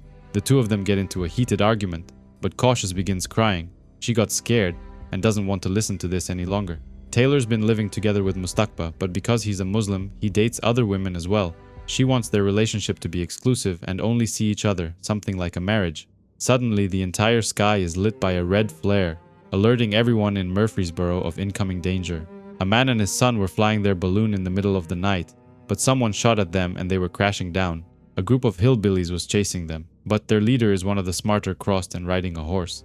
The crew goes outside, driving one of the buses and rushing to help the people from the balloon. The kid falls on the ground but lands on Cautious, who tries to catch him. Luckily, she was able to save his life, but she injured her leg in the fall. The hillbillies rush towards them, but the bus runs them over, instantly killing them and mutilating their bodies. The smarter cross talks to them and says they thought that future Taylor was dead. She's surprised to see her and can't wait to get back and report to her people. The crew was able to recover the balloon and the kid was taken to the infirmary, where he bunked next to Cautious, who was also recovering from an injured leg. After seeing the crossed up close, Fajr decides to take their threat seriously and agrees to listen to Taylor. She wants to go on another archive run but doesn't want to use one of the buses. Instead, she wants to use the old man's balloon, aka Mr. McBlarney, so she asks for his help. Taylor can't stop thinking about that smart Billy, but she can't figure out how she knew her name. The mission to leave Murfreesboro and go on another archive run was approved and Taylor was getting ready to leave. She and Genheim McBlarney leave the settlement at dawn, lifting the balloon high into the sky, safe from all the dangers that lay beneath them. She was curious to know more about the old man's son, One Way. Apparently, his mother died a while back and it's been just the two of them. They quickly arrive in the first settlement of Fayetteville, which doesn't have any buses, no stockade and no archive, just an odd little settlement. While the old man wanted to share his stories with its people, they were mostly interested in hearing Taylor's story. They heard about the attack on Chuga and wanted to know more about what happened there and how she survived. A woman with many tattoos on her face approaches her, claiming she's part of the Borning family line and it's their tradition to paint their faces like that. Taylor is kinda attracted to her and wants to know if she's seeing anyone. Apparently she's been married for 5 years, but isn't against sex talking with her, she's open-minded. One of the villagers tells them about a radio message from another settlement nearby called Kingston. They lost all communication with them a week ago, and they are worried that something bad must have happened. McBlarney fires up the balloon, and the two of them continue the journey, heading towards Kingston to see if they could find out what happened there. Taylor and the old man start flirting, and they even discuss the possibility of sexting, and he teaches her how to fly the balloon. They eventually arrive in Kingston, a small community built around an old power plant with big chimneys that could be seen for miles. They land in the middle of the forest, but Taylor goes alone to see what was wrong. A big light blinds her and she is greeted by the guards, who welcome her to their settlement. The settlers here are kinda strange. They are too quick to make friends, but there are no signs of infection or other signs of trouble. She talks to the run bosses, the coal captain, the doctors, and even another archivist like herself. She is happy to meet another one such as herself, but the archivist gives her a video recording and warns her not to eat anything. Taylor listens to her advice and pretends she isn't hungry, even though the run bosses wanted her to try a delicious burger. She is offered a place to sleep, but checks the video message to see what the other archivist warned her about. Apparently 1 week ago, Robbie Greer came here and took one of the bosses prisoner. He threatened to kill him and do the same to them if they don't surrender willingly. He didn't want to kill them and instead offered them a deal. He wants the settlement to give him 10 healthy people once per year, 7 women or girls and 3 men or boys. Kingston is a small community and they don't have that many people to spare each year, but if they refuse, he's gonna order his people to violently assault them. Taylor knew they'd been compromised and sneaks out in the middle of the night while 3 men were keeping guard near her door. She goes back to the balloon and tells the old man everything that happened there, but she was horrified to leave these people defenseless. Just as they were flying out of there, Robbie and the other crossed return, and the run bosses had organized a lottery to see which people were gonna be given to them. Taylor sees Robbie getting down on his knees and putting something on the ground. It was a crossed baby wrapped in blankets. Back in Chuga, when the settlers organized a big meeting, it was called a shout, but here in Murfreesboro it's called a heed. Fajr tells everyone that the settlement is focused on building the railroad, which will allow them to travel deeper and more safely into the country. Recently they had a couple of crossed attacks, but they had plenty of security and they were easily dealt with. She is happy about the recent victories and claims the coalition of settlements is doing great without any serious threat from the crossed. Taylor is angry because Fajr wants to fire Cautious from working the radio net. Apparently, she's been getting into a lot of fights with other people, and there have been some complaints. Murfreesboro is a majority Muslim community and they don't like people who cause trouble. And on top of that, Cautious isn't even a Muslim. McBlarney went away for 1 month and left his son here to recover before he can fly again. He'll be visiting other communities and trying to gather intel, useful archives, maps, unit deployment and supply lines, anything that can help Murfreesboro. Fajr's been reading a lot of military books lately, and she shows everyone a map that consists of asset disposition and groups of people being deployed. Taylor thinks all of this is kinda impersonal, remarking that she's talking about people like their numbers instead of names. Eventually she speaks her mind, claiming that everything they're doing is still not enough, reminding everyone about what happened in Kingston when Robbie came along. She wants to take a crew back into the mountains and spy on their enemy, maybe even search for supplies such as explosives they can use. Fajar disagrees, claiming they don't have enough people to spare and wants to focus on building the railroad. She agrees to let her go, but only if people volunteer to go on her mission.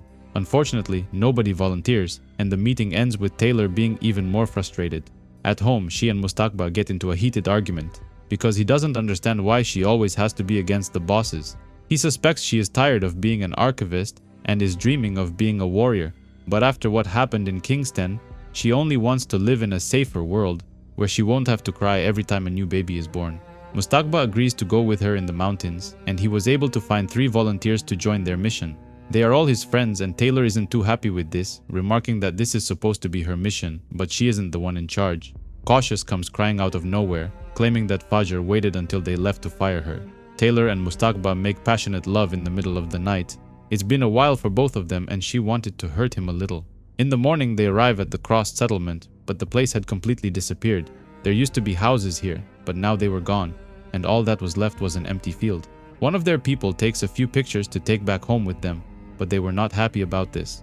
So far, this mission has been a complete disaster, but their luck changes when they spot tracks in the dirt. The tracks lead them to a group of people who look like crossed, but they aren't infected.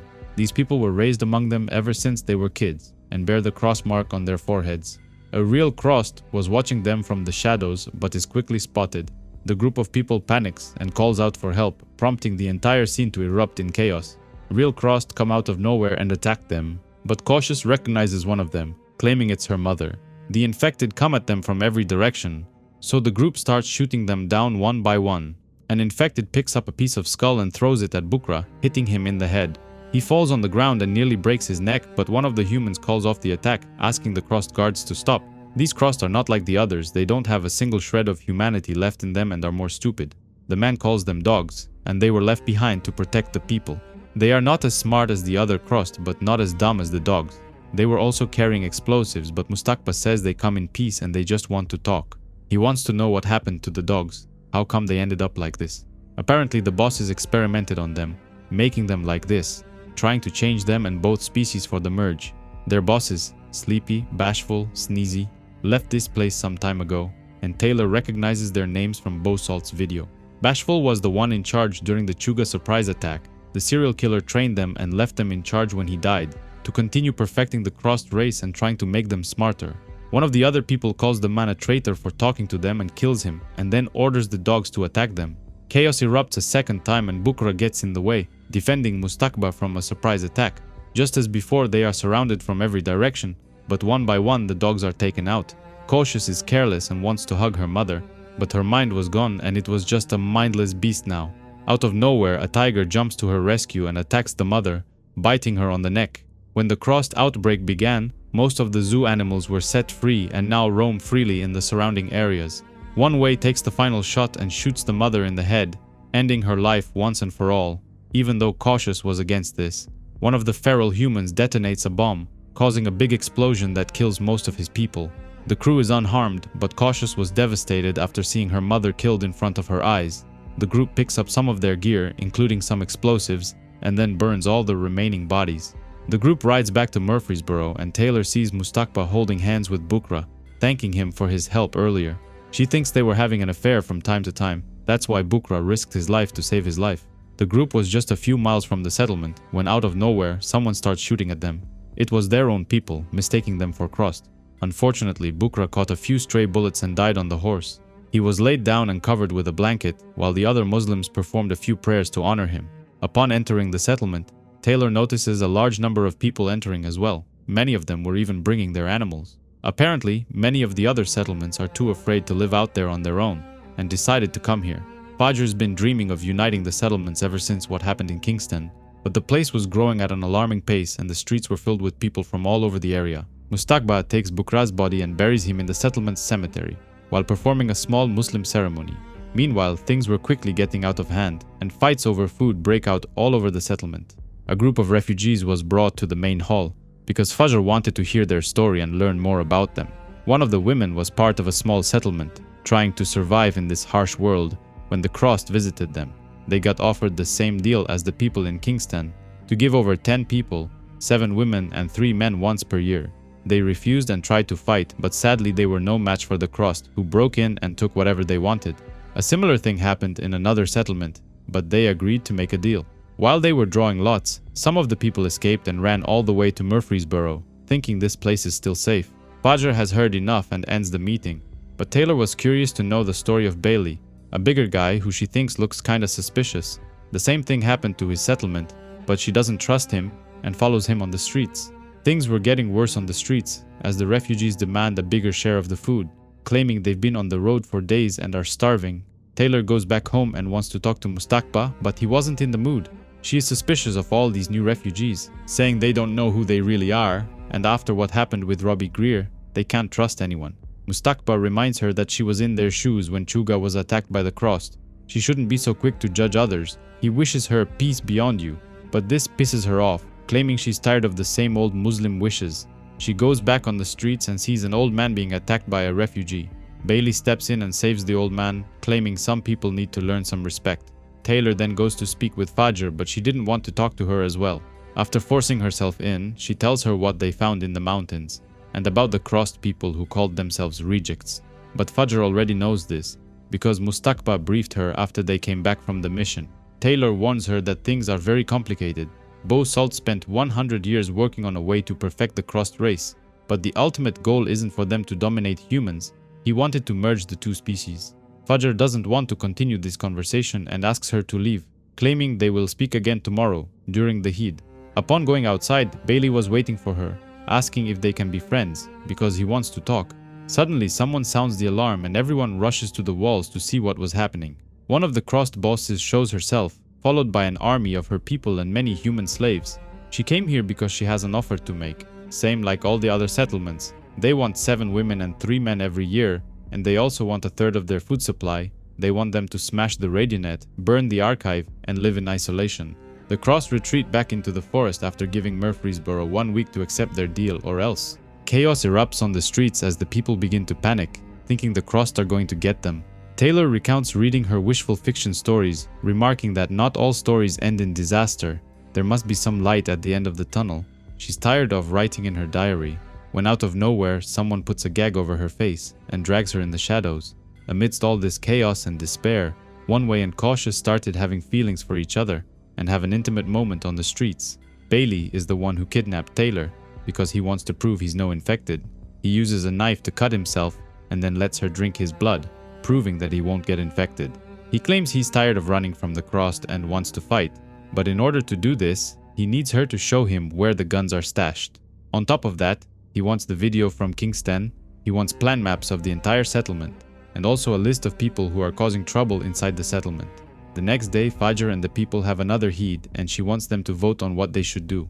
While they are praying, McBlarney comes back with his balloon, claiming he's seen entire armies of Crossed moving around. Entire settlements have been wiped and they are watching all the roads in and out of here. Out of nowhere, Bailey and his people pull out the guns and take over the Eid, threatening Fajr and the other bosses. He forms an interim leadership and forbids anyone from entering or leaving this place, and then asks everyone to go back home. Taylor is the one who gave them access to guns, thinking they have some kind of plan, but Mustaqba is furious with her for what she did. One-Way and Cautious claim they love each other and want to leave the settlement with his dad's balloon. They offer to take her and Mustaqba along, but he refuses to leave. Just as they are about to board the balloon, Bailey and his crew arrive and try to stop them. McBlarney cuts the rope and helps his son get away, but he and Taylor were left behind.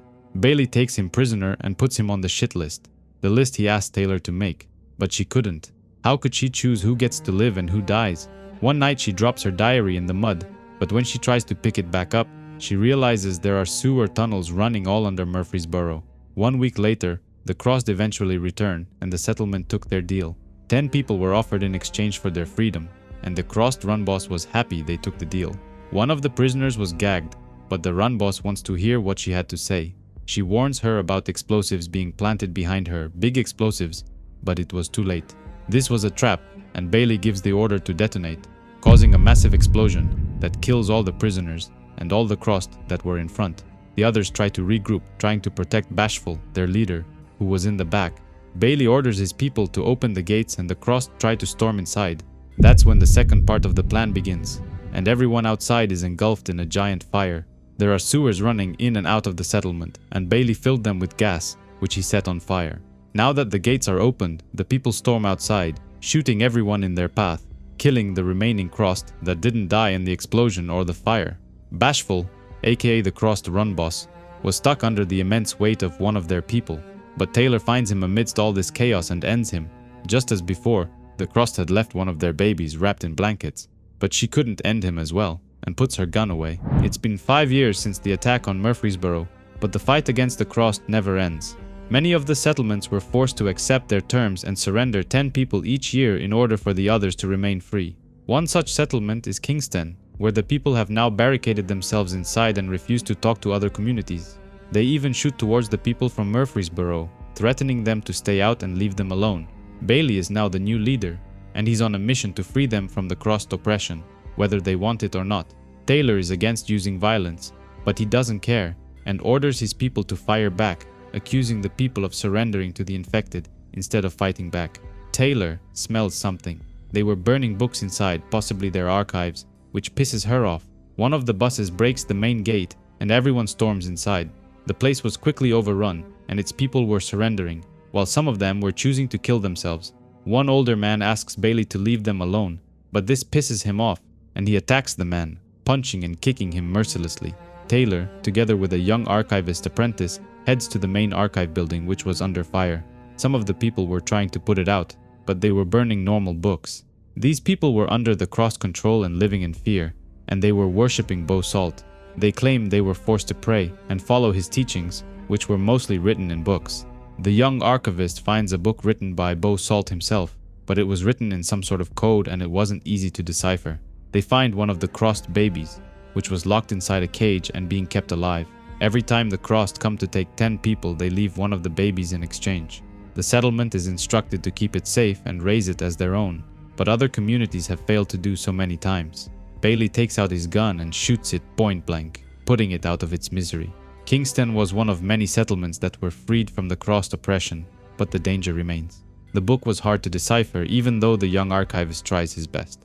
Fajr wasn't in charge anymore, and she tells Taylor that ever since Bailey and his people took over, Mustakba left the settlement and chose to live alone in isolation.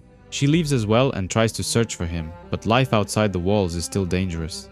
She runs into a couple of people who are hunting deer, and she nearly gets shot as well.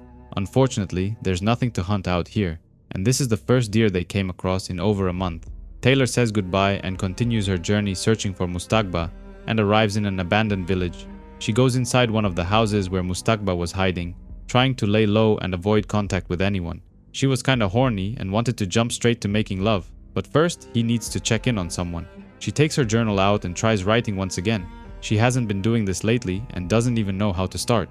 Meanwhile, in one of the other rooms, the baby cross that she found after the attack on Murfreesboro was now much older and was sleeping tightly in her bed. Taylor wanted to kill her the moment she saw her, but she couldn't do it because she was just a baby. Instead, she and Mustakba took her outside Murfreesboro and began raising her as their own daughter. Because she was still a crossed baby, they had to keep her tied to the wall and even wear protective suits at first. The baby was growing up fast, but she was still behaving like an infected early on, and it wasn't safe around her. With time, it was safe to let her out of her cage and even feed her without protective suits, but they could never bring her back into the settlement. They've been taking turns living with her and taking care of her, while the other goes to Murfreesboro and acts like nothing was going on. Taylor is still horny, so she takes her clothes off and seduces Mustakba, but the baby was in the room. They didn't mind doing it in front of her, claiming what they were doing is love. It was at this time the baby started to talk, and even says goodbye to Taylor before going back to the settlement. It's been 3 years since they finished building the railroad, and today is a big day. They are heading to Genheim, another settlement where they are meeting the Gapplers for trading.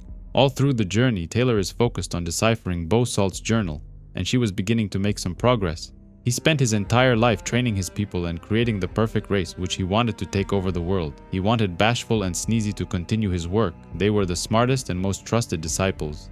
He gave each of them a different project to pursue. While Sleepy was set on a secret expedition, Bashful would remain to take his place as the new crossed leader. The last part of the book is too hard for Taylor to decipher, but it doesn't matter anyway. because they arrive at their destination, Genheim. This settlement guards a giant antenna, which is used to boost the radio's signal, allowing the settlements to communicate amongst each other. Murfreesboro and Gapple Islands are the two biggest settlements in Allegheny country, and they need each other in order to prosper. Taylor talks to them over the radio and asks if they've been hearing any abnormal signals recently, because they have in Murfreesboro. Suddenly, Cautious and One Way walk through the door, and they are happy to see each other.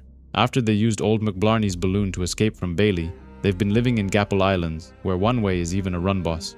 Cautious is pregnant, and they celebrate the reunion by toasting in McBlarney's name, because his sacrifice allowed the people from Murfreesboro to fend off the Crossed invasion. In the middle of the night, a pack of Crossed attack the settlement and cut off a piece of the fence. Everyone jumps to defend the settlement, and One Way takes the lead. One infected gets too close and jumps towards him, but someone throws a spear right through its head. It was a group of people who came out of nowhere and decided to join the fight by attacking the Crossed from behind. One Way recognized them, claiming they are hill tribers, people who choose to live alone. They've often done trades amongst each other, but Taylor is worried they might be infected underneath those suits. Their leader takes her mask off, revealing they aren't infected but just normal people like themselves. Her name is Insa, and each of the tattoos on her face represents a fallen Crossed.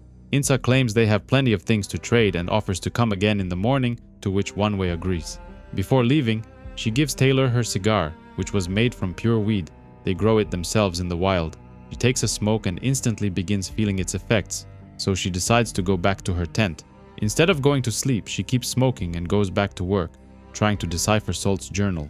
In his final days before his death, he continued writing in his journal while the other Crossed took care of him. He completed work on the Great Plan some months ago. In it lies the final instructions, which were collected in the last chapter of the journal. All of his disciples will own a copy, though none of them will be able to decode the last chapter. It's heavily encrypted, which can only be unlocked with a known cipher, a single word, a secret key. Only by surviving will his children learn the keyword, selected for intelligence and obedience, rewarded for their faith. The cipher will be revealed to them at a specific time and place of his return. Taylor wakes up in the morning and has breakfast with Cautious, which she missed greatly. Cautious claims she loves living on the Gapple Islands. They've got settlements 40 floors high.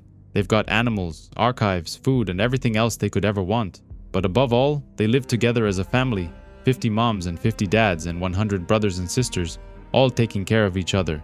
Taylor gets emotional because she misses Mustakba and the little Crossed girl, but she can't tell Cautious about her. She needs to keep it a secret. The Hill Tribers return, and they have some amazing stuff to trade, including survival handbooks, homebrew beer, mechanics of saltwater batteries, and others. Bailey calls the radio net and asks to speak to Taylor, claiming he heard they had some trouble with a couple of Crossed. He wants to come over and mop the areas around the settlement, but that's the last thing she wants. She claims it's nothing serious and asks him to stay in Murfreesboro. Apparently there was another attack during the night, but they were able to capture the person who did it. It's a Crossed, and they think it might be Robbie Greer, so they want to speak with him. Insa claims they don't do any trades with people speaking to Crossed and asks her people to pack their stuff and leave at once. Nonetheless, Taylor wants to speak to the captured Crossed, who was locked inside a container. Unfortunately, it wasn't Robbie, but just another random Crossed who got himself captured. He offers to tell them everything they want to know. They just have to ask him. But One Way and his people decide to try another method. Although Taylor never agreed to torture, they put a mask over his face and make him inhale some kind of gas which should help relax him and make him more cooperative. However, the gas has an undesired side effect, which makes the man have multiple orgasms and he can't control himself. He claims he comes from the school where everything started, where Bo Salt lived and died. This place is where his disciples live, where Sleepy and Bashful and the rest began their missions. He claims that Sneezy, another one of Salt's run bosses, still lives there now. The man claims that Taylor already met the other disciples. They're kinda hot even. But it can't be the tribal ladies, they're uninfected and they don't bear the crossmark. They even killed other Crossed, but only the stupid ones. Everything is explained in Salt's book. This is his legacy. Taylor was able to decode a lot from the book, but she's smarter than others. That's why Salt wrote it like that, to weed out the stupid infected and uninfected, so only the smart ones could decipher it. The third chapter, however, is the hardest, but the man offers to help her, giving her a few hints. 13 days before the 13th year of Salt's century, which means the 14th of July, 2121. This date isn't for another 7 years, but it is very important, signaling the date when the mass murderer Bo Salt will return once again. But how can this be true? Even the Crossed die eventually, and they don't come back to life. One Way doesn't believe that the tribal ladies are Salt's disciples, but the man claims you can test them. If you ask them who Bashful loved best, they will answer. They are forced to do so. Eventually, the man dies. He killed himself by cutting his wrists against the ropes and bleeding to death.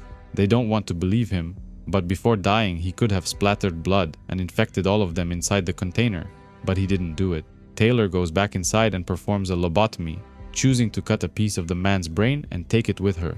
On the same day that Chuga was attacked, there was a second attack on another settlement called Bethlehem.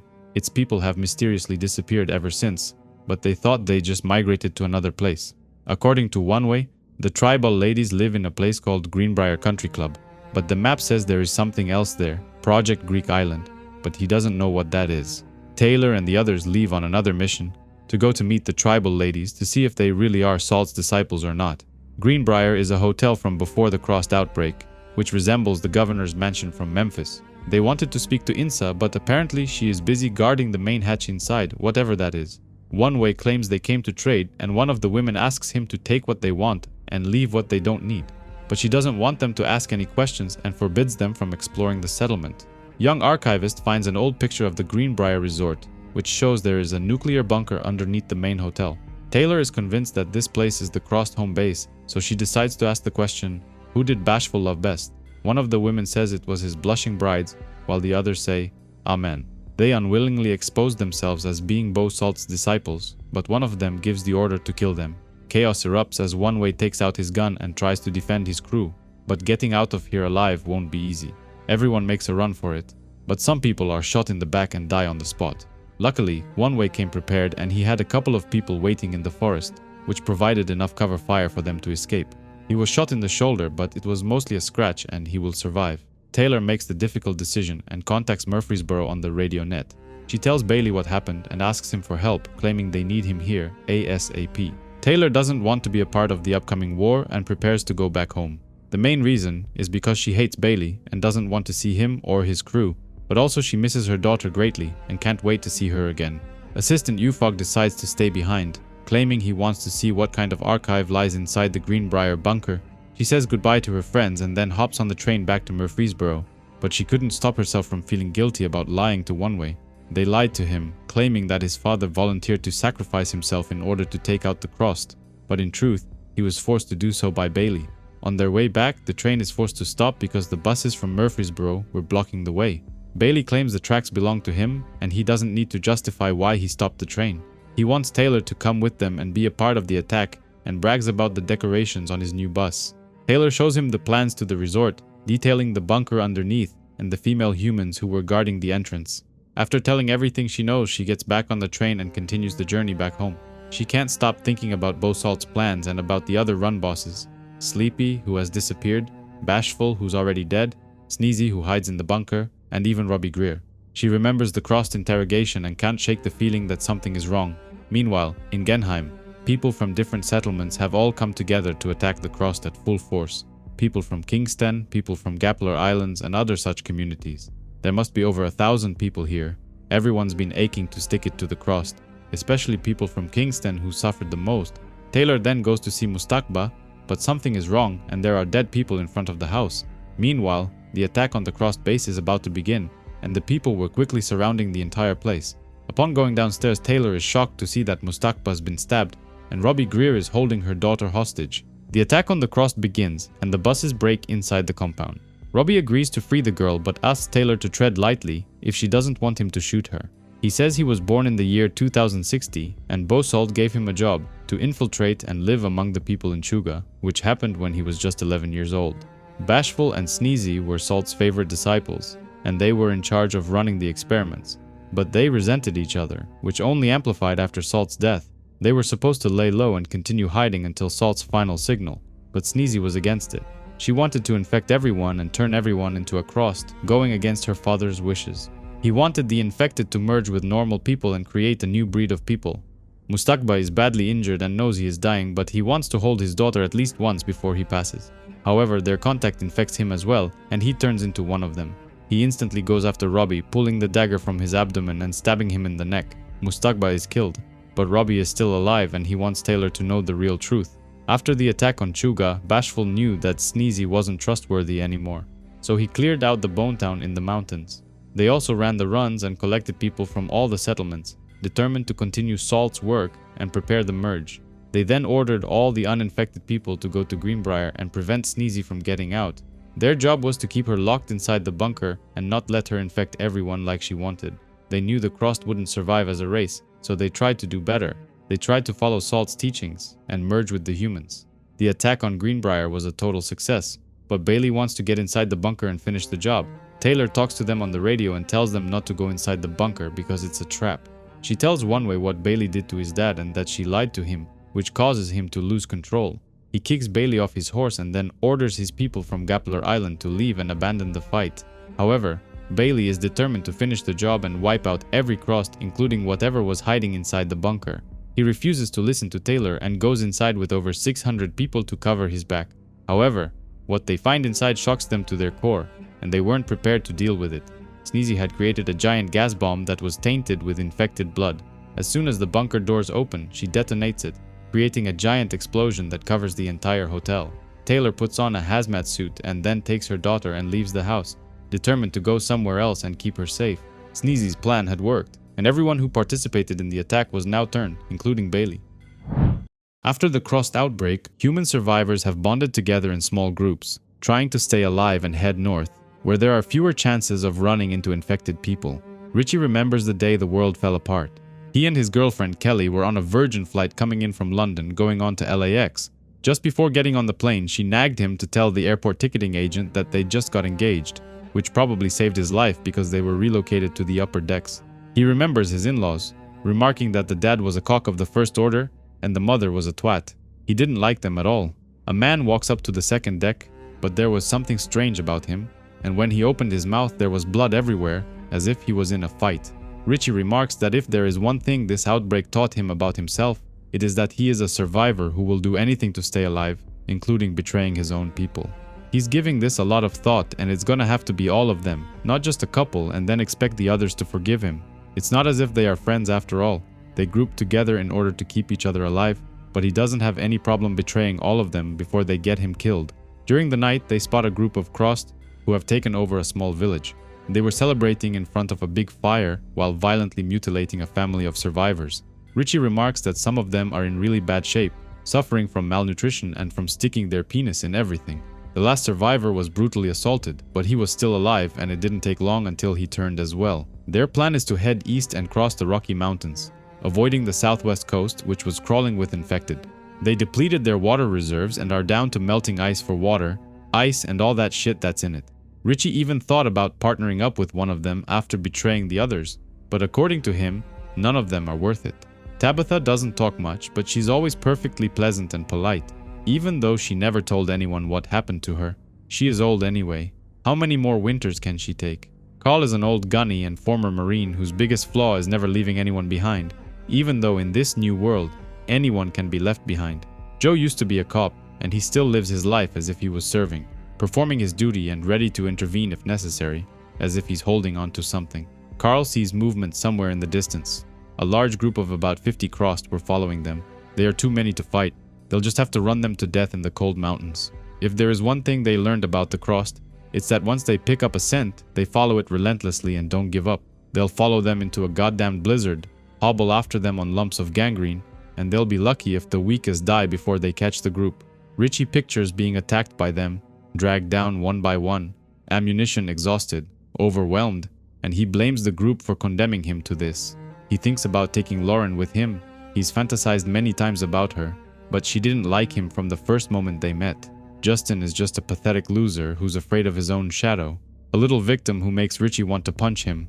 Luke got it worse than anyone he'd ever heard of, worse than anything he could ever imagine, and he spends every minute of the day looking like he's ready to end it all. The group keeps heading east until they reach a dead end. There was supposed to be a bridge here, but it was destroyed. Probably the army took it down, trying to limit the infection from spreading. The group is angry and exhausted, but there is no way of crossing it. They have to go back. But the Crossed were behind them, following their tracks. They needed to think fast. Luckily, there is a forest just a few miles back, but Richie is afraid of taking that route, fearing that someone is going to get his ankle broken and slow them down. Back on the flight, the person who walked upstairs got close to one of the crew members when, out of nowhere, he opened his mouth and spat on him. The blood and other bodily fluids were infected with the crossed virus, and the infection had now spread to the upper decks. Another infected walked up the stairs when suddenly the plane shifted direction and tilted on its side. Someone had opened the airplane door, trying to get away, which caused the plane to depressurize and many of its passengers to be dragged out. In that moment, Richie thought about dying, remarking that he was willing to do anything to stay alive, just like now, as they headed toward the forest in the back. The group headed back to find another way across, but the crossed were not far behind, and Lauren could hear screaming and laughter coming from their direction. In the past, the infected man turned his attention to Richie and wanted to take his eyes, but when the airplane door opened, everything started to shake and things started flying everywhere. The flight crew was now infected and turning on each other, but one of the pilots decided to step out and intervene. He shot the infected crew and then took out the passenger who wanted to hurt Richie, but things were quickly getting out of hand. The pilot heard noises coming from downstairs and wanted to know what was happening, so he told Richie to go down and see. Nothing could have prepared him for what he was about to see. An orgy of violence, people turning on each other, viciously attacking and mutilating each other. In the present, Richie's worst fear comes true when Justin stepped inside a rabbit hole and hurt his ankle. He screamed in agony because the pain was unbearable and Richie thought he heard his ankle snap. This means he won't be able to walk properly and will slow the group down, but he knows these idiots won't leave him behind. Richie went back to the upper deck and warned the pilot not to go down there, but something was wrong. The flight attendant was infected by her colleague and quickly turned into an infected herself. She grabbed the pilot's gun and blew his brains out, splattering blood everywhere. She then went into the cockpit and did the same to the other pilots, blowing their brains out one after the other. This caused the plane to go into a free dive, but luckily they were close to the ground and managed to survive the initial impact, crashing into a nearby town below. Many of the passengers were killed in the initial crash, but Richie survived and rushed towards the emergency exit. He managed to open the door and jumped outside where another flight attendant was waiting for him. She offered to help him, but there was something wrong with her. She got injured in the crash and both of her feet were gone, but for some reason, she didn't notice it and didn't feel any pain. Other people were in flames and running in every direction, but in that moment, Richie knew exactly what he had to do. However, he was scared shitless and even peed his pants, while other survivors were now crossed and wanted a piece of him. In the present, the healthier crossed caught up with them and attacked them, but the group easily takes them out. However, this made a lot of noise, and there are bound to be others coming out of nowhere. They needed to get Justin out of there. Carl asks Richie to follow him because he wanted to go back and see just how far the other crossed are, but Richie knew this would likely get him killed. In the past, he got the courage to run away, knowing damn well that sooner or later, that airplane was going to blow up and take him as well. He was desperately thinking of a way to get rid of Carl and wasn't paying attention to his commands. They needed to put as much space as possible between them and the infected, but Richie had other ideas. He was right because as soon as he put some distance between him and the crash site, the airplane exploded, causing a large fire that engulfed the entire town. In the present, he decides to put his plan into motion and kicks Carl in the face with his rifle, knocking him unconscious. Meanwhile, the others were taking Justin to safety but were wondering what was taking them so long to get back. This isn't like Carl to distance himself so much. Richie knows nothing is going to stop him, no idiots to get him slaughtered. He plans to find another group and do the same thing. Stick with them as long as they're worth it. He's done this before, and he can do it again. But he was careless, and because the forest had dense vegetation, he failed to see a big crevasse and ended up falling off the edge. Luckily, he wasn't killed, but his leg was broken, and the bone was sticking out. He thinks it's nothing. He just needs to push it in and splint it. He's seen it done before. Then it will heal on its own. He remembers his father's funeral where he was holding his mother's hand, but he wanted her to let go. He didn't cry. In fact, he didn't feel anything. He didn't feel any sorrow for losing one parent. Even though he wanted to marry Kelly, he never really loved her. He liked her. The sex was good, but deep inside, he didn't feel anything. Not for his dad or his future wife. He's been like this his whole life, unable to feel any empathy or love for anyone. And it's not like he had a tough life. He had a normal life without any past traumas. Ever since the crossed outbreak began, he found it strange how easy it was for him to fit into this new world.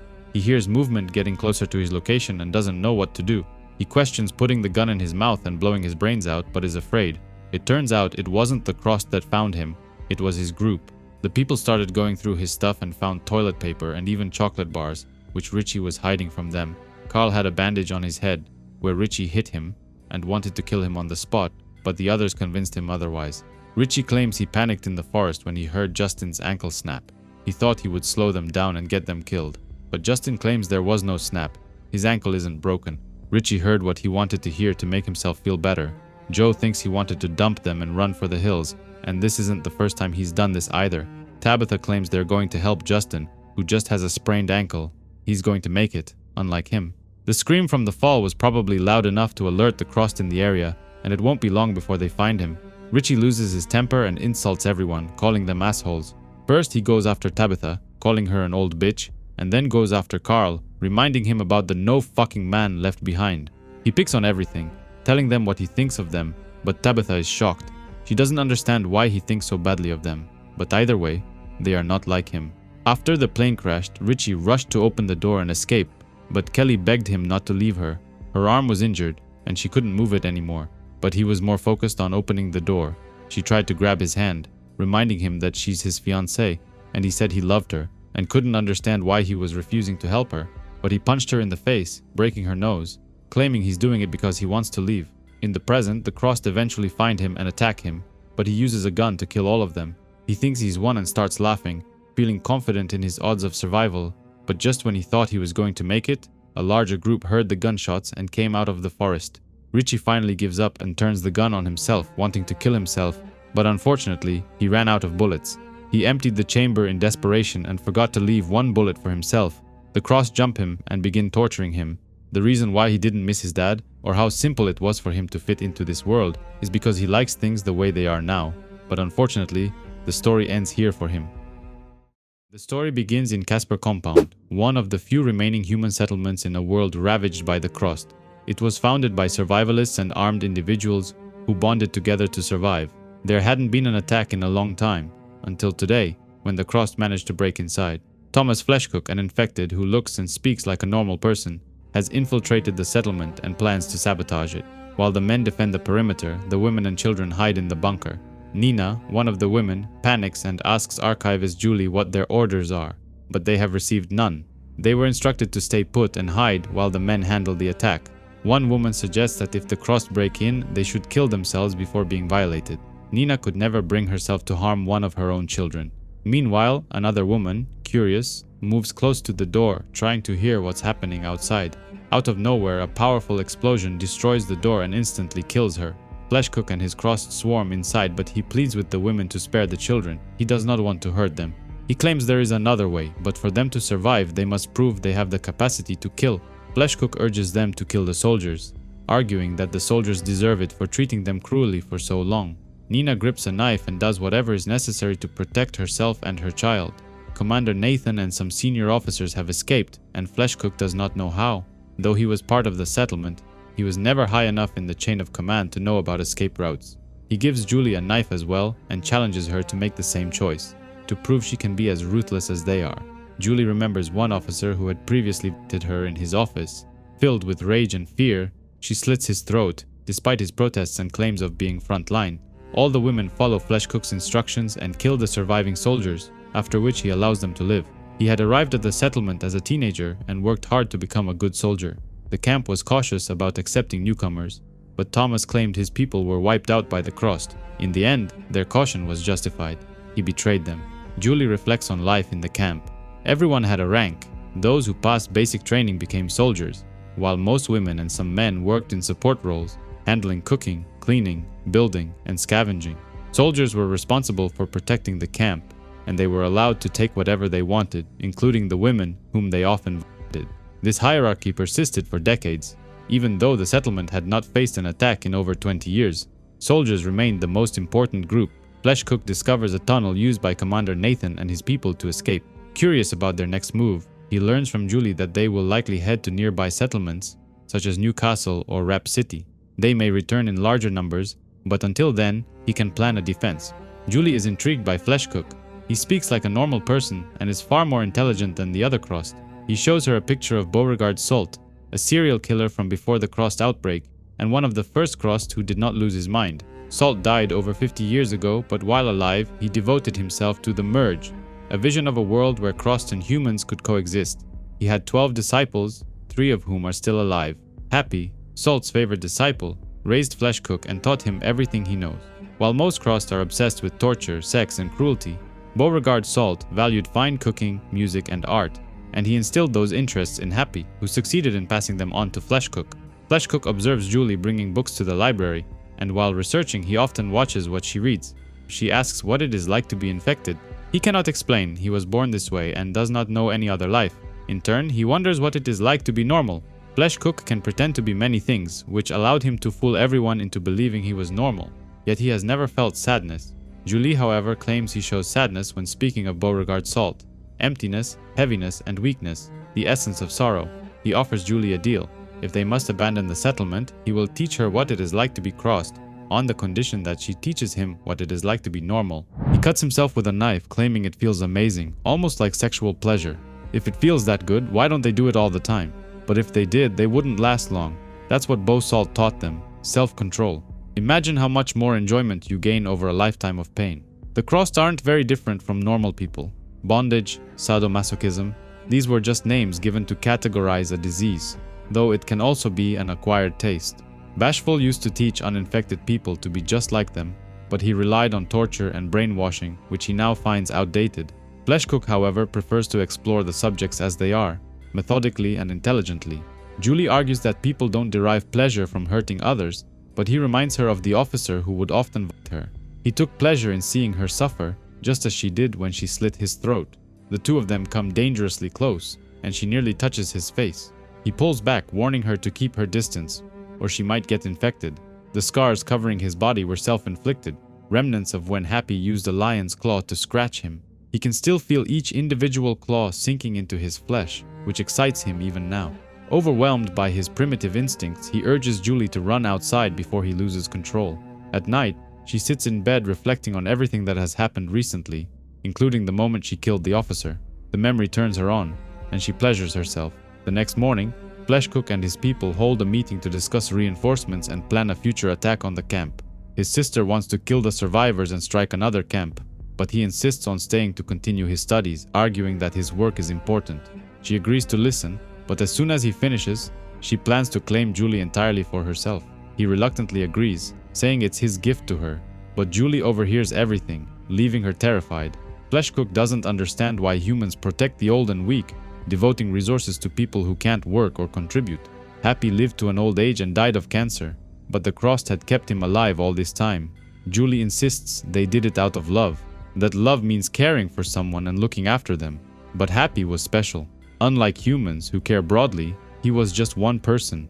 Julie counters that humans do care for those close to them, friends and family, and they only kill if survival is at stake. Helping others in need keeps society functioning smoothly. Her perspective gives Fleshcook much to think about, and he thanks her. Later, Julie returns inside to eat, only to be confronted by other women accusing her of collaborating with the enemy.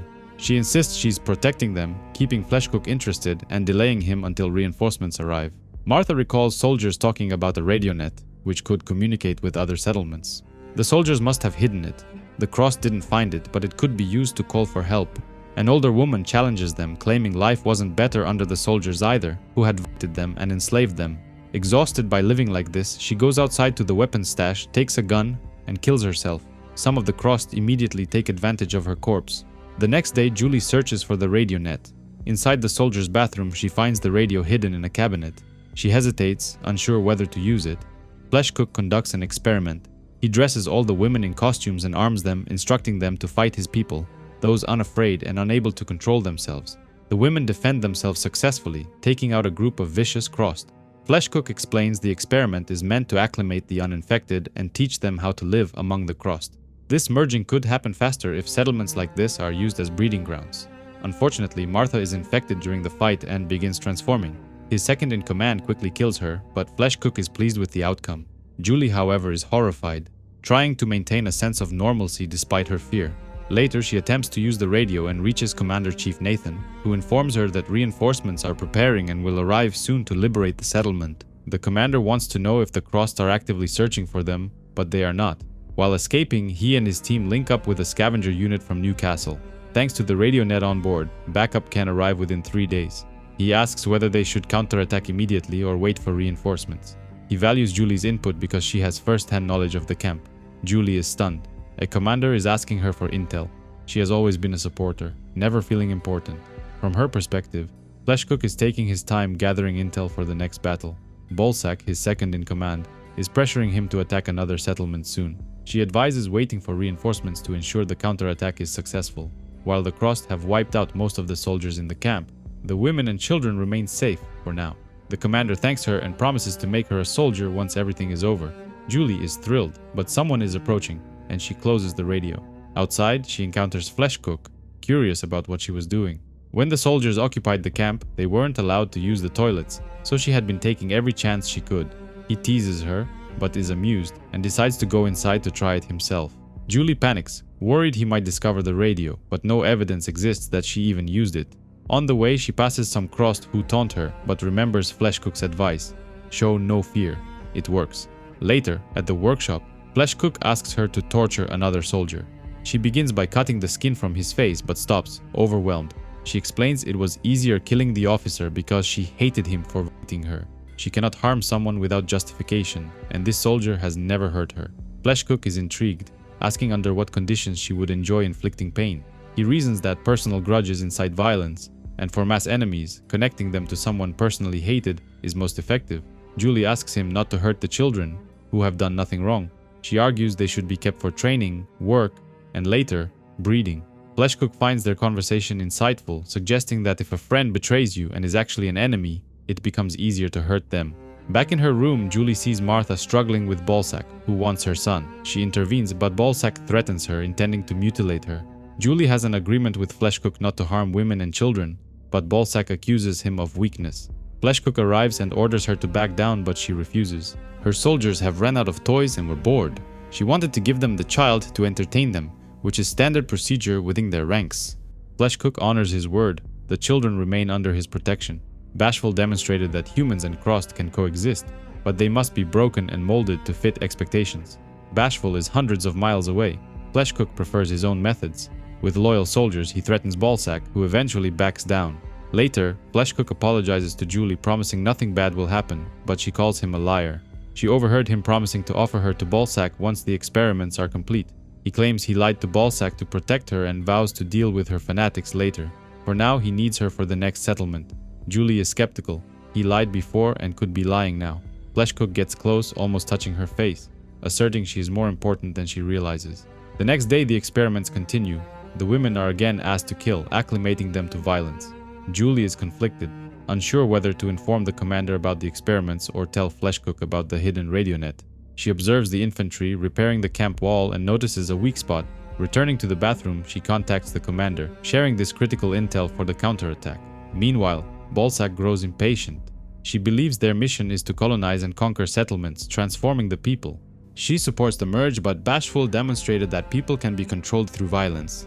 They are slaves, prey.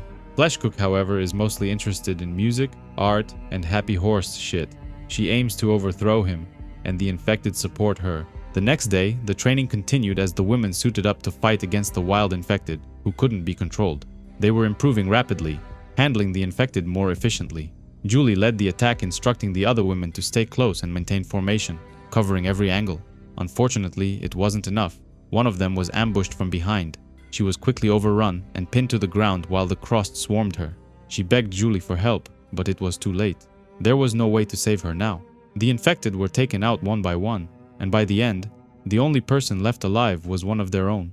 Julie raised her sword and split the woman's head in two, ending her suffering instantly. Fleshcook was thrilled, complimenting Julie on her leadership. He told her they needed to get used to killing people, as he planned to use them against another settlement, where they would be forced to kill uninfected. Julie, however, was unsure if they could kill their own.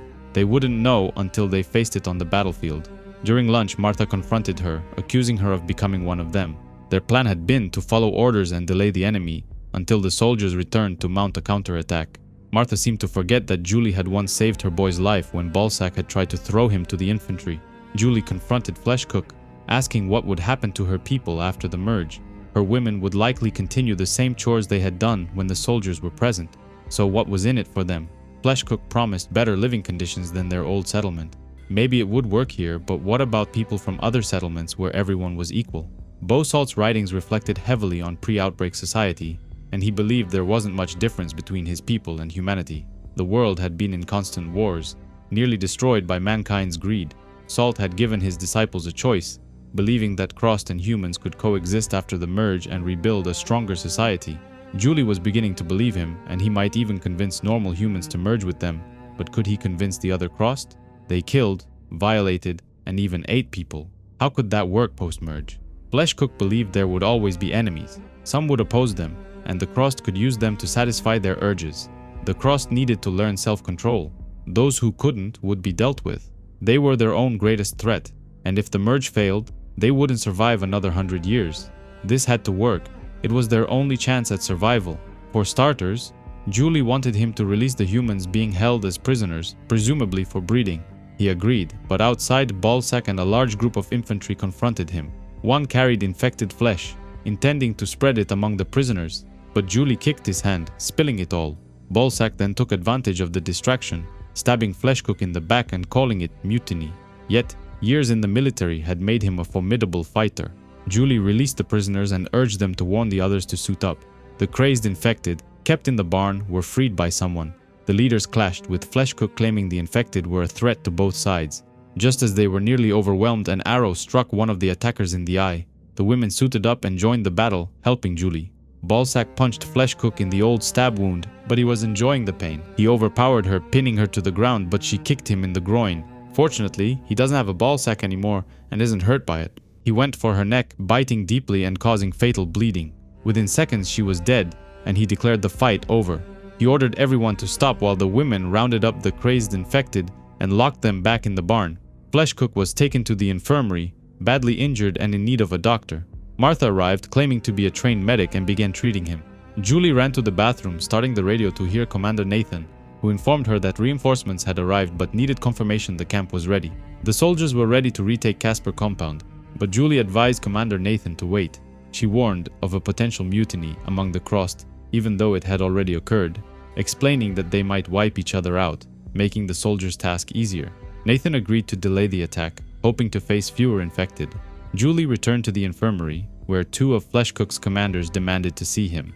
They didn't trust her, but she explained he was injured and being treated, and they should trust her judgment. Martha finished sewing his wounds, saving his life, though he remained at risk of infection.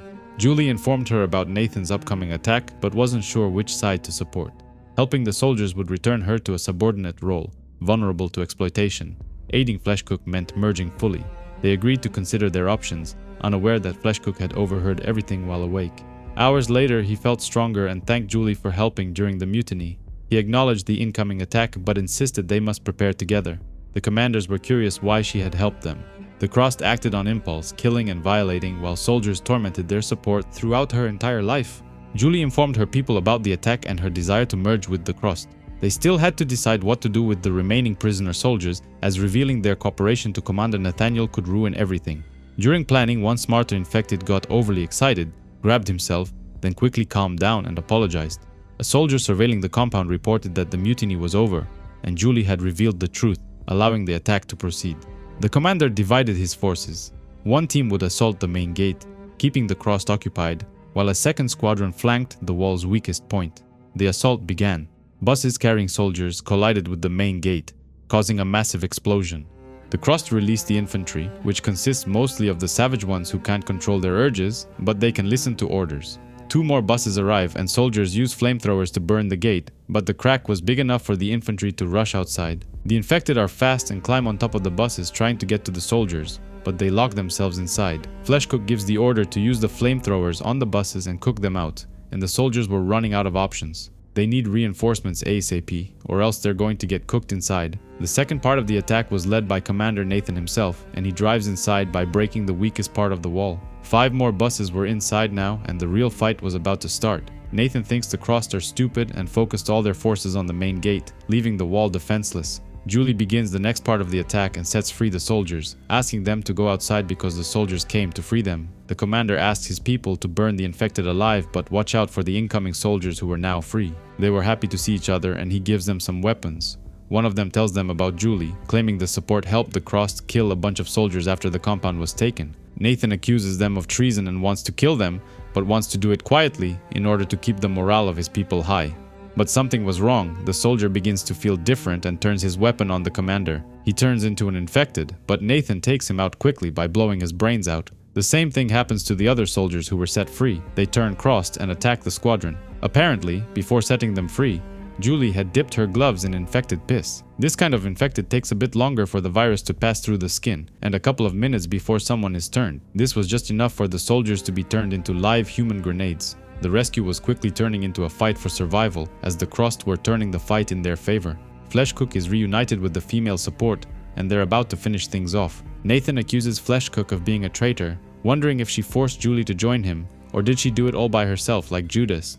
He calls her a support bitch, but this pisses her off and she kicks him in the face. That's how the soldiers ran things here.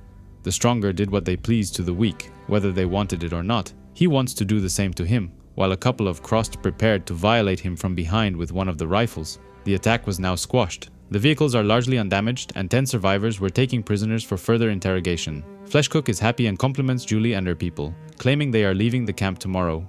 She followed him to the library, where he revealed plans to attack settlements in Newcastle and Rap City, using vehicles loaded with bioweapons and infected soldiers. Julie, however, was concerned about their personal relationship. She had fallen in love with him and he felt the same, yet they could never touch. She considered turning Crossed, but the virus likely would consume her mind, leaving her a savage. He respected her too much to allow that. Salt had been right. The merge was the future, and he wanted her by his side. The next day, the attack on Newcastle began as planned. Julie communicated over the radio, claiming success at Casper and that all Crossed were eliminated. But when the gates opened, the Crossed stormed in, infecting as many as possible. The attack was a surprise and the settlement was unprepared. Julie had executed her role flawlessly. She now sat beside Fleshcook, proud. Alone, the future had been bleak, but together with the Crossed, they could learn from each other, help each other, and create a new history.